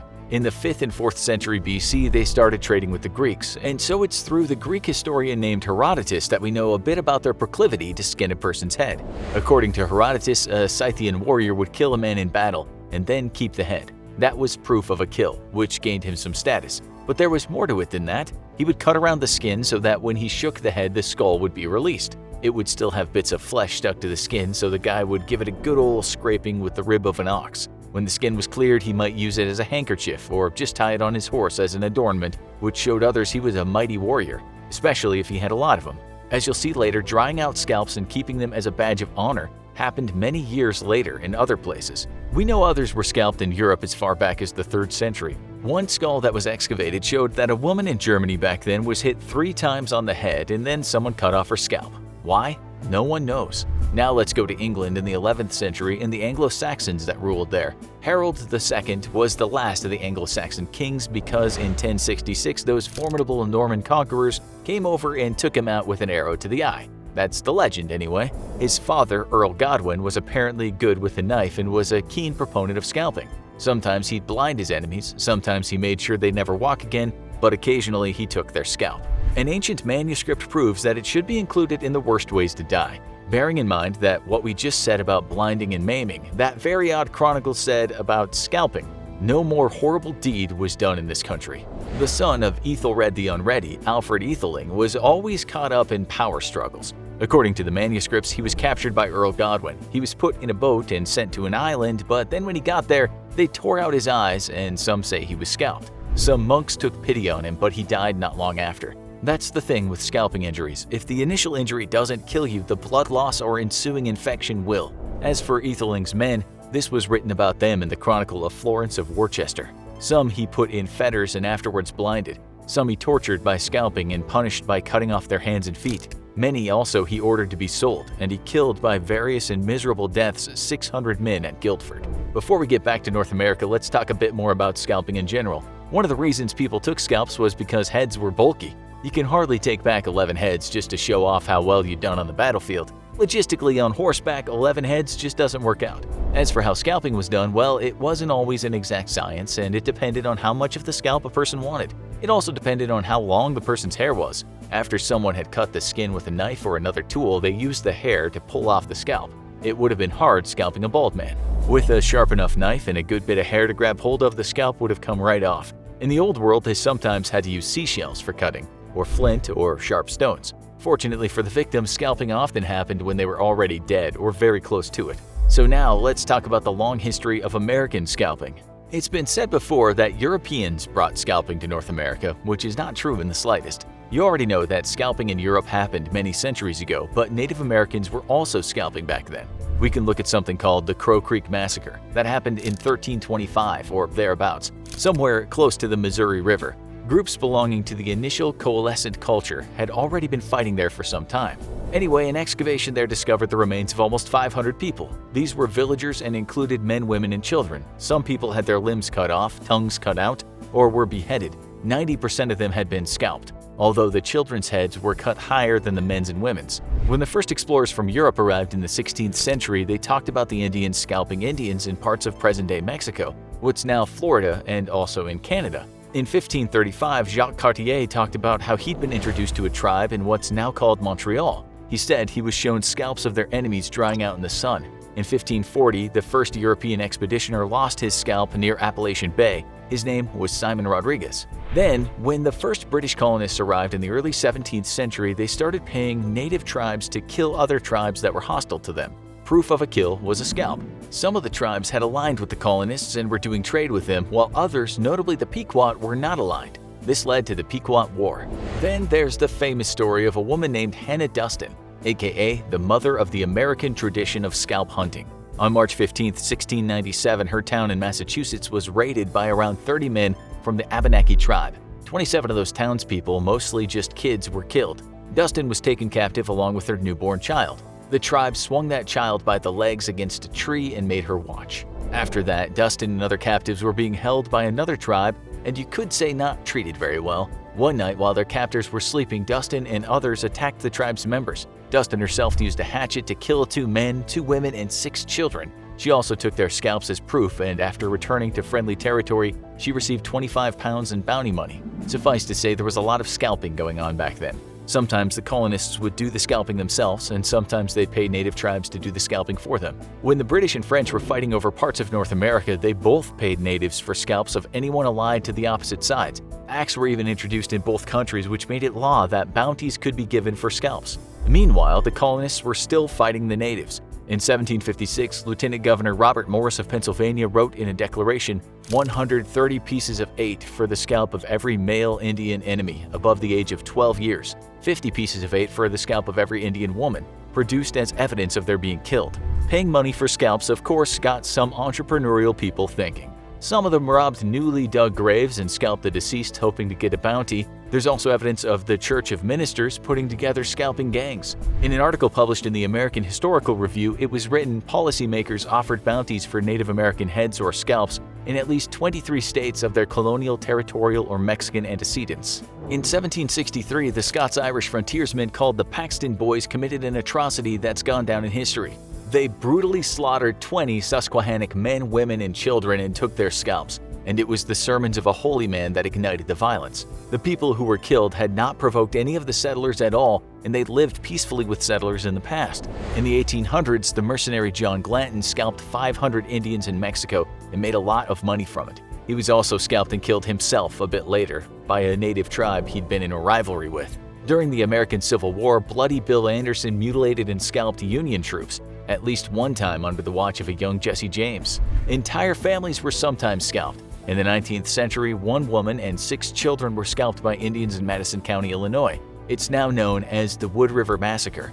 This was horrific, but you have to remember that during the early to mid-19th century, American troops and gangs killed and scalped hundreds upon hundreds of natives. In 1867, the New York Times wrote that the settlers in Colorado were offering this, $25 each to be paid for scalps with the ears on. When did the scalping stop in this bloody era of North American history? Well, we're not exactly sure, but as late as 1864, one of the worst atrocities against Native Americans happened. This was the Sand Creek Massacre in Colorado. 675 men from the 3rd Colorado Cavalry rode into a Cheyenne and Arapaho village and killed at least 150 people, most of them women and children and the elderly. They mutilated the bodies and took the scalps as trophies. We'll finish with an English railroad worker named William Thompson. In 1867, he and others were on a train going to Nebraska. His job there was to fix a broken telegraph wire. On the way, a group of about 30 Cheyenne attacked them. The train derailed, and he and the rest in that car were attacked. Thompson was shot in the shoulder and lost his scalp, but he survived. Legend has it, the pain was so much he fainted, but when he came around, he saw his scalp next to him. This was unusual given that the scalps were usually used as trophies. When help came, he was taken to a doctor who unsuccessfully tried to reattach the scalp. By this time, his head was already dangerously infected. He ended up taking the scalp back to England with him, but it didn't garner much interest. Because of that, he sent it back to the US where it stayed. It's now in a special box at the W. Dale Clark Library in Omaha. It's probably the last surviving scalped scalp. As one story goes, Peter the Apostle, one of the 12 apostles, is walking at a quick pace down the Roman road known as the Appian Way. The reason he's in a bit of a rush is the Romans want to crucify him, enough to make any man wear out the soles of his sandals. As he gets farther away from the city, he sees something and can't quite believe his eyes. It's Jesus walking toward him, carrying a wooden cross over his shoulder, the same cross that he died on. Jesus, with the woven crown of thorns still attached to his head, looks determined as he marches on. Peter almost falls back in shock at seeing him, but manages to get out the words, "Where are you going?" Jesus turns back to him for a moment and says, "I'm going to Rome to be crucified again." Peter then thinks, well, if he's going, so am I. Damn the Romans. I shall carry on teaching the good word. If that actually happened is up for debate, but it's been written this decision Peter made eventually led to his arrest and subsequent execution by crucifixion. But according to legend, he wasn't executed like Christ was. Indeed, he was crucified upside down. We'll come back to why that happened and how it went down later. First of all, we need to know a little bit about normal crucifixion.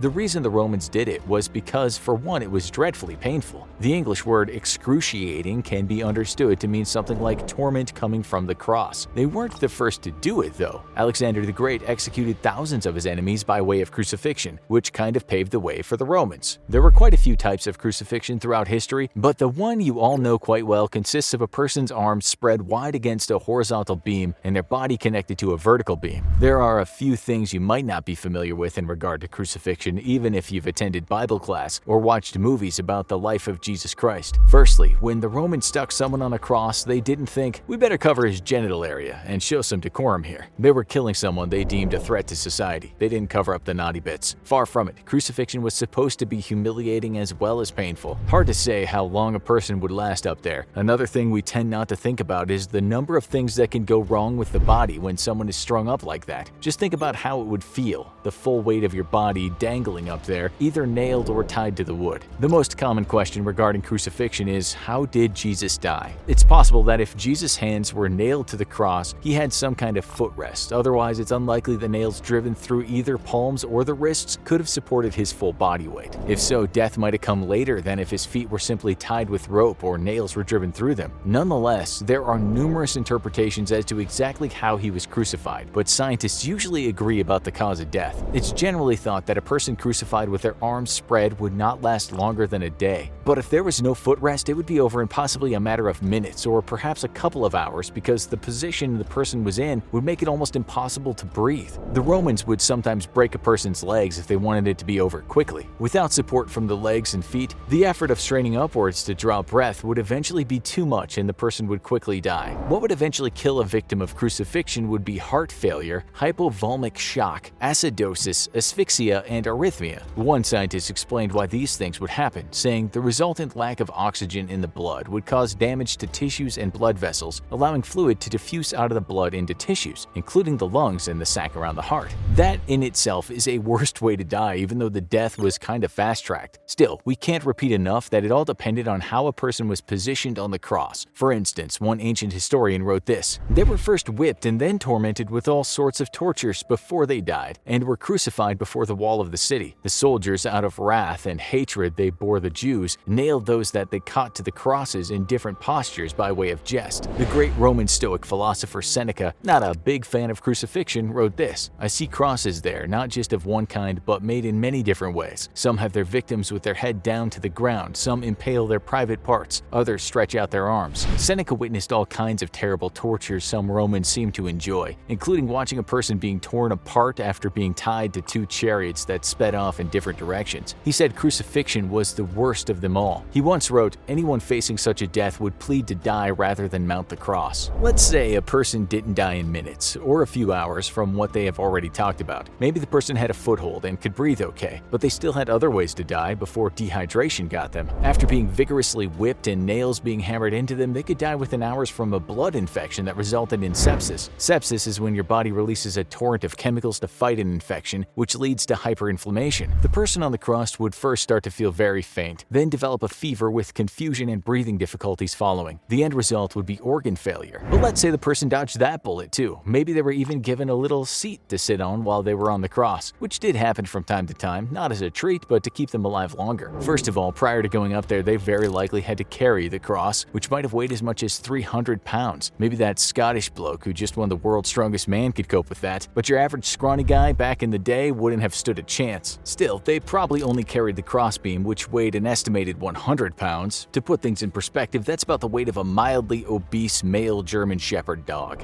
The Via Dolorosa, aka the Way of Suffering, is the route Jesus took with the cross on his back, on his way to be executed. It's said to be about 2,000 feet, although if he carried it all the way or got help from Simon of Cyrene has been debated. We can't say we know what happened, but historians agree that the Romans did make people carry their own beams. That almost certainly meant they were dehydrated when they got to the crucifixion site. Once they were up on the cross, they might last a couple of days before they died from dehydration. The hot sun would have been a killer, never mind the wild animals visiting what looked like a tasty injured piece of prey. That would have been awful, just as poet William Butler Yeats described in a poem about crucifixion. If it were hanging or bowstringing or stoning or beheading, it would be bad enough, but to have the birds pecking your eyes and the wolves eating your feet, that's why it was worse than any other execution the Romans had in their torture catalog. As the Roman statesman and philosopher Cicero said, it was a most cruel and disgusting punishment. Okay, we think we've hammered this point home now. That's another pun. We already know, thanks to Seneca, that some Roman pranksters would get a thrill from crucifying some people in various postures. This also brings us back to Peter the Apostle. One story has it that this former fisherman actually asked to be crucified upside down, but not because he thought it might be less painful. He requested this because he felt unworthy to go the same way his master had. If this was true, it's hard to say, because the story is said to be apocrypha. When we talk about apocrypha, we mean religious writing that is not accepted as canon or scripture. There's also different takes on certain tales, such as maybe Peter wanted to die upside down not because he didn't want to die like Jesus, but because it symbolized how man's values were all upside down. The Acts of Peter is part of this apocrypha, but it doesn't mean what's in stories is all fake news. Sure, the book talks about a flying man, curing cripples, and how he raised a fish, but an upside-down crucifixion is believable enough. According to the legend, the Romans granted Peter his wish. He was crucified, had some time to deliver a speech, and then died. Scholars have since questioned this, saying that there's little chance the Romans would have messed up an average day by hauling Peter's feet up by a rope and crucifying him this way, nor would they have nailed him to a cross while laid on the ground and gone to the effort of erecting it. Why would the punishers have been committing needless extra hard work? We've seen different representations of the crucifixion in the form of paintings. One painted by Caravaggio around the year 1600 has Peter nailed to an ordinary cross on the floor, and then the entire thing with him on it is lifted into a vertical position. His arms are nailed to the crossbeam and his ankles are nailed to the vertical beam, but the whole thing is upside down. A painting by the artist Masaccio, which was finished in 1426, shows a different way, with the cross being in the normal position but Peter's feet are splayed where the arms are usually stretched. Some people say both scenarios are unlikely. If the cross was upside down, it wouldn't have stood erect, since the top of a cross wasn't usually very strong compared to the bottom. Still, if this is how it really happened, then we guess Peter's crucifixion was one of the speedy deaths we've already discussed. We don't know the exact age when he died, but it's thought he was in his mid-60s, which was pretty darn old back then. Hanging upside down for a while at the best of times can be dangerous, but as an aging man, Peter must have really felt that rush of blood to the head. All that pressure again would have made it hard to breathe, so asphyxiation likely came on pretty quickly, maybe even faster than regular crucifixion because of the extra weight on the lungs in the downward position. There are variations to the story as to how long Jesus survived on the cross. One story says after about 6 hours he was done, shouting out, "Father, into your hands I commit my spirit." But there's also an account from St. Matthew that seems to suggest 3 hours. From noon onward, darkness came over the whole land until 3 in the afternoon, and about 3 o'clock Jesus cried out in a loud voice, my God, why have you forsaken me?" Jesus cried out again in a loud voice and gave up his spirit. However long it was, it must have felt like an eternity. As for Peter, we would imagine he didn't get through 6 or even 3 hours of agony. It's very likely that all that blood going to his head would not only have led to huge migraines, but the blood would have started to pool in his nose and throat, making it very hard to breathe. His heart would have had to work especially hard, and given his age, a heart attack or stroke would have likely occurred. Even if someone much younger and fitter than Peter was crucified upside down, we very much doubt that the person would have lasted long enough to die from dehydration. If he did manage to last into the night, you can only imagine the distress he might have felt if a wolf pack or a pack of wild dogs approached while he was hanging upside down. There is every possibility that he could have had his face chewed off. So we're going to go out on a limb here and say that the upside down crucifixion was even worse than your run-of-the-mill execution. Asia, home to the 2 biggest countries in the world with over half the world's population. And among those billions, there are some people without the sense or luck needed to avoid an unfortunate death. Here are some of the dumbest ways people died in Asia. Sometimes all it takes to get killed is being in the wrong place at the wrong time. like happened to Agus Sayakfu Rockmand. The 58-year-old man was out for a walk in his village in East Java and stopped for some exercise. At the same time, an elementary school boy was playing with a kite not too far away. The kite got jammed, the boy yanked on it, and it went flying, along with the block of wood it was attached to. The block of wood came to a hard stop upside the unfortunate Mr. Rockman's head, killing him instantly from blunt force trauma. But how does someone get killed by an office chair? Across China, there were disturbing reports in 2009 of office chairs suddenly exploding. The famous spinning chairs use a pneumatic gas cylinder to control their elevation, but the pressure was apparently building up too much. Several people were injured by the explosions, and one unfortunate teenager was hit with chair shrapnel when the chair exploded, fatally wounding him. An investigation began into the construction of these chairs in China, and it was enough to make office workers everywhere think about bringing their own beanbag chair to the office. Sometimes the cure is worse than the disease. It was 2013 when Japanese man Takuya Nagaya began acting very oddly. The 23-year-old began crawling on the floor and insisting that he was a snake, and obviously his parents were very concerned. But Nagaya's father didn't take the sensible step of calling for mental health help. Instead, he decided his son was possessed by a snake and he had to get it out of him. His methods involved repeatedly biting and headbutting his son. This led to 2 days of a bizarre exorcism ritual that eventually left Nagaya dead and his father under arrest. But prosecutors will have to ask the question, who is truly the mentally ill one here? To avoid death, sometimes the key is location, location, location. A festival was approaching and a Turkish man brought a sacrificial goat to slaughter with his family. But he didn't have the land needed to corral the goat on the ground, nor was there room to keep it in his apartment. So he came up with an unconventional solution. He built a small fence on the roof of his apartment building and penned the goat there. But this fence wasn't high enough for a determined goat, and it promptly leaped the fence, fell off the 6th-floor apartment building, and landed directly on the goat owner's son, killing him. The lesson of this next story: don't tempt fate. Mount Fuji is a dangerous climb in the best of times, which is why Japan only allows it to be climbed to its peak between July and September, when the climate is at its least harsh. Other times, the trails and huts are closed. But that doesn't stop daring climbers like Tetsu Shiohara, who not only climbed it in October but live-streamed it. And viewers got a show at the top of the mountain as he admitted he was in rough shape and the trail was slipperier than he expected. Then viewers watched in horror as he started tumbling down a slope feet first, his live stream coming to an abrupt stop and his fate unknown until his body was found weeks later. Social media can be dangerous in more ways than one. Miss Ya was quickly becoming a social media sensation in 2019 as her unconventional cooking videos won fans among office workers. She showed hacks for how to cook using everyday tools without a kitchen, including one of her most famous videos cooking popcorn in a tin soda can. But unfortunately, some people did more than watch. 2 girls decided to try the stunt out for themselves and put alcohol directly in the tin can. The can exploded in their face, killing one and burning the other. While Miss Ya denied responsibility, she eventually paid out a settlement to the 2 families. Social media deaths may be a modern concern, but not even historical figures are immune to dumb deaths, nor are royalty. Qin Shi Huang was a powerful man. Not only was he the founder of the Qin dynasty, but he was the first emperor to rule over a united China. He fended off assassination attempts and embarked on elaborate tours of China. But there was one thing he feared he couldn't conquer: death. Even the most powerful die, and the emperor was desperate to prolong his life. He visited shady mystics promising to extend his life with elixirs, but some of those magical cures may have ended his life. He had reportedly taken mercury pills made by his court alchemists, and his death may have been caused by mercury poisoning. He wasn't the only emperor to fall prey to too much of a good thing. Shah Safi of Persia was the 6th Safavid king of Persia, and he was known for being a ruthless ruler who eliminated anyone who was a threat to his reign. His run was chaotic, but he successfully expanded trade to Persia and invited diplomats from Europe to his kingdom.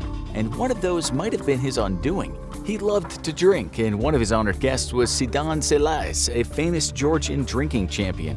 Shah Safi decided to engage in a drinking contest with the champ and soon found out that royalty doesn't mean victory, as he died from alcohol poisoning. But in the modern day, there's one cause of dumb deaths more common than any other. Hey, want to take a selfie? Snapping pictures of yourself might be a fun activity, but there's a time and a place. And as one unfortunate Filipino vacationer found out in 2015, it's definitely not at the side of a busy highway. Lizel Waka was riding in a vehicle when she asked her driver to pull over and let her out near a scenic overlook. As she was snapping a picture, a speeding motorcycle raced down the road and hit her. She died at a nearby hospital, while the motorcycle driver barely survived the crash. But it doesn't take speeding bikes to create a fatal selfie experience. 5 engineering students decided that a water reservoir in Telangana, India would make a great place to take a group picture, but maybe they should have been a little better at swimming first. When trying to take a photo on a rock, one girl slipped and fell into the water. Another student jumped in to save her and started drowning as well. In a panic, all 5 students entered the water and all wound up drowning. Local authorities increased security around the reservoir and urged people to obey all the safety signs and maybe find a safer place to take their selfies. A safer place would not be at the top of a hotel. Malaysia is known for its tall buildings and luxurious hotels, and one restaurant worker decided that he would like to get to see that up close and personal. At a massive tower in Genting Highlands, the man decided to climb outside of the 16th floor of the hotel to get a unique vista of the city below. Unfortunately, he slipped and proceeded to plunge down 9 floors to the roof of the 7th floor, killing him instantly. Police ruled out foul play and confirmed it was a daredevil selfie attempt gone horribly wrong. But few selfie disasters were bigger than this one. Java Island is known for its beautiful sights, and a group of boat tourists wanted to get a picture as they toured a local reservoir. There was just one problem. They wanted to get everyone in on the picture, so all 20 passengers decided to move to one side of the boat to make it easier, and they proceeded to capsize the boat and dump the entire group into the water below. While rescue teams arrived on the scene and were able to rescue 11 of the 20, 7 were soon found dead, with 2 still missing. They say patience is a virtue, but sometimes it can be life-saving. Mr. Lee was a wheelchair user and relied on elevators to get around the shopping center in Daejeon, South Korea. As he was approaching an elevator, the woman on board rudely pushed the button to close the door rather than waiting for him. Mr. Lee became enraged and instead of waiting for the next lift, began slamming his scooter into the just-closed doors. The first 2 slams made dents in the door, and as Mr. Lee reversed for one last assault on the door, it worked a little too well. The door opened, and the unfortunate Mr. Lee and his scooter plunged down an elevator shaft to his doom. Rage can lead to unfortunate ends, especially if time is not on your side. It was 1999, and there was progress in the long-standing Israeli-Palestinian conflict. A peace agreement had been signed, but the militants on both sides were furious. 4 Palestinians were angry enough to plan a series of car bombings in the cities of Tiberias and Haifa and set the bombs to go off at 6 p.m. There was just one problem. Israel's clocks changed earlier in the week, something that didn't happen in neighboring countries, and the bombers failed to account for the 1-hour change. Their timers went off an hour early, blowing up the group while they were en route to plant the bombs. Sometimes time isn't enough to keep you safe. Chef Pang Fan was known throughout Guangdong Province, China, for his daring cuisine. One of his most unique dishes, a soup made from the deadly Indo-Chinese spitting cobra. He deftly cut the venomous snake's head off and made its body into soup. Then 20 minutes later, he grabbed the head to throw it into the garbage, and the snake's head bit him. Apparently, snakeheads can still bite up to an hour after being decapitated, as Chef Pang found out the hard way. The venom acted quickly, and by the time help arrived, the chef had already gone the same way as the cobra. Speaking of cobras, they say the show must go on, but this is a bit much. Across Indonesia, Irma Buell was a fast-rising star. The pop singer was known for her offbeat stage performances, including ones featuring live venomous snakes. At a party, Buell was performing when she accidentally stepped on a king cobra. The snake hadn't been defanged and it bit her, prompting the handler to offer anti-venom, but Buell refused, not wanting to interrupt her performance. Unsurprisingly, as the performance went on, she got sicker and sicker. She soon started vomiting and having seizures. She was rushed to the hospital, but by then cobra venom had done too much damage and she died, bringing an end to a promising music career. How far would you go to get out of trouble with the law? 2 best friends went too far. Zafer Kuzu wasn't known for his good choices, and the Turkish man had just been sentenced to community service for injuring another man. He wanted to get out of his sentence, so he came up with a brilliant plan. He just needed to get hurt and wind up in the hospital. He asked 2 friends to shoot him with a shotgun while he had 2 pillows strapped to his back. But playing with guns is never a good idea, and when one of his friends shot him at close range, the buckshot penetrated the pillow and wounded him fatally. His 2 friends were placed under arrest, but hey, Zafer got out of community service permanently. But some deaths are a lot larger in scale. In Sri Lanka, elephants are a way of life. The gentle giants can be inconvenient, but as long as you don't disturb them, they're rarely aggressive. But that wasn't good enough for one man in 2019. Seeing a stray elephant coming toward their car in Katargama, the man jumped out of the vehicle and attempted to hypnotize the large animal with his hands. This worked about as well as you'd expect, as the startled elephant charged the man, knocked him to the ground, and stepped on him. Don't bother the elephants remains a good rule of thumb for staying alive. It's the end of June 1462 and the Ottoman army is met with an eerie silence as it marches into the town of Târgoviște in Romania. Someone has been here before them. His name is Vlad Dracula. The Ottomans move cautiously through the streets, wondering all the time where the people are. There are no kids playing, no men hard at work, just empty houses, and the odd wandering dog. And then they see it. A sight so chilling it almost brings them to their knees. Before them stands a forest of the impaled. For hundreds of feet, around 20,000 people are impaled on stakes. Not only the men, but also the women and children too. One man has to look away as he sees a woman and her infant impaled on the same stake. A bird has made a nest where their guts used to be. This is unforgivable. What we just described to you was written by the Byzantine Greek chronicler Laonikos Kalkokondylis and was part of the 10 books he wrote known as the Histories. It described the diabolical nature of the man we know today as Vlad the Impaler. Certainly not the only man in history fond of impaling his enemies, but perhaps the best known for this hideous form of execution. Today we'll talk about impaling throughout history and we'll also explain how it was done and why it was done. The why part might surprise you.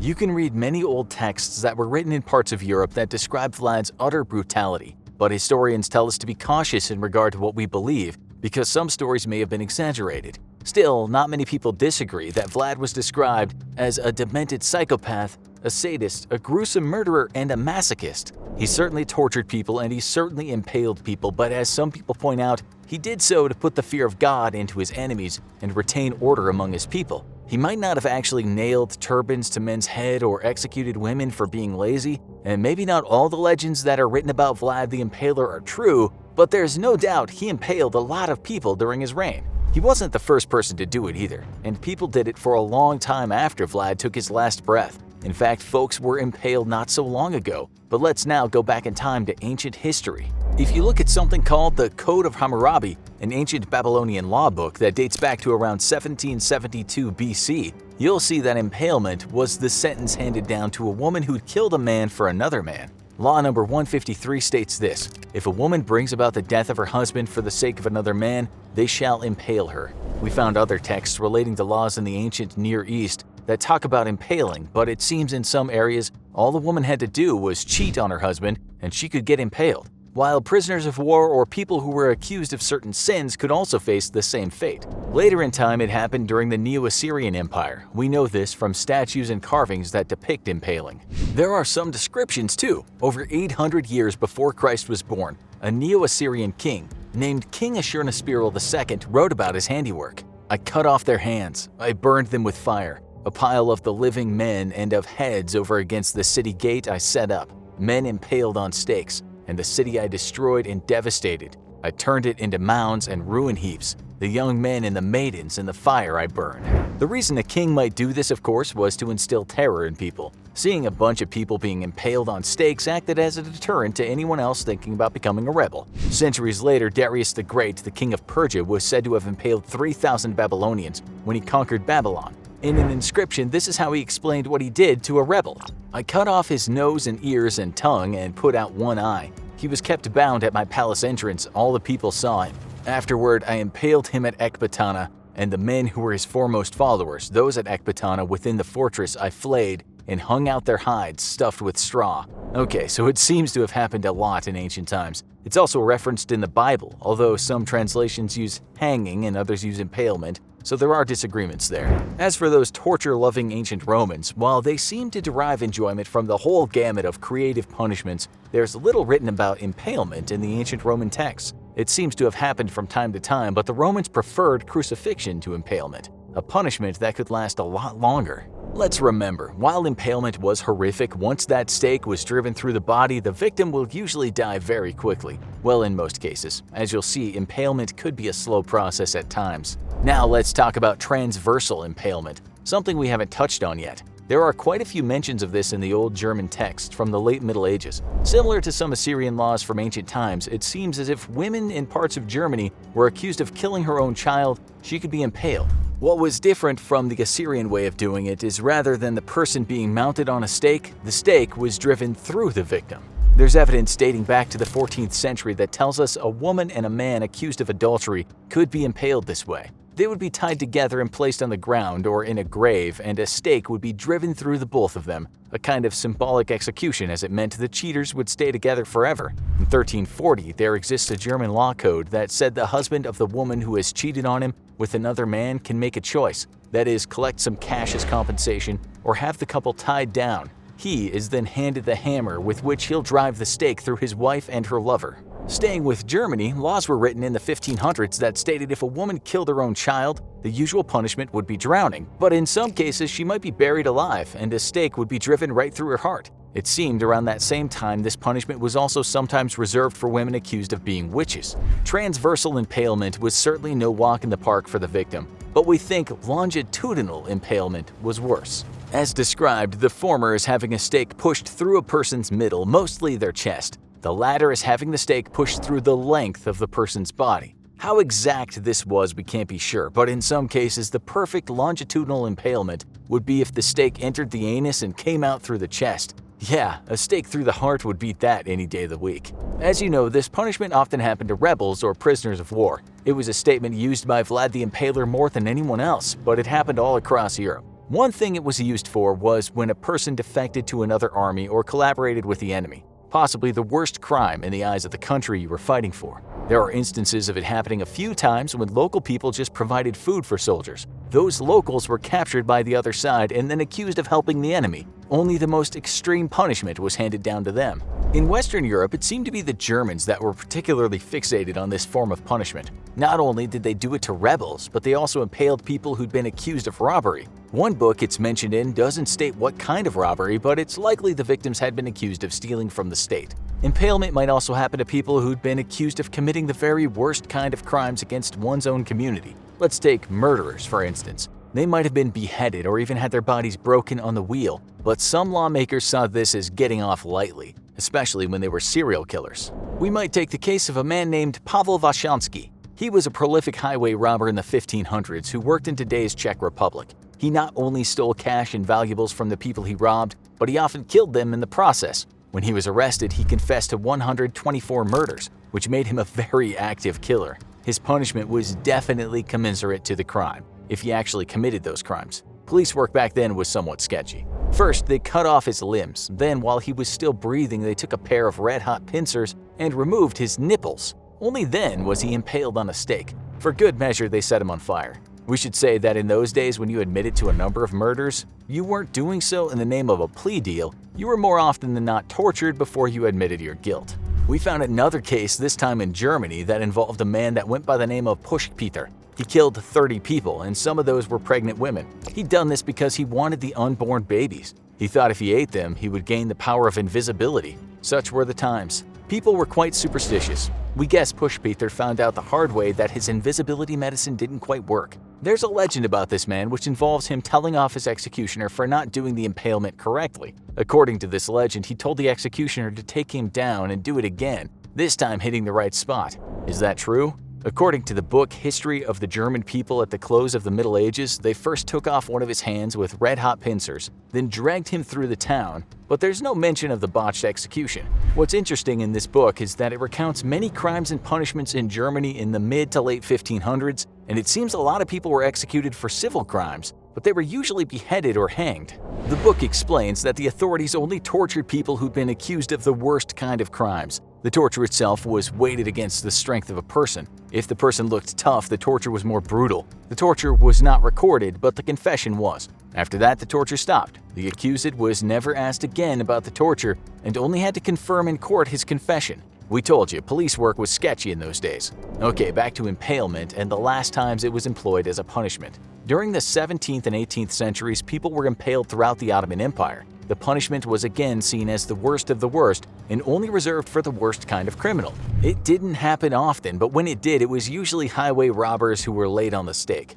Apparently, the last time the Ottomans impaled highway robbers was in the late 1830s, so when you consider it was happening in 1772 BC, impalement was punishment with legs. It also happened to Christians who'd been accused of speaking against Islam or having a love affair with a Muslim woman. According to the writer Jean de Thévenot, the man could convert to Islam and get out of the impalement. In the early 19th century, the Ottoman government also did this to Greek bandits that had become rebels. They'd be taken to a place where the entire village or town could see and be impaled there as a message to anyone else thinking about rebelling. Even if you were accused of giving food to a rebel or offering one shelter, you might also get impaled. And it gets worse. Sometimes those rebels would have parts chopped off them before being impaled. They might also be flayed beforehand. On occasion, the person would be impaled and then held over a fire and roasted to death. The Greek War of Independence then broke out in 1821, and during that war, a lot of Greeks found themselves on the wrong end of the stake. Around 65 Greeks were impaled during the Constantinople massacre, something which was a retaliation for the war breaking out. It happened to 30 more Greeks on the island of Zakynthos. In various parts of Greece, even women, older people, and monks were impaled from time to time during this bloody war. We've talked about this next method of impalement before, so we'll make it short. This is a method known as bamboo torture, and it's simple. Bamboo is hard as hell and grows very, very fast. Tie a man over a chute and he will slowly be impaled on it. There are records of this happening in Thailand, India, and where the Japanese held prisoners of war in the Pacific. This might not seem so brutal, but what would be better? Being thrown onto the stake or having one slowly work its way through your body? Two other slow methods of impalement, both around the 18th century, involved the use of hooks. One of them, sometimes called sengala, was very slow and very painful. A man would be fastened to a hook that was placed right below his rib cage. The hook would then be pulled up until it pulled open his chest. This was used by the Ottomans, and it was also a punishment for rebel slaves in Dutch Suriname. A name for this punishment is hanged by the ribs. Yet another form of impalement happened from time to time in Algeria in the 18th century. It was simple, painful, and slow. Hooks were fixed into city walls and men were thrust upon these hooks, howling out in pain for everyone to see. During the Cold War, Russia and its satellite states formed the mighty Eastern Bloc, a powerful force that many feared would take over the world. But if these stories are any indication, the deadliest enemy of Eastern Europeans may be themselves. These are some of the dumbest ways people in Eastern Europe have ever died. Geocaching is an exciting hobby, using GPS to search for packages that have been left in obscure locations around the world. But it takes awareness of your surroundings to play safely, something a group of 4 in the Czech Republic lacked in 2018. It was a raging rainstorm outside, with floodwaters draining into the underground, but the app pointed the group to an underground tunnel in the Prague sewers where the water was draining.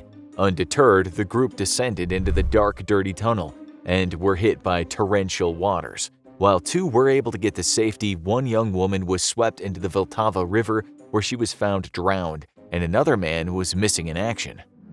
They say revenge is a dish best served cold, something this next man should have heeded. In the Russian city of Khabarovsk, drama was brewing. A man had just discovered that his wife was cheating on him, and he went to confront her lover. Angry words were exchanged, and the jilted man issued violent threats. But no one took them seriously, until the next day, when the angry man returned to the apartment of his wife's lover. He brought bomb-making equipment with him and attempted to rig a bomb to explode when his rival exited. But he wasn't a professional bomb maker, and while he had mastered the explosion, timing was a work in progress. The bomb blew up in his face, ending the love rivalry permanently. When using technology, make sure you understand it, or you just might find yourself sleeping with the fishes. The Teribla River in Kiev, Ukraine is a popular fishing spot, but for those looking to make a living for their catch, they need to find ways to be more efficient. Using a line wasn't doing it for one fisherman, so he hooked up a unique contraption. He connected cables to his home's power supply and dropped the other end of the river. This created a powerful electric shock that killed countless fish and sent them floating to the surface. He reached in to collect his catch and forgot to disconnect the power, hitting himself with a massive electric shock that killed him instantly, and probably scared off some cats that smelled the cooked fish. Sometimes in the battle of man versus animals, the animals win one. In Hungary, Christmas has a bloody tradition, parties where people slaughter pigs that will become part of Christmas dinner. Of course, pigs are big animals and surprisingly fast, so it's important to stun them first, if you have the right equipment. At a party in the village of Darvash Pusta, a visiting man from Croatia decided to try his luck with a homemade pig stunner and proceeded to shock himself to death, causing a fatal heart attack. When another man tried to unplug the device, he put himself in the hospital as well. And when the pig's owner saw this horrible scene, he suffered a fatal heart attack. 2 deaths, and none of them was the pig. Sometimes just because you can do something doesn't mean you should. It was 2017 when an unknown welder put himself in the history books the worst way. He worked for a highway division in Russia and was working with some decommissioned military equipment. He noticed that the mouth of an artillery howitzer was just wide enough to fit a fire extinguisher in the barrel. Naturally, there was only one thing to do. Not satisfied with the buzzworthy picture, he proceeded to load the cannon with calcium carbide and water, and the fire extinguisher proceeded to explode, sending shrapnel all around the room. The welder was hit by debris and was killed instantly, no doubt saving him from quick termination of another sort. Even if you believe you can do something, maybe you shouldn't test it.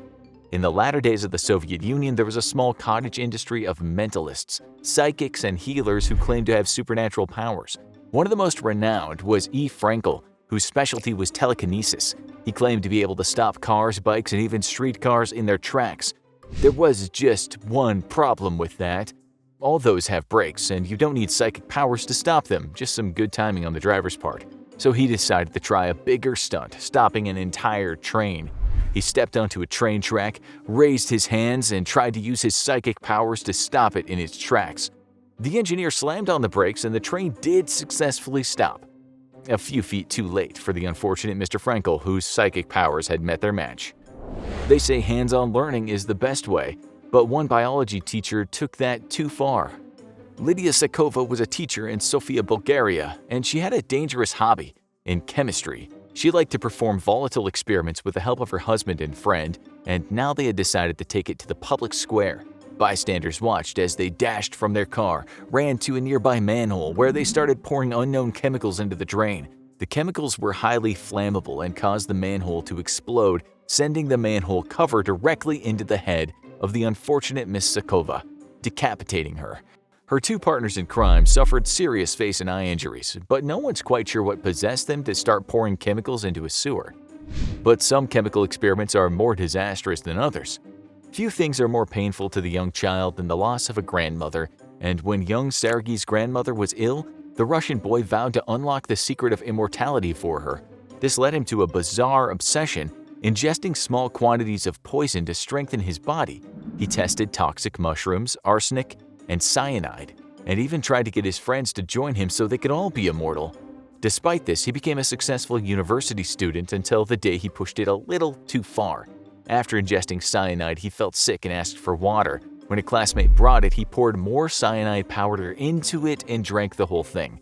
He boasted that nothing could kill him, but he soon went into convulsions, then a coma, and then death. Was he a gifted chemist who gave his all for science, or just a nutcase, or both? Heroes don't always get rewarded, sometimes they just dig a bigger hole. The small town of Karczówka, Poland only had 160 residents and a big old school septic tank to handle the waste of a local hog farm. This was a dangerous, smelly job, and one day the driver who had to empty it was overcome by the intense hydrogen sulfide fumes and passed out, right into the tank. Another person jumped in to help him and they quickly passed out and drowned as well. This would seem to be an indication to wait for help. But the people of Karczówka weren't built that way. One after another, people jumped in to search and no one came out, except the 8th person who was eventually rescued by emergency workers. In all, the great septic tank disaster of Karczówka claimed a whopping 5% of the town's population. This next pool disaster was one of a very different sort. In Moscow, Yekaterina Didenko was a fast-rising influencer. She was celebrating her 29th birthday in style in 2020. One of the star attractions for her guests was a sprawling pool, but her guests were starting to complain that it was getting too warm, so she decided to cool it off with a flash by dropping dry ice into the pool, making it colder and adding an impressive blast of smoke. But dry ice is a form of carbon dioxide and the area wasn't properly ventilated. The people in the area soon started choking and passing out, but by the time emergency workers got there, 3 of the influencer's guests were dead, including the husband of the host. But it's not the only death caused by social media in Russia. To build your brand as an influencer, you need exciting content, and few things are more exciting than death-defying stunts. For teenage Russian influencer Andrei Retrovsky, he had become known for taking photos in dangerous situations like hanging from ledges high above the street. For his latest stunt, Retrovsky climbed to the top of a 9-floor building attached to a rope. He then planned to take a photo as if he were free-falling from the building. But ropes aren't foolproof, and as the young influencer threw himself off, the tether snapped and he plunged to the ground below. going viral worldwide for a very different reason than he had hoped. Selfies can be a dangerous game, even if they're supposed to be cute and furry. A fisherman in Belarus was busy at his trade when he and his friends got an unexpected visitor, a beaver. The fuzzy rodent was no doubt busy with his hard work building dams, but the fisherman decided he'd like to get a picture with it. As he approached the beaver to snap a photo, the angry critter lunged forward and bit him on the thigh. This was unlucky enough to sever an artery, and his friends tried to stem the blood flow, but the man died before help could arrive. While beavers aren't usually aggressive, authorities did warn people not to disturb the creatures. After all, they regularly bite through trees. Don't make them angry. You wouldn't like them when they're angry. Having a good time is all well and good. Just don't get carried away like this next couple did.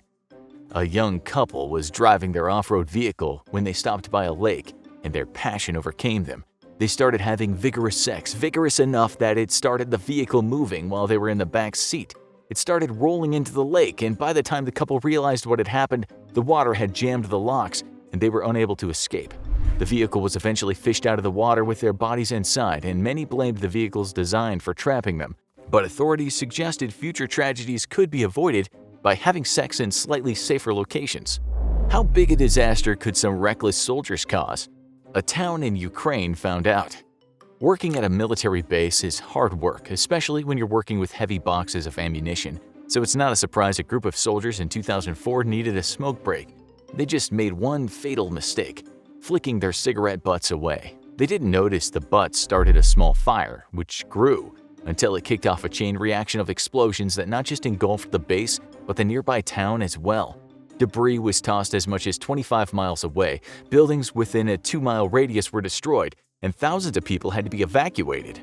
Only one of the soldiers at the base died from explosions, but the others faced serious criminal charges. That was a very costly smoke break. Snack breaks are usually safer, but not always. The Kiev Polytechnic Institute in Ukraine is usually a place of safe experiments, but one student had an unusual habit. He chewed gum while working, but he liked to dip it in citric acid crystals to give it a sour kick. He was working on a chemical experiment one night when he apparently got distracted, gave his gum the usual dip and put it in his mouth, and proceeded to blow his head off. It took a while for emergency workers to figure out what had happened, until they found another dish of powder. Apparently, he had gotten his citric acid dip confused with the chemicals he was experimenting with, and this created a much more explosive taste sensation. But no one tempted fate more than this soldier. Alexander Chichek's friends were surprised to receive a message from him on the Russian social media service VK. It looked like him holding a grenade. But there was one disturbing thing about it: the pin appeared to be pulled out. His friends panicked, warning him, but it was too late, as the grenade exploded and killed the Russian man instantly. What possessed him to try to take a live grenade selfie? Authorities believe he may have thought the grenade would only explode when someone actually threw it, because that's how it's always shown in the movies. Spending time in the sauna can be relaxing after a long day, but what would happen if you couldn't get out? What if you went to open the door and it was locked, trapping you in the intense heat indefinitely? If you weren't already sweating, you sure would be then. You're about to find out why being locked in the sauna is the worst way to die. The typical sauna reaches temperatures as high as 185 degrees Fahrenheit. This is nearing the point at which water boils. In fact, the high humidity in the air of a sauna is caused by the rapid evaporation of water, so it should come as no surprise that at this temperature your body slowly begins to cook. This wouldn't be a problem as long as you leave the intense environment before any damage is done. But when locked in a sauna against your will, you don't really have that option.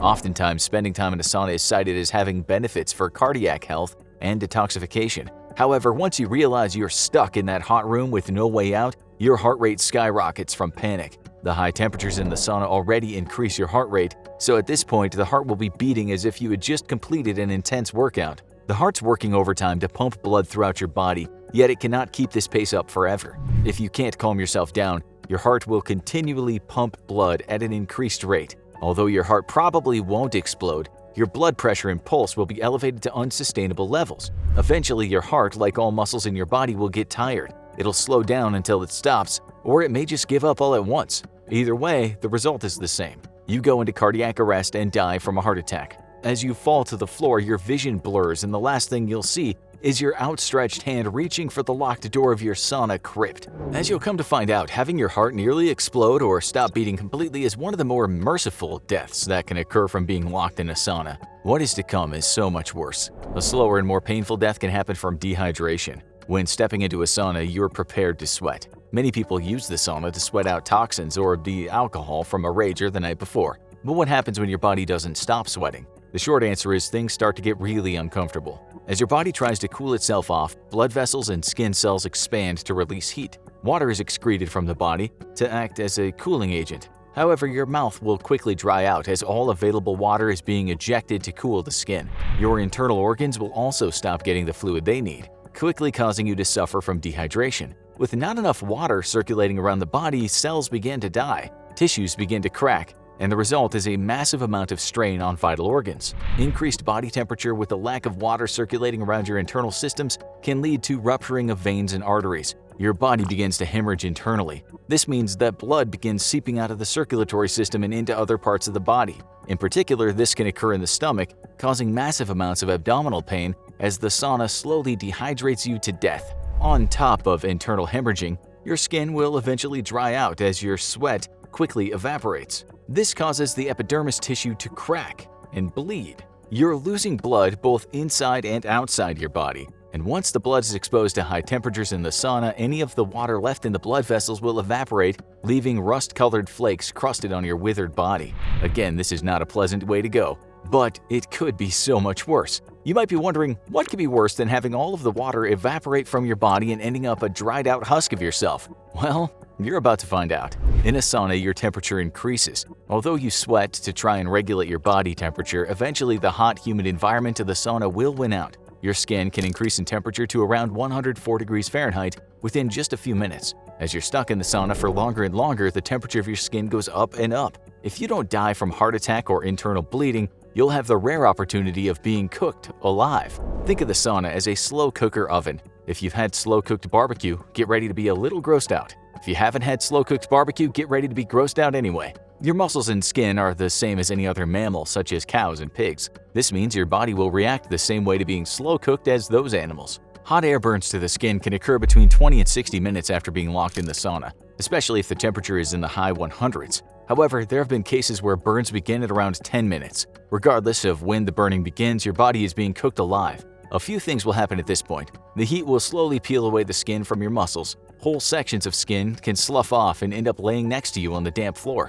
One of the reasons this happens is because cells, ligaments, and bonds between molecules such as proteins begin to break apart or denature at high temperatures. As the skin begins to fall off, muscle tissue and fat becomes exposed to open air. At this point, there's somewhat of a feedback loop occurring. This new exposed layer may contain remnants of water which evaporates, causing you to cook even quicker. The tissues become softer as they're cooked, and even muscle can begin sliding off the bones. There's no chance that you'll actually catch on fire due to the high humidity in the air, unless you spontaneously combust. And although there have been accounts of spontaneous human combustion before, they all had scientific explanations, such as chemicals on the clothing or external sources of ignition, like a match or an electric spark. Since you won't be wearing much clothing in the sauna and the water vapor in the air reduces the chances of lighting anything on fire, you probably don't have to worry about this. However, if somehow you do catch fire, the exposed fat layer burns incredibly well and the oils from your fat and muscles will feed the fire long after you're dead. If you're alive at this point and your body temperature is still increasing, your internal organs have now begun to simmer. Everything begins to fail as you wish you had just stayed in the safety of your air-conditioned home in the first place. You wonder who thought this death trap was a good idea, and you wish you could lock them in the sauna. To be clear, saunas are not a new invention. In fact, there are accounts of saunas throughout history and around the world. There's evidence that sauna-like rooms existed in the lands of the ancient Maya 3,000 years ago. Finland has also had saunas for thousands of years, which brings us to something crazy you probably didn't know. There was, up until relatively recently, a World Sauna Championship. That's right, there were competitions where people sat in a sauna, and whoever lasted the longest and could walk out on their own was declared the sauna champion of the world. The championships were held in Heinola, Finland from 1999 until 2010. After learning about the effects staying in sauna for a long period of time can have on your body from this video, you can probably figure out what happens next. In 2010, tragedy struck when one of the competitors died. He was sitting in a sauna that had its temperature jacked up to 230 degrees. The sauna athlete lasted a few minutes in this intense heat before his body gave up. The competition actually started at this insane temperature, and every 30 seconds water was poured on the stove to increase the humidity. It was concluded that at the 2010 competition, the cause of death was most likely cardiac failure. Needless to say, Finland banned the competition from ever happening again. It's not clear why there ever needed to be a sauna sitting competition in the first place, but humans are pretty stupid. Now let's get back to what happens to your body if you were locked in a sauna. We know there are a number of ways you could die. However, one thing is certain.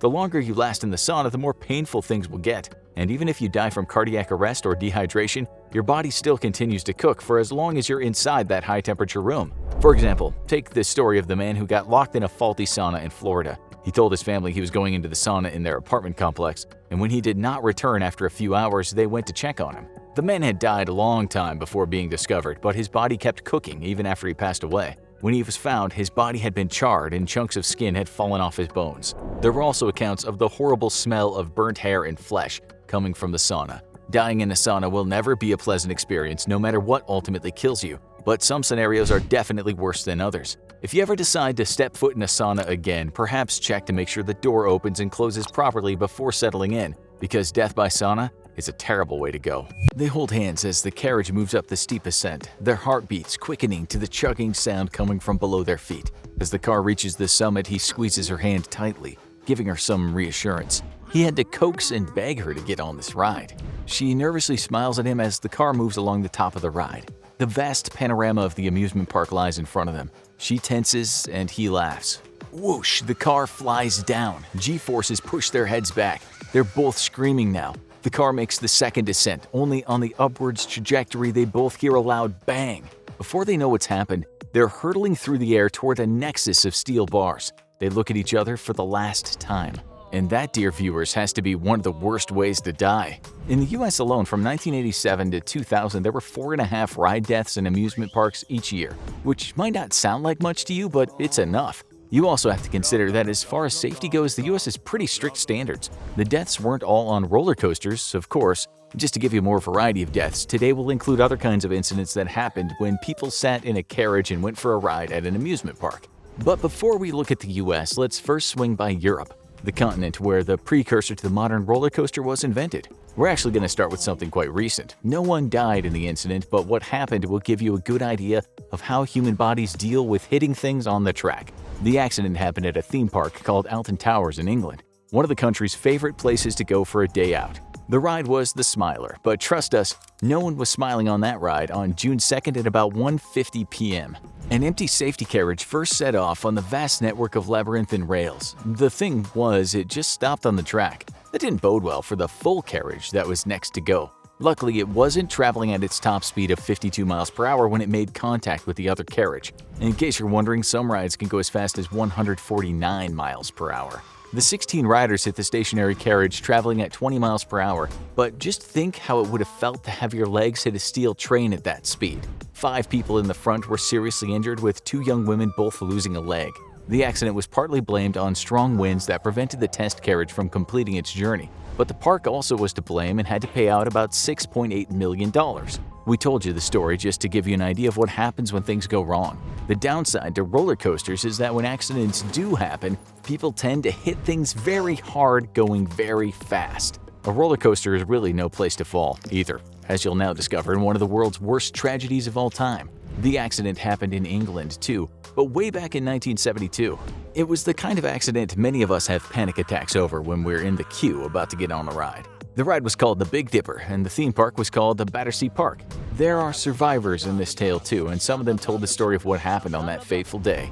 31 people paid about 20 cents to ride the Dipper, advertised as the thrill-a-minute joyride where you pay to be scared. Most of those folks on the ride were just young teens, many of whom were on a school trip.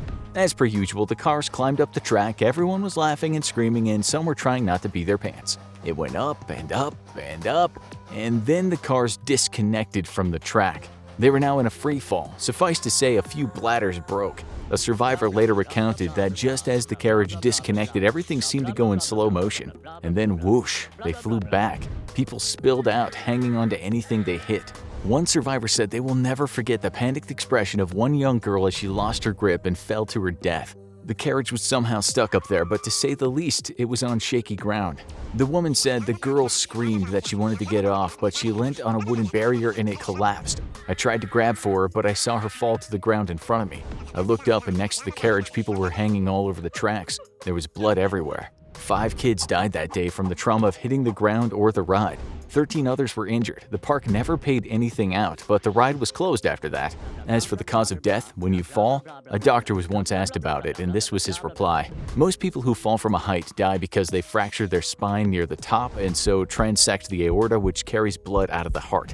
It's usually a quick death, especially from a great height. But then the falling part must be a bit weird. Survivors of falls have said their only thoughts were, "Damn, I'm gonna die." One woman who survived a big fall said she didn't think about much at all and just listened to the whispering of the wind. Okay, so that's how you die when you free fall. We'll discuss later the nightmare of being flung from a carriage, which, let's face it, we've all worried about. But now let's look at a completely different way to die. You can tell us in the comments if you'd prefer your bones to be smashed or dying this way. It happened in Australia back in 1979, and to this day, it is the worst amusement park disaster the country has ever seen. You're all grown up now, so we expect if your friend asked you to go on the ghost train, you turn your nose up. Ghost trains aren't very scary, and they're not usually thought of as being dangerous. Well, the one in Sydney's Luna Park was on one particular day. You don't want to be riding a ghost train when there's a fire, for the simple reason that being that these sorts of rides are generally in covered tunnels. So when a blaze got going on this ride in the morning of June 9th, the tunnel filled with thick smoke. The carriages actually kept moving, but it seems some people got off and tried to get out as fast as they could since they were choking. Of the 35 people on the ride, 28 of them came out of the tunnel crying and coughing. Nonetheless, a father and his 2 kids died in there, as did 4 other kids. Most of them died from smoke inhalation, although some of them were burned to death. As for how that must have felt, you all know very well that burning hurts like hell. Until your nerves are burnt through, you'll feel the most excruciating pain you've ever felt. Dying from smoke inhalation would be better because once there's no oxygen, you pass out before the flames get you. This is really a living nightmare, being trapped in a fiery tunnel. As for how it happened, electricity was blamed and a cigarette was blamed, but it was most likely arson committed by an organized crime group. Apparently, it was related to one gangster wanting to take over the park. As you'll now see, even out in the open, floating on water can be deadly. You've all seen those rides that consist of people sitting on a round raft and traveling down some rapids. You don't generally have many concerns about getting on such rides. That's because they're usually safe as houses. But on October 2016, in Australia's Dreamworld amusement park, things went wrong on Thunder River Rapids ride. Basically, a pump failed, and that meant a sudden drop in the water level. This led to one of the empty rafts getting stuck on the conveyor that moves the rafts. The raft behind that, carrying 6 people, hit it at speed. What happened next was awful.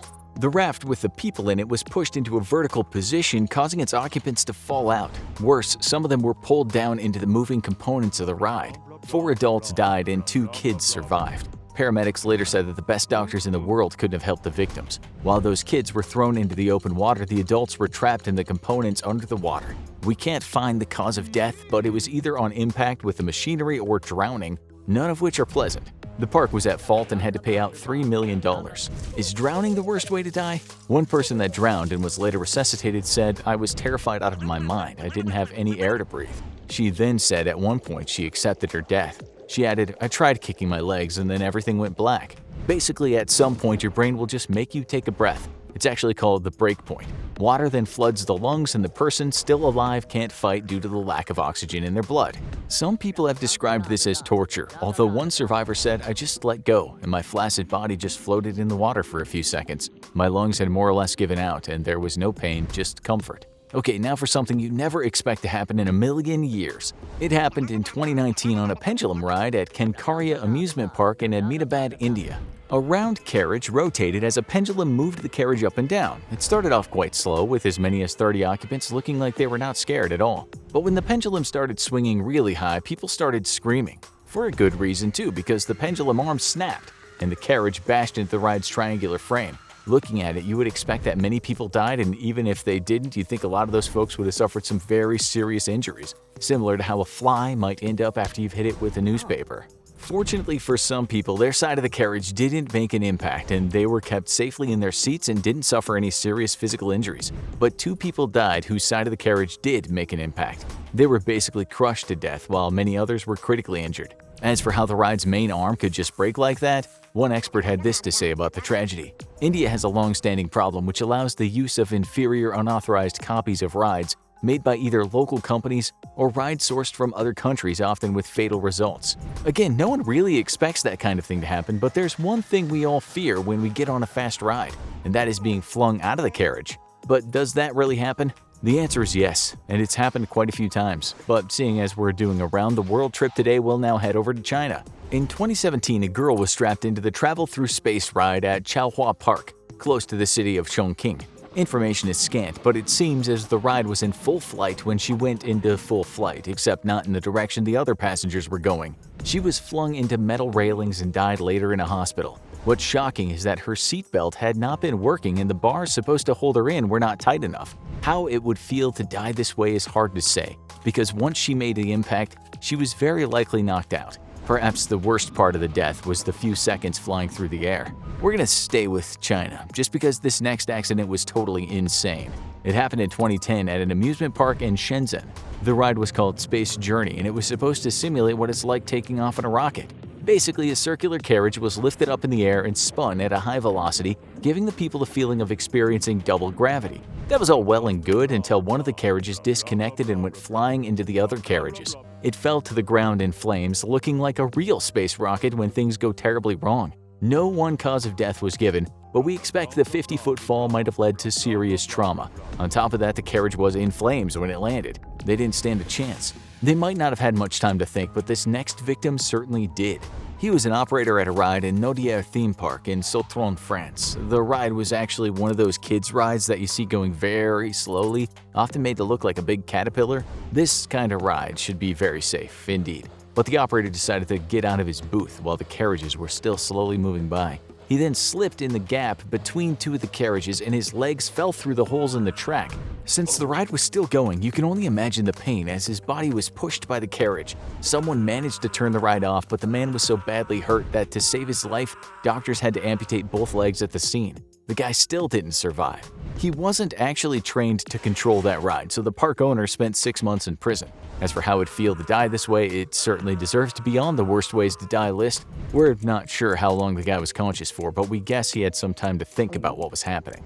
The cause of death was likely due to being crushed, which can lead to what are called lysis, ischemia, and vascular compromise. In layman's terms, cells die when a part of the body is crushed. Lactic acid is released and blood vessels are compressed, and that can cause death. Prior to this, if the person is conscious, the injury of course is about as mentally traumatic as you can get. Strange thing is, there is something called reperfusion syndrome.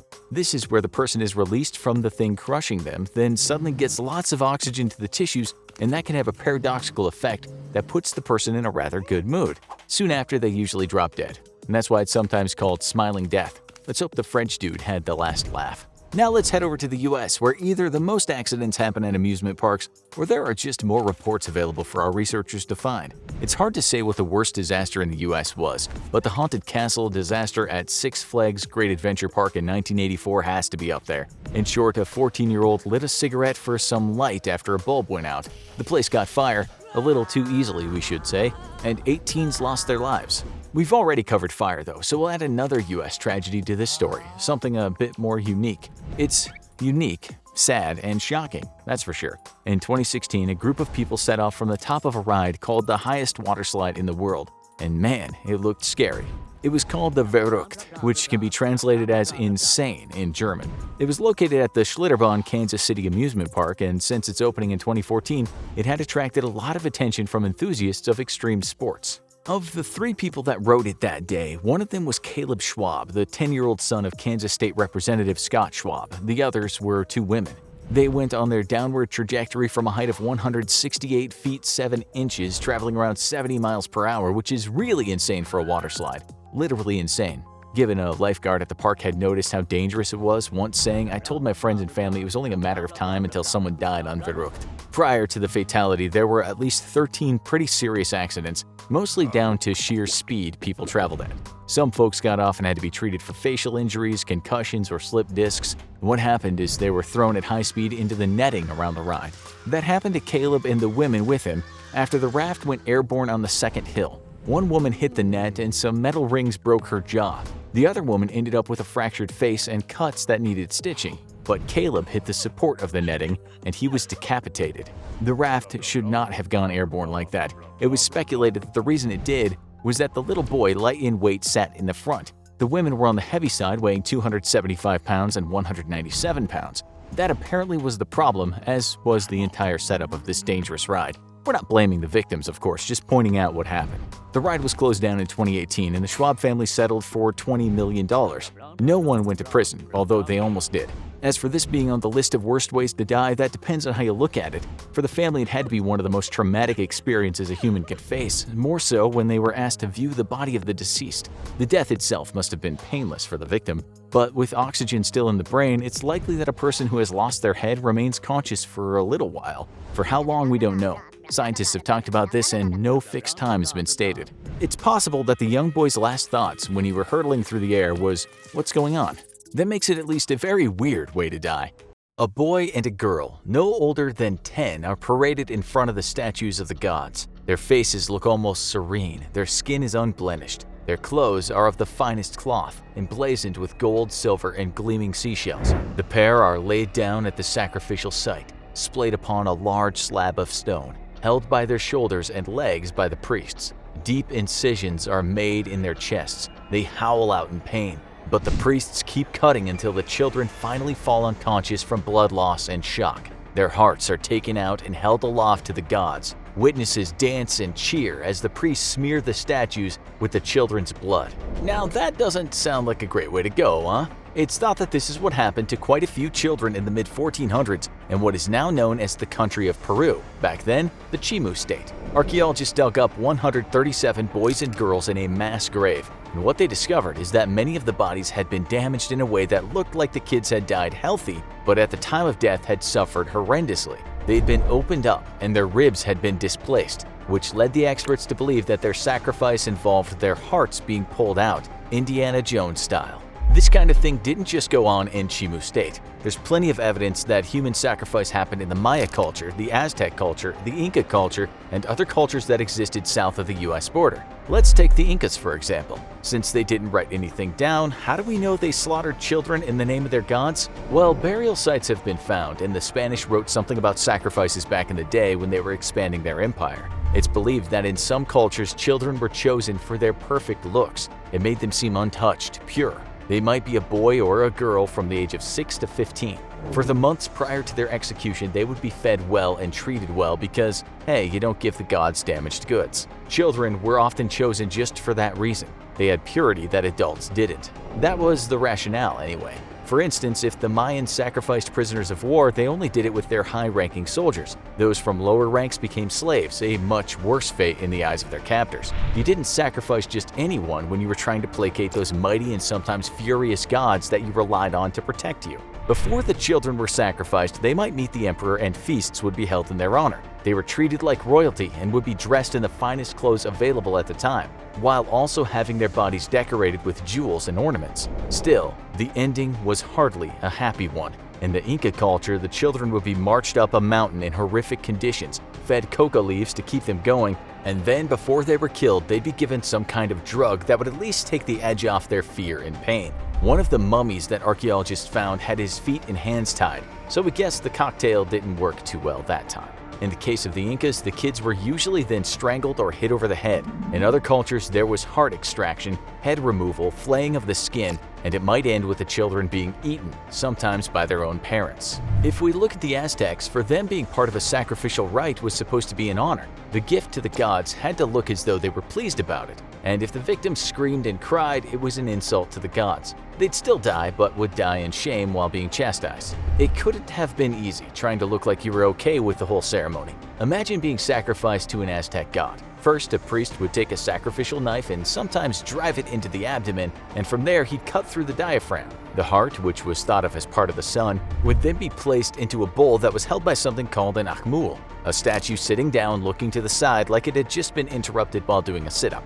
The dead body would then be ceremoniously thrown down the temple stairs. All while this was going on, there would be music, dancing, and a little bit of self-harm in the form of piercing. Blood would be flying all around as the merriment continued. Later, the body would be thrown to the animals and sometimes eaten by humans. Not the head though, no one got to eat the head. That would be kept on something called the zompantli, aka skull rack. We're being reductive here because this kind of thing went on in many places over hundreds of years, and the manner of sacrifice and the reason for the sacrifice could be very different. One thing for certain was that there would almost always be gods involved. If you could appease the gods were nice to you, and if they were kind, you got good harvests. It rained, it didn't flood, you won wars, you didn't suffer from climate change or disease. Back to the Maya and their rituals. What would often happen first was bloodletting. That would entail using a very sharp object such as a stingray spine. With that, part of the person's body would be pierced, maybe the fingers, maybe the ears, and maybe the male sex organ. That person would then be laid down at an altar and amateur surgery would take place, usually starting with something called a median sternotomy. That's not what the Mayans called it, of course, but that's the term we use today. It starts with an incision down the sternum, which is then cracked open so there's access to the heart. They would either get to the heart through the sternum or through the diaphragm down below the ribs, and it would be cut out. You're probably wondering at which point the person died. Well, they would very likely be alive and kicking during the initial incision, and that's how people survive open-heart surgery, but once their bodies were further exploited, that would be it. However long they lasted, we think human sacrifice deserves to be on the list of worst ways to die. But heart extraction was only one form of sacrifice in pre-Columbian America. There was much more. Sometimes a person would be buried in a tomb with the dead, which was a sign of respect. It wasn't bloody, but it very likely got lonely. The person would die of dehydration if they didn't die from suffocation. If there was famine or drought, the Mayans might throw people into what's known as a cenote, which is kind of a sinkhole. There's also evidence that the Mayans sometimes tied a person's head behind his neck and then disemboweled them. In ancient Mexico and Central America, there's some evidence that people were flayed and their skin would be used in a dancing ceremony, while at other times people would simply be burned. What about more modern human sacrifice? Well, there isn't much of it going on these days. In the 19th century, the Pawnee Native Americans had something called the Morning Star ceremony. This consisted of a captured young woman being tied to a scaffold. Her captors would then ride past her on horses while burning her armpits and groin with torches, after which she would be touched with war clubs by other men. A sacred arrow would be shot into her heart and she'd be hit over the head with the club. Her chest would be cut, but it was just a small cut to allow the blood to flow. Her heart would remain where it was. After all this, male members of the tribe would fill her body with arrows. This shooting of arrows was supposed to represent the men copulating with her, and the blood that dripped represented fertility for plants and animal life. The last time this happened was 1838. Archaeologists have discovered burial sites of the sacrificed in China, Rome, Greece, and Egypt, and there's some evidence that human sacrifices took place in the Middle East, Africa, and ancient and prehistoric Europe. In fact, from what we can see, human sacrifices might have taken place at one point in time all over the world. Scientists don't always agree, only because very old bones aren't always easy to understand. Chicago, November 16, 2018. 6 people are on the 95th floor of the 875 North Michigan Avenue building. They're all in good spirits, having just eaten in the restaurant at the top of the building, a place that affords some fantastic views of the city. The doors close. A pregnant woman looks at her husband with concern as the elevator begins its descent. It's making a weird clicking sound. The other occupants also now look a bit worried. The next thing they hear is a loud snap. The elevator goes into a free fall. Everyone is screaming as it plunges into the abyss. One man is praying as he holds onto a crying stranger. That, viewers, is a true story, but we aren't going to tell you how it ended just yet. Instead, we're going to describe to you in gruesome detail other elevator accidents so you can make an educated guess as to what happened to those 6 ill-fated diners. The elevator in that case went into freefall, which is perhaps the most nightmarish thing that can happen in one of those metal boxes. Nonetheless, as you'll now see, there are many other ways to die in an elevator. We'll start with something we imagine none of you would ever think could happen. That is starving to death in an elevator, like something from an apocalyptic Hollywood movie. It happened in 2016 to a woman in her 40s in the city of Xi'an, China. Just after celebrations for the Chinese New Year had ended, some elevator maintenance guys were back at work in an apartment building. No sooner than their shift had started, they smelled something nasty emanating from one of the elevators. They opened the door, and what greeted them was the decomposing body of a woman. She wasn't looking so good since she'd been stuck in there for a month. How the hell did this happen? Well, reports say that maintenance workers had turned the elevator off before the holidays. They'd been told to check if anyone was inside, but all they did was shout, "Is anyone there?"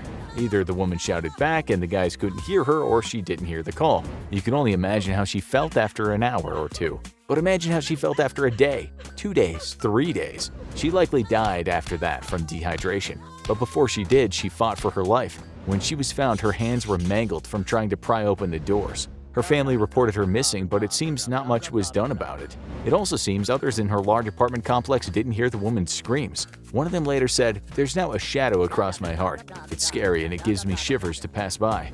The death caused public outrage. One person was charged with negligent homicide.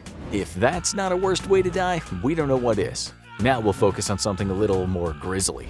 It involved the death of a teacher in the USA, an accident described by the press as horrifying.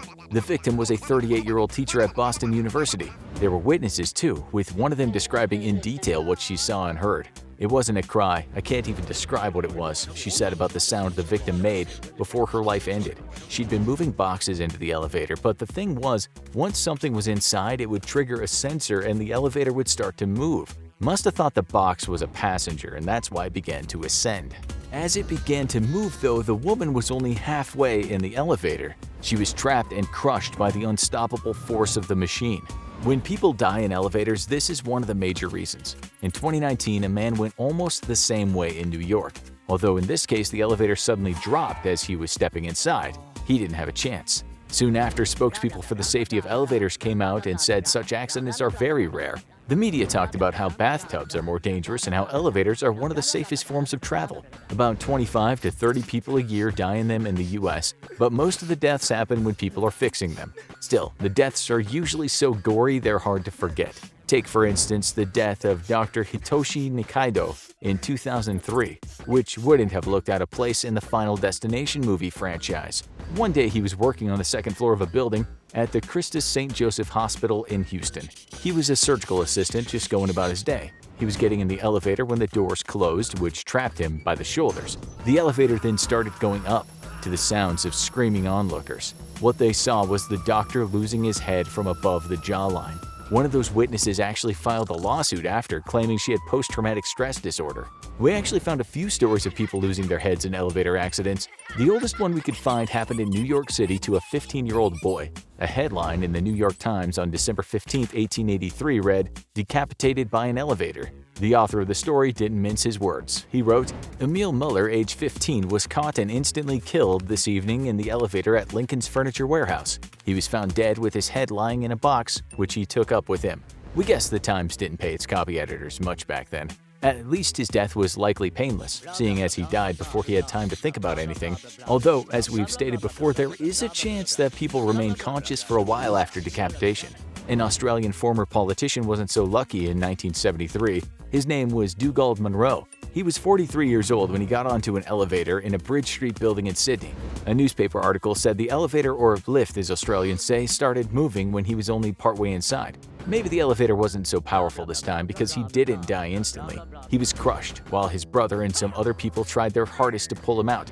It was impossible, and the man died from crushing injuries. We don't have to tell you just how traumatic this is while the victim is still conscious. Crushing and having bits chopped off you are certainly bad, but you could argue worse things have happened. In 2006 in Houston, an elderly gentleman died at the Galleria area condominium complex where he lived. The elevator he was traveling in got stuck quite high up in the building. There were a few occupants in the cabin at the time, and they all managed to squeeze out, except for him. When it was his turn to get out, he didn't quite make it. He slipped and fell down the shaft, falling 12 stories. What's more upsetting is his grandchildren had been in there with him, but he helped them get out first. We don't know exactly how he died, but it's hard to survive falling from such a height. If his head hit first, brain trauma would have killed him instantly. If his legs hit the ground, the trauma would have done so much damage to his internal organs that death would have been fast. His spine also would have likely been fractured, and that would have interrupted blood flow to the brain.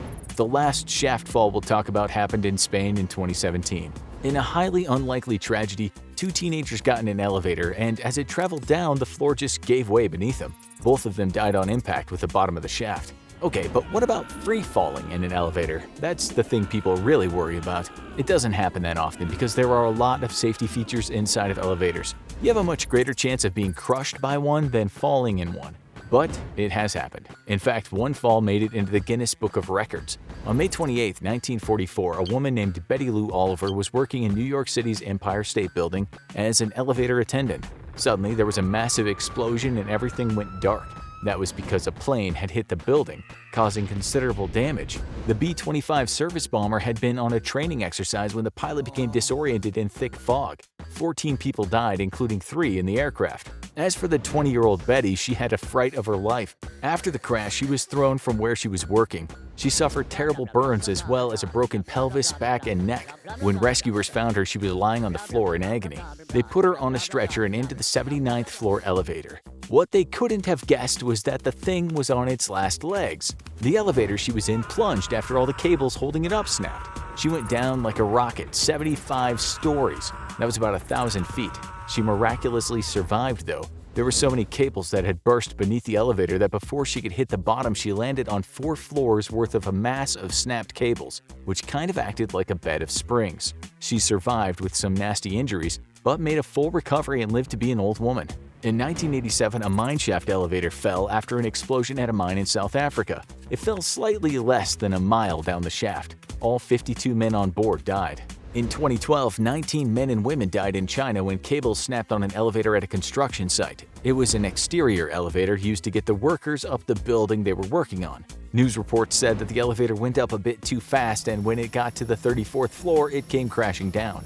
Workers were thrown everywhere. One report said body parts of the victims were scattered around the scene.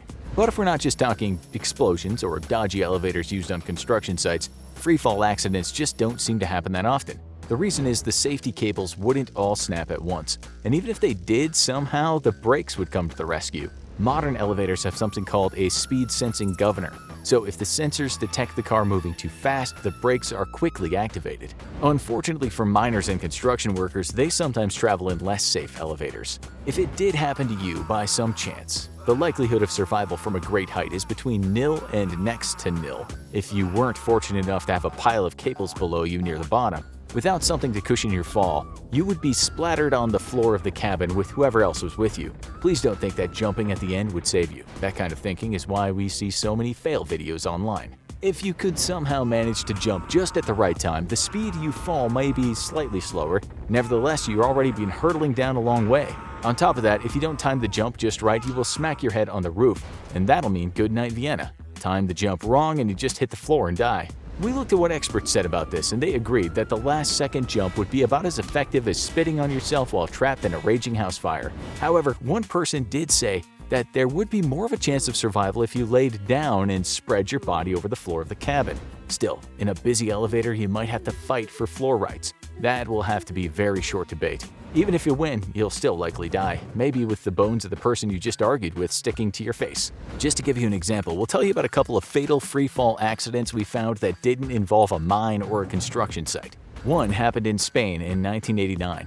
A newspaper headline translated into English read, 7 dead in a Barcelona hospital when the elevator in which they were traveling fell into space. The story said the elevator plunged 7 floors at the Príncipes de España Hotel in Barcelona. In this case, the safety brake didn't work due to a malfunction. Witnesses heard the thing go into free fall, with one of them saying it sounded like the noise of a train at full speed and subsequent explosion.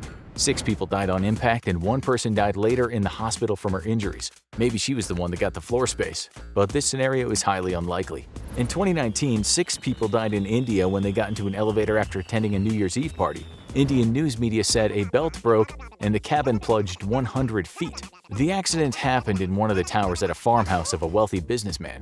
He and 5 of his family were killed. While free falling in an elevator is about as likely as a piano falling on your head, it has happened. That should make some of you sleep better at night, but this won't. We mentioned rockets earlier, but rockets generally go upward at high speeds, not downward.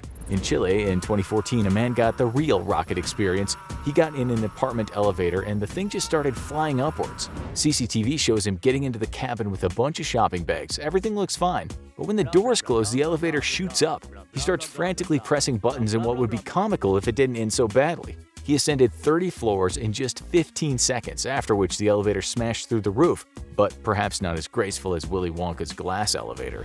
The man suffered some injuries to his head and legs, but reports said he would live to see another day. Plus, he has the best story ever. Now for another accident you would just never imagine could happen.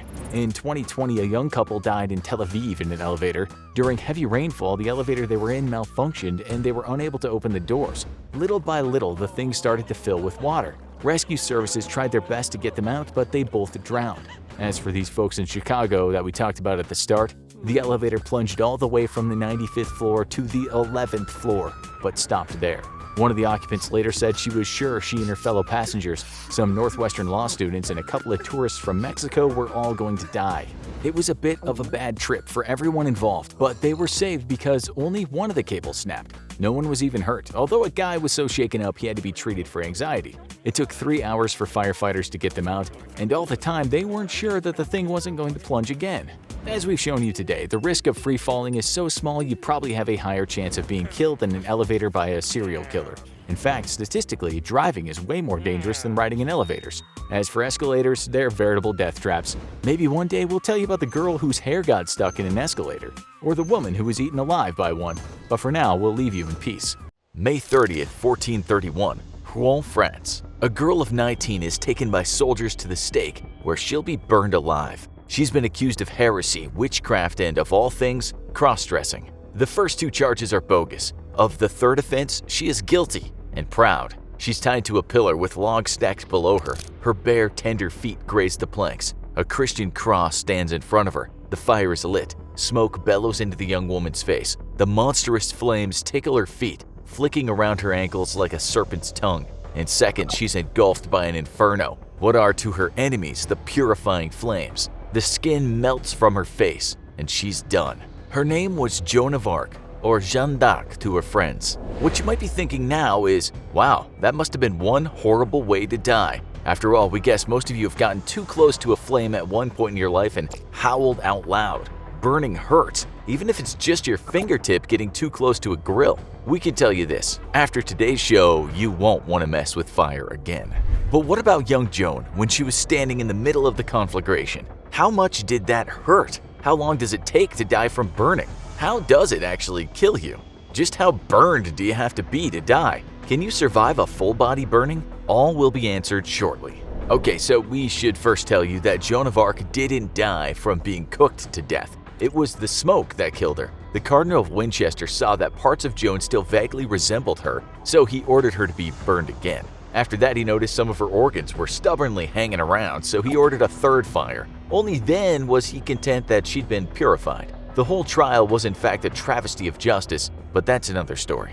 Being burned to death as a form of execution goes back to ancient times. It has been in vogue at some point just about everywhere in the world. The Romans wrote that the Carthaginians burned very young people as a form of sacrifice, and that might seem like Roman fake news propaganda to put people off their enemy, but modern archaeologists have backed it up. It was the Romans that said the ancient Druids of Gaul had perhaps the worst sacrifice of all, maybe even matching their own brutality. Damn hypocrites.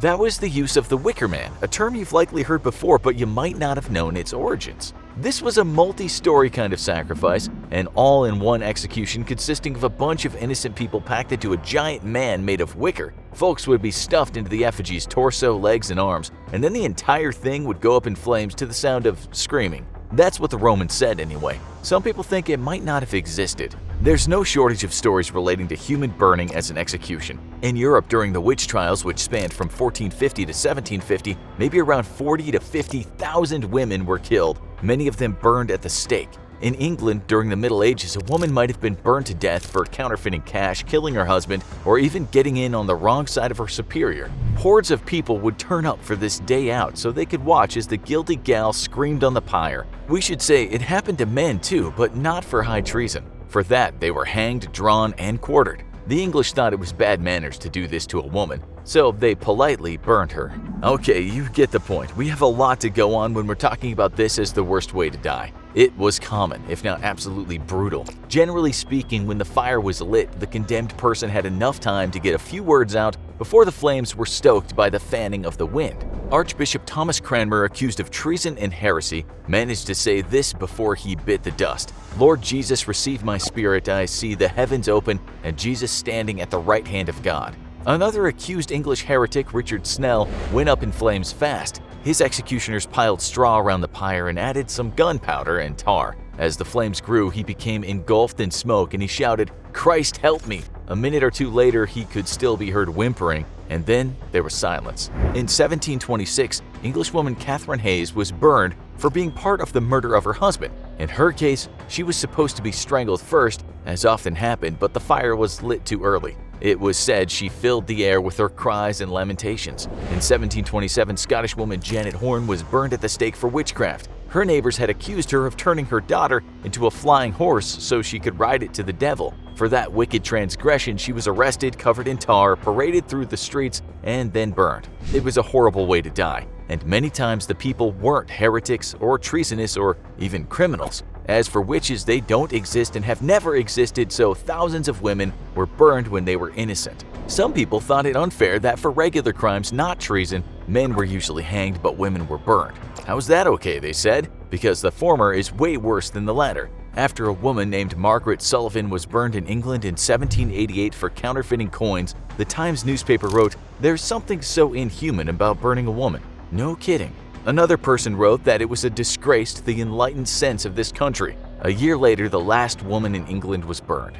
In the case of executions like this and how they went, you have to consider the size of the fire. If it was a very small fire, then the experience was absolutely horrendous. People don't generally die when the lower half of their body is on fire. The good thing is, if we can even say there's a good thing, is that once the nerves are destroyed, the pain goes in that area, but still, the flames keep crawling up the body. What would happen in most cases is the person would die from suffocation before they literally cooked to death. This might only take a few minutes. It sounds strange, but the best thing a person could hope for was a very smoky fire and lots of that smoke entering their lungs. Still, the initial flames on their skin must have been excruciatingly painful. Well, we know it is, but we'll get to the evidence soon. Say a person breathes in a lot of fumes and passes out and dies. What happens next? Well, the soft tissues of the body will contract. Skin tears, muscles and fat will shrink, as will the internal organs. All this shrinking and contracting will make the body's joints flex, and that's why people who've died from being engulfed in flames will often look like a charred person in a regular boxing stance. The term they use in forensics is the pugilistic stance. But as you know from the story of Joan of Arc, the body doesn't just turn to ashes. Some bones take longer than others to burn, and the fire has to be strong to burn everything. The body helps because it becomes fuel for the fire, but still, a total cremation will only happen under the most extreme heat. But what if a person is burned all over, almost to the point of death, but actually survives? In that case, a person might die a few days later after the deed is done.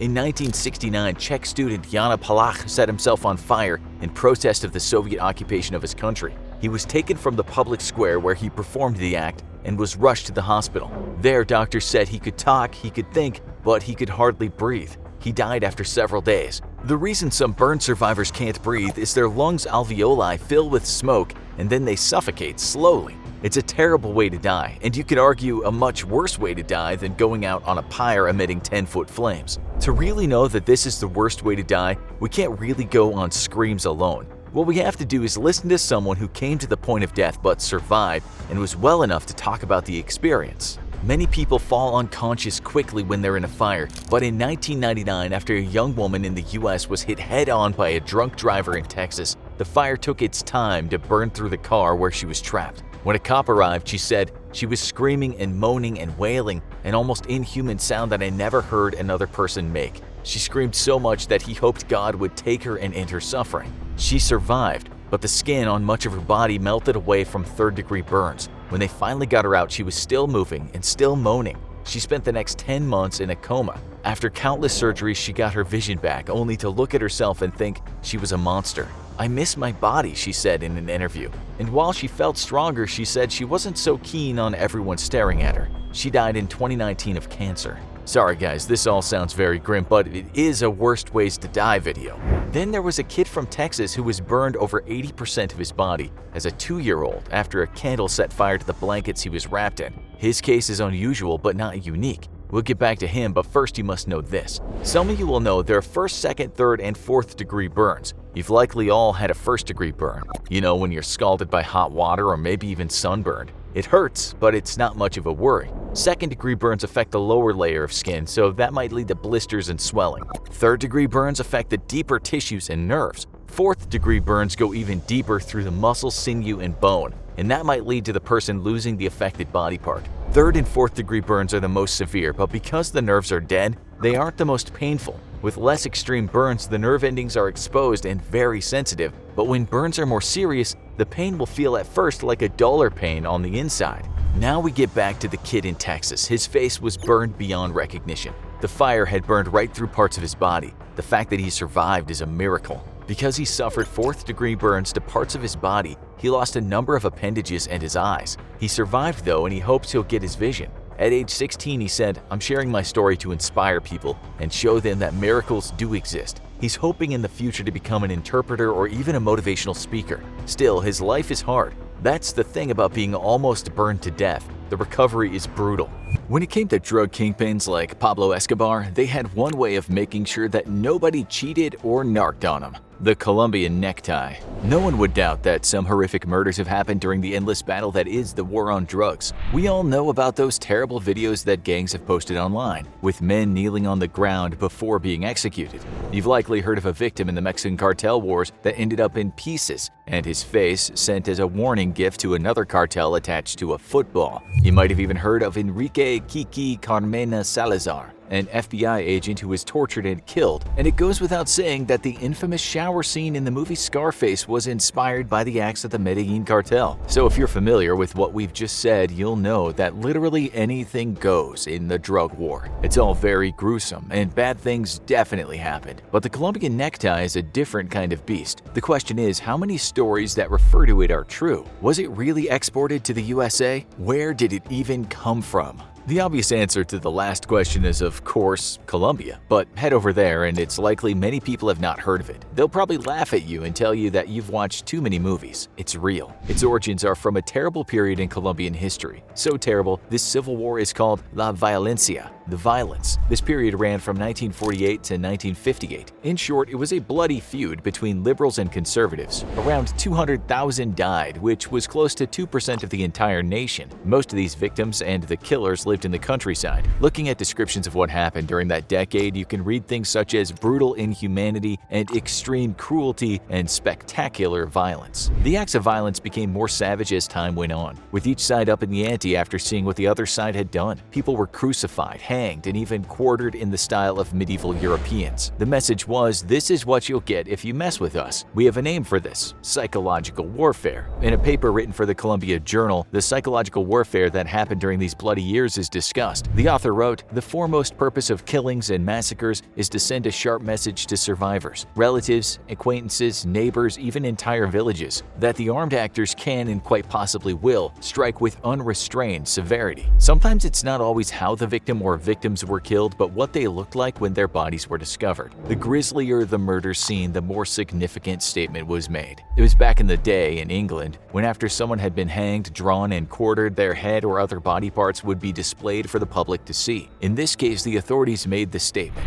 This is why enemies on both sides during the Colombian strife sometimes engaged in what's called post-mortem mutilation. Another researcher explained it like this: the point, of course, was not just to kill, but to communicate. The blood-spattered tableau morte was meant to demonstrate that there were absolutely no limits to what would be done. Historians say people invented ingenious forms of killing, so much so that they got their own names. One was El Corte de Mica, monkey cut, which consisted of leaving a person's head on their chest. Another act of brutality was called the flower vase, El Corte de Florero, which meant making the headless and limbless dead person into a kind of human flower vase. You can imagine how that was done. There was the necktie, El Corte de Corbata, among other horrific things that were done. In short, a cut was made into the person's neck below the jaw. His or her tongue was then pulled out so it stretched downwards. The effect was that the deceased person looked as though they were wearing a tie. According to the author of this paper, these acts were well known to combatants. He said the Colombian necktie and the flower vase became part of their vocabulary. A Colombian anthropologist named Maria Victoria Uribe also documented such cases. What we're saying is this kind of death and post-mortem mutilation is not a myth. Still, we had a look at some forums to see if any Colombians talked about the necktie. Here's what one person said: "It was a technique used by the conservative Chulavitas to assassinate the mobsters or liberals and also communists, and thus simulate the red tie that they wore as an identification of their sympathy with the Liberal Party and ideologies contrary to the Conservative Party." That sounds one-sided. From what we can see, both sides committed horrors. Now let's look at how it would feel to die this way. Before the tie thing was done, the victim had his throat slit. You can die from two things if this happens. The first is when the trachea is cut, but somehow the arteries are not. The cause of death would be lack of oxygen and basically your lungs drowning in your own blood. It's unlikely you would die this way though, instead you probably just bleed out. You all know that you have really big veins in both sides of your neck called carotid arteries. When those are severed, it's pretty much game over. Lack of blood to the brain will make you pass out and then your heart will stop. How long it takes to die though can change. It's all about the cuts. This is what someone wrote in a paper published by the US National Institute of Health. The length of time it takes to die following an incised wound of the neck depends on several factors. They include whether the venous or arterial systems are severed and whether there is an air embolism. In some instances, the victims with a single carotid artery cut have moved for about 10 minutes. As for the pain, a US doctor wrote that the surge of endorphins and utter shock at what's happening will likely block out the pain. If the windpipe is cut, the person will be struggling to breathe rather than thinking, ouch. If the carotid arteries are totally severed, there will be shock, but the person should pass out quickly. Either way, it's not a nice way to go.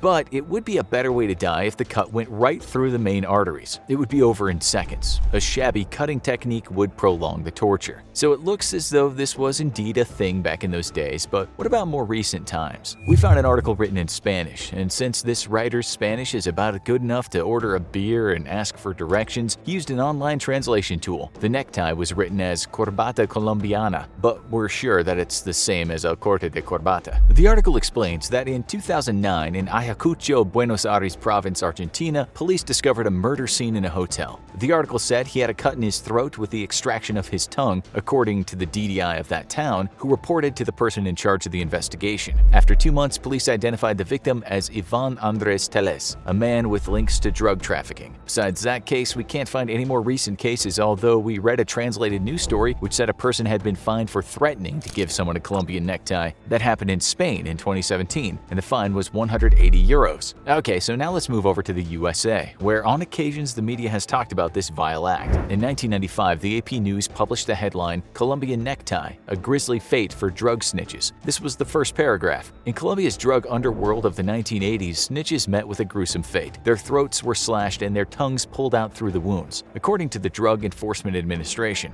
If the DEA says so, then it must be true, you would think. A spokesperson for the DEA said it's what drug cartels did to folks who talked to the police or even the DEA. That's something we'll come back to. One reason why the Colombian necktie was talked about back then is that it was brought up at the trial of O.J. Simpson, perhaps the biggest circus event in the American justice system has ever put on. Simpson's defense attorney Johnny Cochran Jr. talked about the murder Simpson was on trial for, which involved a very brutal knife attack. Cochran said such deep wounds looked like the work of Colombian drug traffickers who attempted to do what he called the Colombian necklace. In linguistics, his mistake is called a malapropism. He used the wrong word, but it sounded close enough. No one was really buying into this far-out theory, which was about as believable as saying Jason Voorhees had committed the murders. A law professor would have agreed with that, at the time stating it was like saying Martians might exist and then asking if it's possible that Martians committed the crime. Even the head of Colombia's anti-narcotics police said it was balderdash, stating that he never come across cartels doing this, and it was only something that existed during the period of the violence. He said Colombian traffickers have killed many people, but they do not use this method. Simpson, by the way, wasn't convicted of the murders during that trial, so maybe it was Martians or Jason Voorhees who did it. We can find no news items that state anyone in the US has been killed and had their tongue splayed on their chest. We can't even find an instance of cartels doing it in Colombia. So that story of the Argentinian murder is quite original. Even that isn't written about in English, and we struggled to find any more information. However, in 2018, US news reports talked about a woman named Priscilla Ellis. She was apparently a proponent of the necktie type of mutilation. The authorities heard her asking a hitman to kill someone who had testified against her in a fraud trial, telling the guy she wanted the mother of another witness to receive a Colombian necktie. Ellis's 40-year prison sentence got much longer. She later apologized, saying no neckties would have really been done. This is the thing with the Colombian necktie. It's talked about a lot in the US, but there isn't too much to show for all the chatter. You have to ask, when did it first enter the American lexicon? In 1985, the Washington Post discussed it briefly, but only in reference to a Chuck Norris movie called Code of Silence. In one scene, a Colombian drug trafficker wearing a very smart suit walks up to Norris. With evil written all over his face, he says, "One day I'd like to give you the gift of a Colombian necktie. It's very special. You slit the throat, you pull out the tongue, and you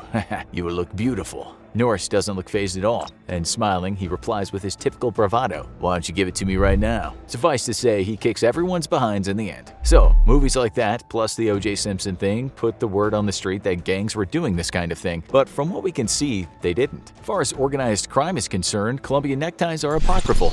January 1961, and a family of 5 Chinese citizens have left their village and are on the road. What they've left behind is utter devastation. What's in front of them is most likely death. First, they lost their home after it was torn down for scrap. Then, after the little food in the village they had ran out, they ate bark from the trees and mud from the ground.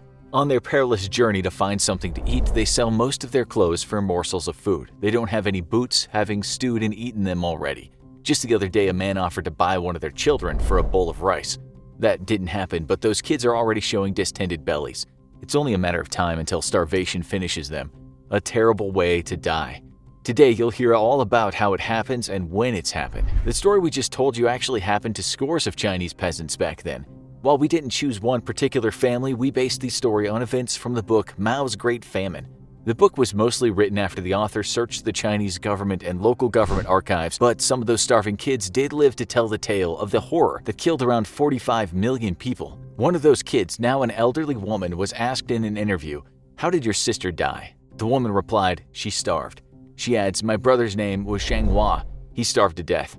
The woman then makes a small circle with her thumb and finger and says to the camera, "His arms were this thin." Millions died like this in what's been called the single biggest famine the world has ever seen. In that book we just mentioned, there are plenty of details of what it's like to be on the brink of dying from starvation. Not surprisingly, the lack of food makes people very ill. But as that happens, desperation, like nothing else, sets in. It can be a long, drawn-out way to die. People really did eat bark, so you could walk into one village and just stare out at a wasteland of stripped trees. Some people ate shoots from the ground, and when they weren't available, they resorted to eating mud. When you're starving, you'll eat almost anything. Mao Zedong's so-called Great Leap Forward left peasants with no crops, and even if little was grown, it was often shipped off. People complained or refused to work or even got sick from lack of nutrition. They could be beaten to death or face severe punishment. In the village of Hunan, a young boy stole a handful of grain. As punishment, the local boss Zhang Changmin forced the father to bury the kid alive. The father died soon after from what was stated as grief. We are giving you that example because we want to show you just how desperate starvation makes people. The kid wasn't naughty, he was famished and dying. Everyone knew the consequences if they were caught stealing, but some people still took the risk. Other cases, when people died, they were eaten, sometimes by family members. Of course, it destroyed them to do such a thing, but one tries to hold on to life as long as one can, especially if you have children to protect. There were many cases of people being exhumed and their rotten bodies feasted on. In some cases, the starving went for the internal organs, likely because they were in better states than some other parts of the body. In one of the archives dated 25th of February 1960, it says a man named Yang Zhongsheng from Hongtai Commune, Yao Heixia village killed Yang Ershun. Status, poor farmer. Relationship with victim, brother. Manner of crime, killed and eaten. Reason, livelihood issues.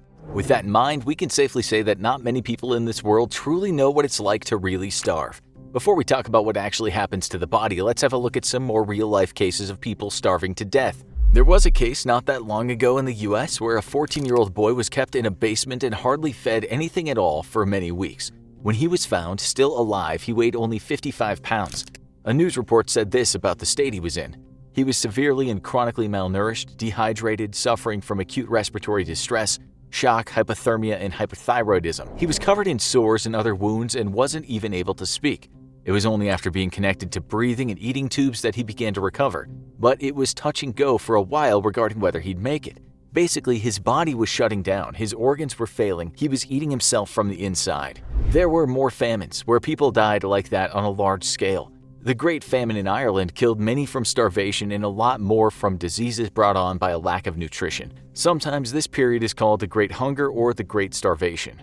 One man who went over to Ireland to try and help wrote this: "No pen can describe the distress by which I am surrounded. It has actually reached such a degree of lamentable extreme that it becomes above the power of exaggeration and misapprehension." Over 1 million people starved to death or died from a famine-related illness. People fled to cities, with one person calling those people walking masses of filth, vermin, and sickness. You've all likely seen what starvation looks like because you've seen images of famines in Africa, or perhaps you've seen photos of Soviet prisoners in German prison camps, during the war, and of course you've seen the terrible state Jewish prisoners were in when they were found barely alive in concentration camps. Because of such images, you'll know that people who are starving don't always look like they're suffering from acute pain.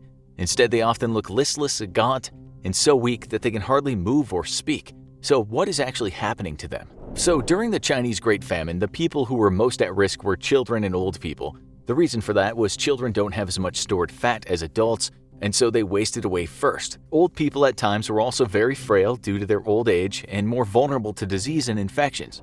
According to scientists, how people react to starvation, whether young or old, can be very different. Some people might be more irritable while others might be more lethargic. One thing that happens to everyone is the brain becomes damaged over time. But at the beginning, it's more likely people just start having problems concentrating. There are different phases of starvation, with the first stage being what people experience when they're fasting. During this stage, the liver produces something called glycogen and maintains blood glucose levels. The thing is, your liver can only produce enough glycogen for a few hours. After that, the body starts looking for glucose somewhere else, namely in the breakdown of fats and proteins. So in the case of a starving person, they either have no food or just morsels of food each day. Even if they have some crumbs to eat, it's not enough to give the body the energy it needs to function. That's why the lethargy starts and why the brain can become muddled. In simple terms, there's just not enough gas in the tank to keep the machine running. But as you know, if a human has water, they can survive without food for quite some time. People actually pay to do 30-day water fasts under supervision. People have gone on hunger strikes for much longer. For instance, imprisoned IRA member Bobby Sands lasted 66 days before he died. The coroner wrote that the cause of death was starvation, self-imposed. How long can we survive without food? Well, it all depends on the person who's not eating and the environment they're in. But an often cited article in the British Medical Journal said that using data from hunger strikes, most people become severely ill around the 21 to 40-day mark. That's a big difference. But then some people have much more fat in reserve than others. As for those Chinese peasants, many of them were forced to work while starving. The upshot of that was they often collapsed and died in the fields. During the second phase of starvation, the body uses stored fat as energy. This happens when the liver turns fat into something called ketones. But as the fat is stripped from the body then starts taking proteins and turning them into glucose that the brain needs. The muscles waste away, and so do other body tissues. This is all to feed the brain, which has some people to say that the body starts to cannibalize itself in order to keep the brain functioning. At this point, the heart has to work really hard because blood pressure is low. At the same time, the person becomes emaciated. As those proteins are taken from tissues and blood vessels, fluids can start leaking. This can make the face, legs, and arms start to swell, as well as the stomach. This is called edema, and when it's bad, it can become really hard to move around. When the bloating is in the belly, it's called kwashiorkor. One Chinese survivor of the famine described it like this: "I was the first to come down with a serious case of edema. I became emaciated, my ankles swelled, my legs got so weak. I often fell while walking to the fields for forced labor. To make matters worse, people were beaten in this state, and that could result in leakage. There was a common saying among Chinese peasants along the lines of, they were beaten until all the water came out. When the local cadres hit them with batons, that's what happened." There's another condition related to insufficient calorie intake known as marasmus, which comes from the word withering. These people might have shriveled skin and exposed ribs. Their throat might become so dry they can hardly speak. They might just curl into a ball on the floor as their facial skin seems to lose its elasticity. At this point, with eyes bulging, they may look as if they've been stripped of their thoughts. They are close to death. With marasmus, there's something called a point of no return, which means that even if they received food, they would still die. Their hair might change color and then fall out. At the same time, the skin might become scaly and just flake off. With all those tissues and organs breaking down, they are super susceptible to disease, which is likely what'll finish them off if the infection doesn't. Even if the person is somehow brought back from the dead, it's possible they'll suffered irreparable brain damage. One interesting case we found was from 1993 when a woman in a hospital dying of cancer said she just wanted it over with and asked not to be given any food or drink. She was observed by Dr. Robert Sullivan, who worked at Duke University Medical Center. The strange thing is, the doctor noted that during the final stages of this woman's life, she didn't feel any pain. Although it must be said she may also have been taking painkillers. Nonetheless, once she had totally given herself up to death, she was chatty on the way out and then one day slipped into a coma and died after her organs failed. Still, it's the ones that survive on little bits of food who hurt the most, mentally and physically. According to the doctor, being ravenous all the time and trying to make it to the next day is incredibly painful. Starvation can lead to all sorts of ailments, including chronic watery diarrhea, fever, disease, bleeding under the skin, loss of eyesight, hallucinations, convulsions, skin conditions, and irritation in many regions of the body. It's just during those very last stages, when someone has nothing left in them, they seem to resign themselves to death, and perhaps some of the pain recedes. In the Holocaust, Jewish prisoners were fed very, very little, and they soon became terribly emaciated. Some of those people in the very last stages were said to lose their will to live and even seemed apathetic about death. The name given to those people was Muscle Man. Holocaust survivor and writer Primo Levi described them like this: non-men who march and labor in silence, the divine spark dead within them, already too empty to really suffer. One hesitates to call them living, one hesitates to call their death, death in the face of which they have no fear, as they're too tired to understand.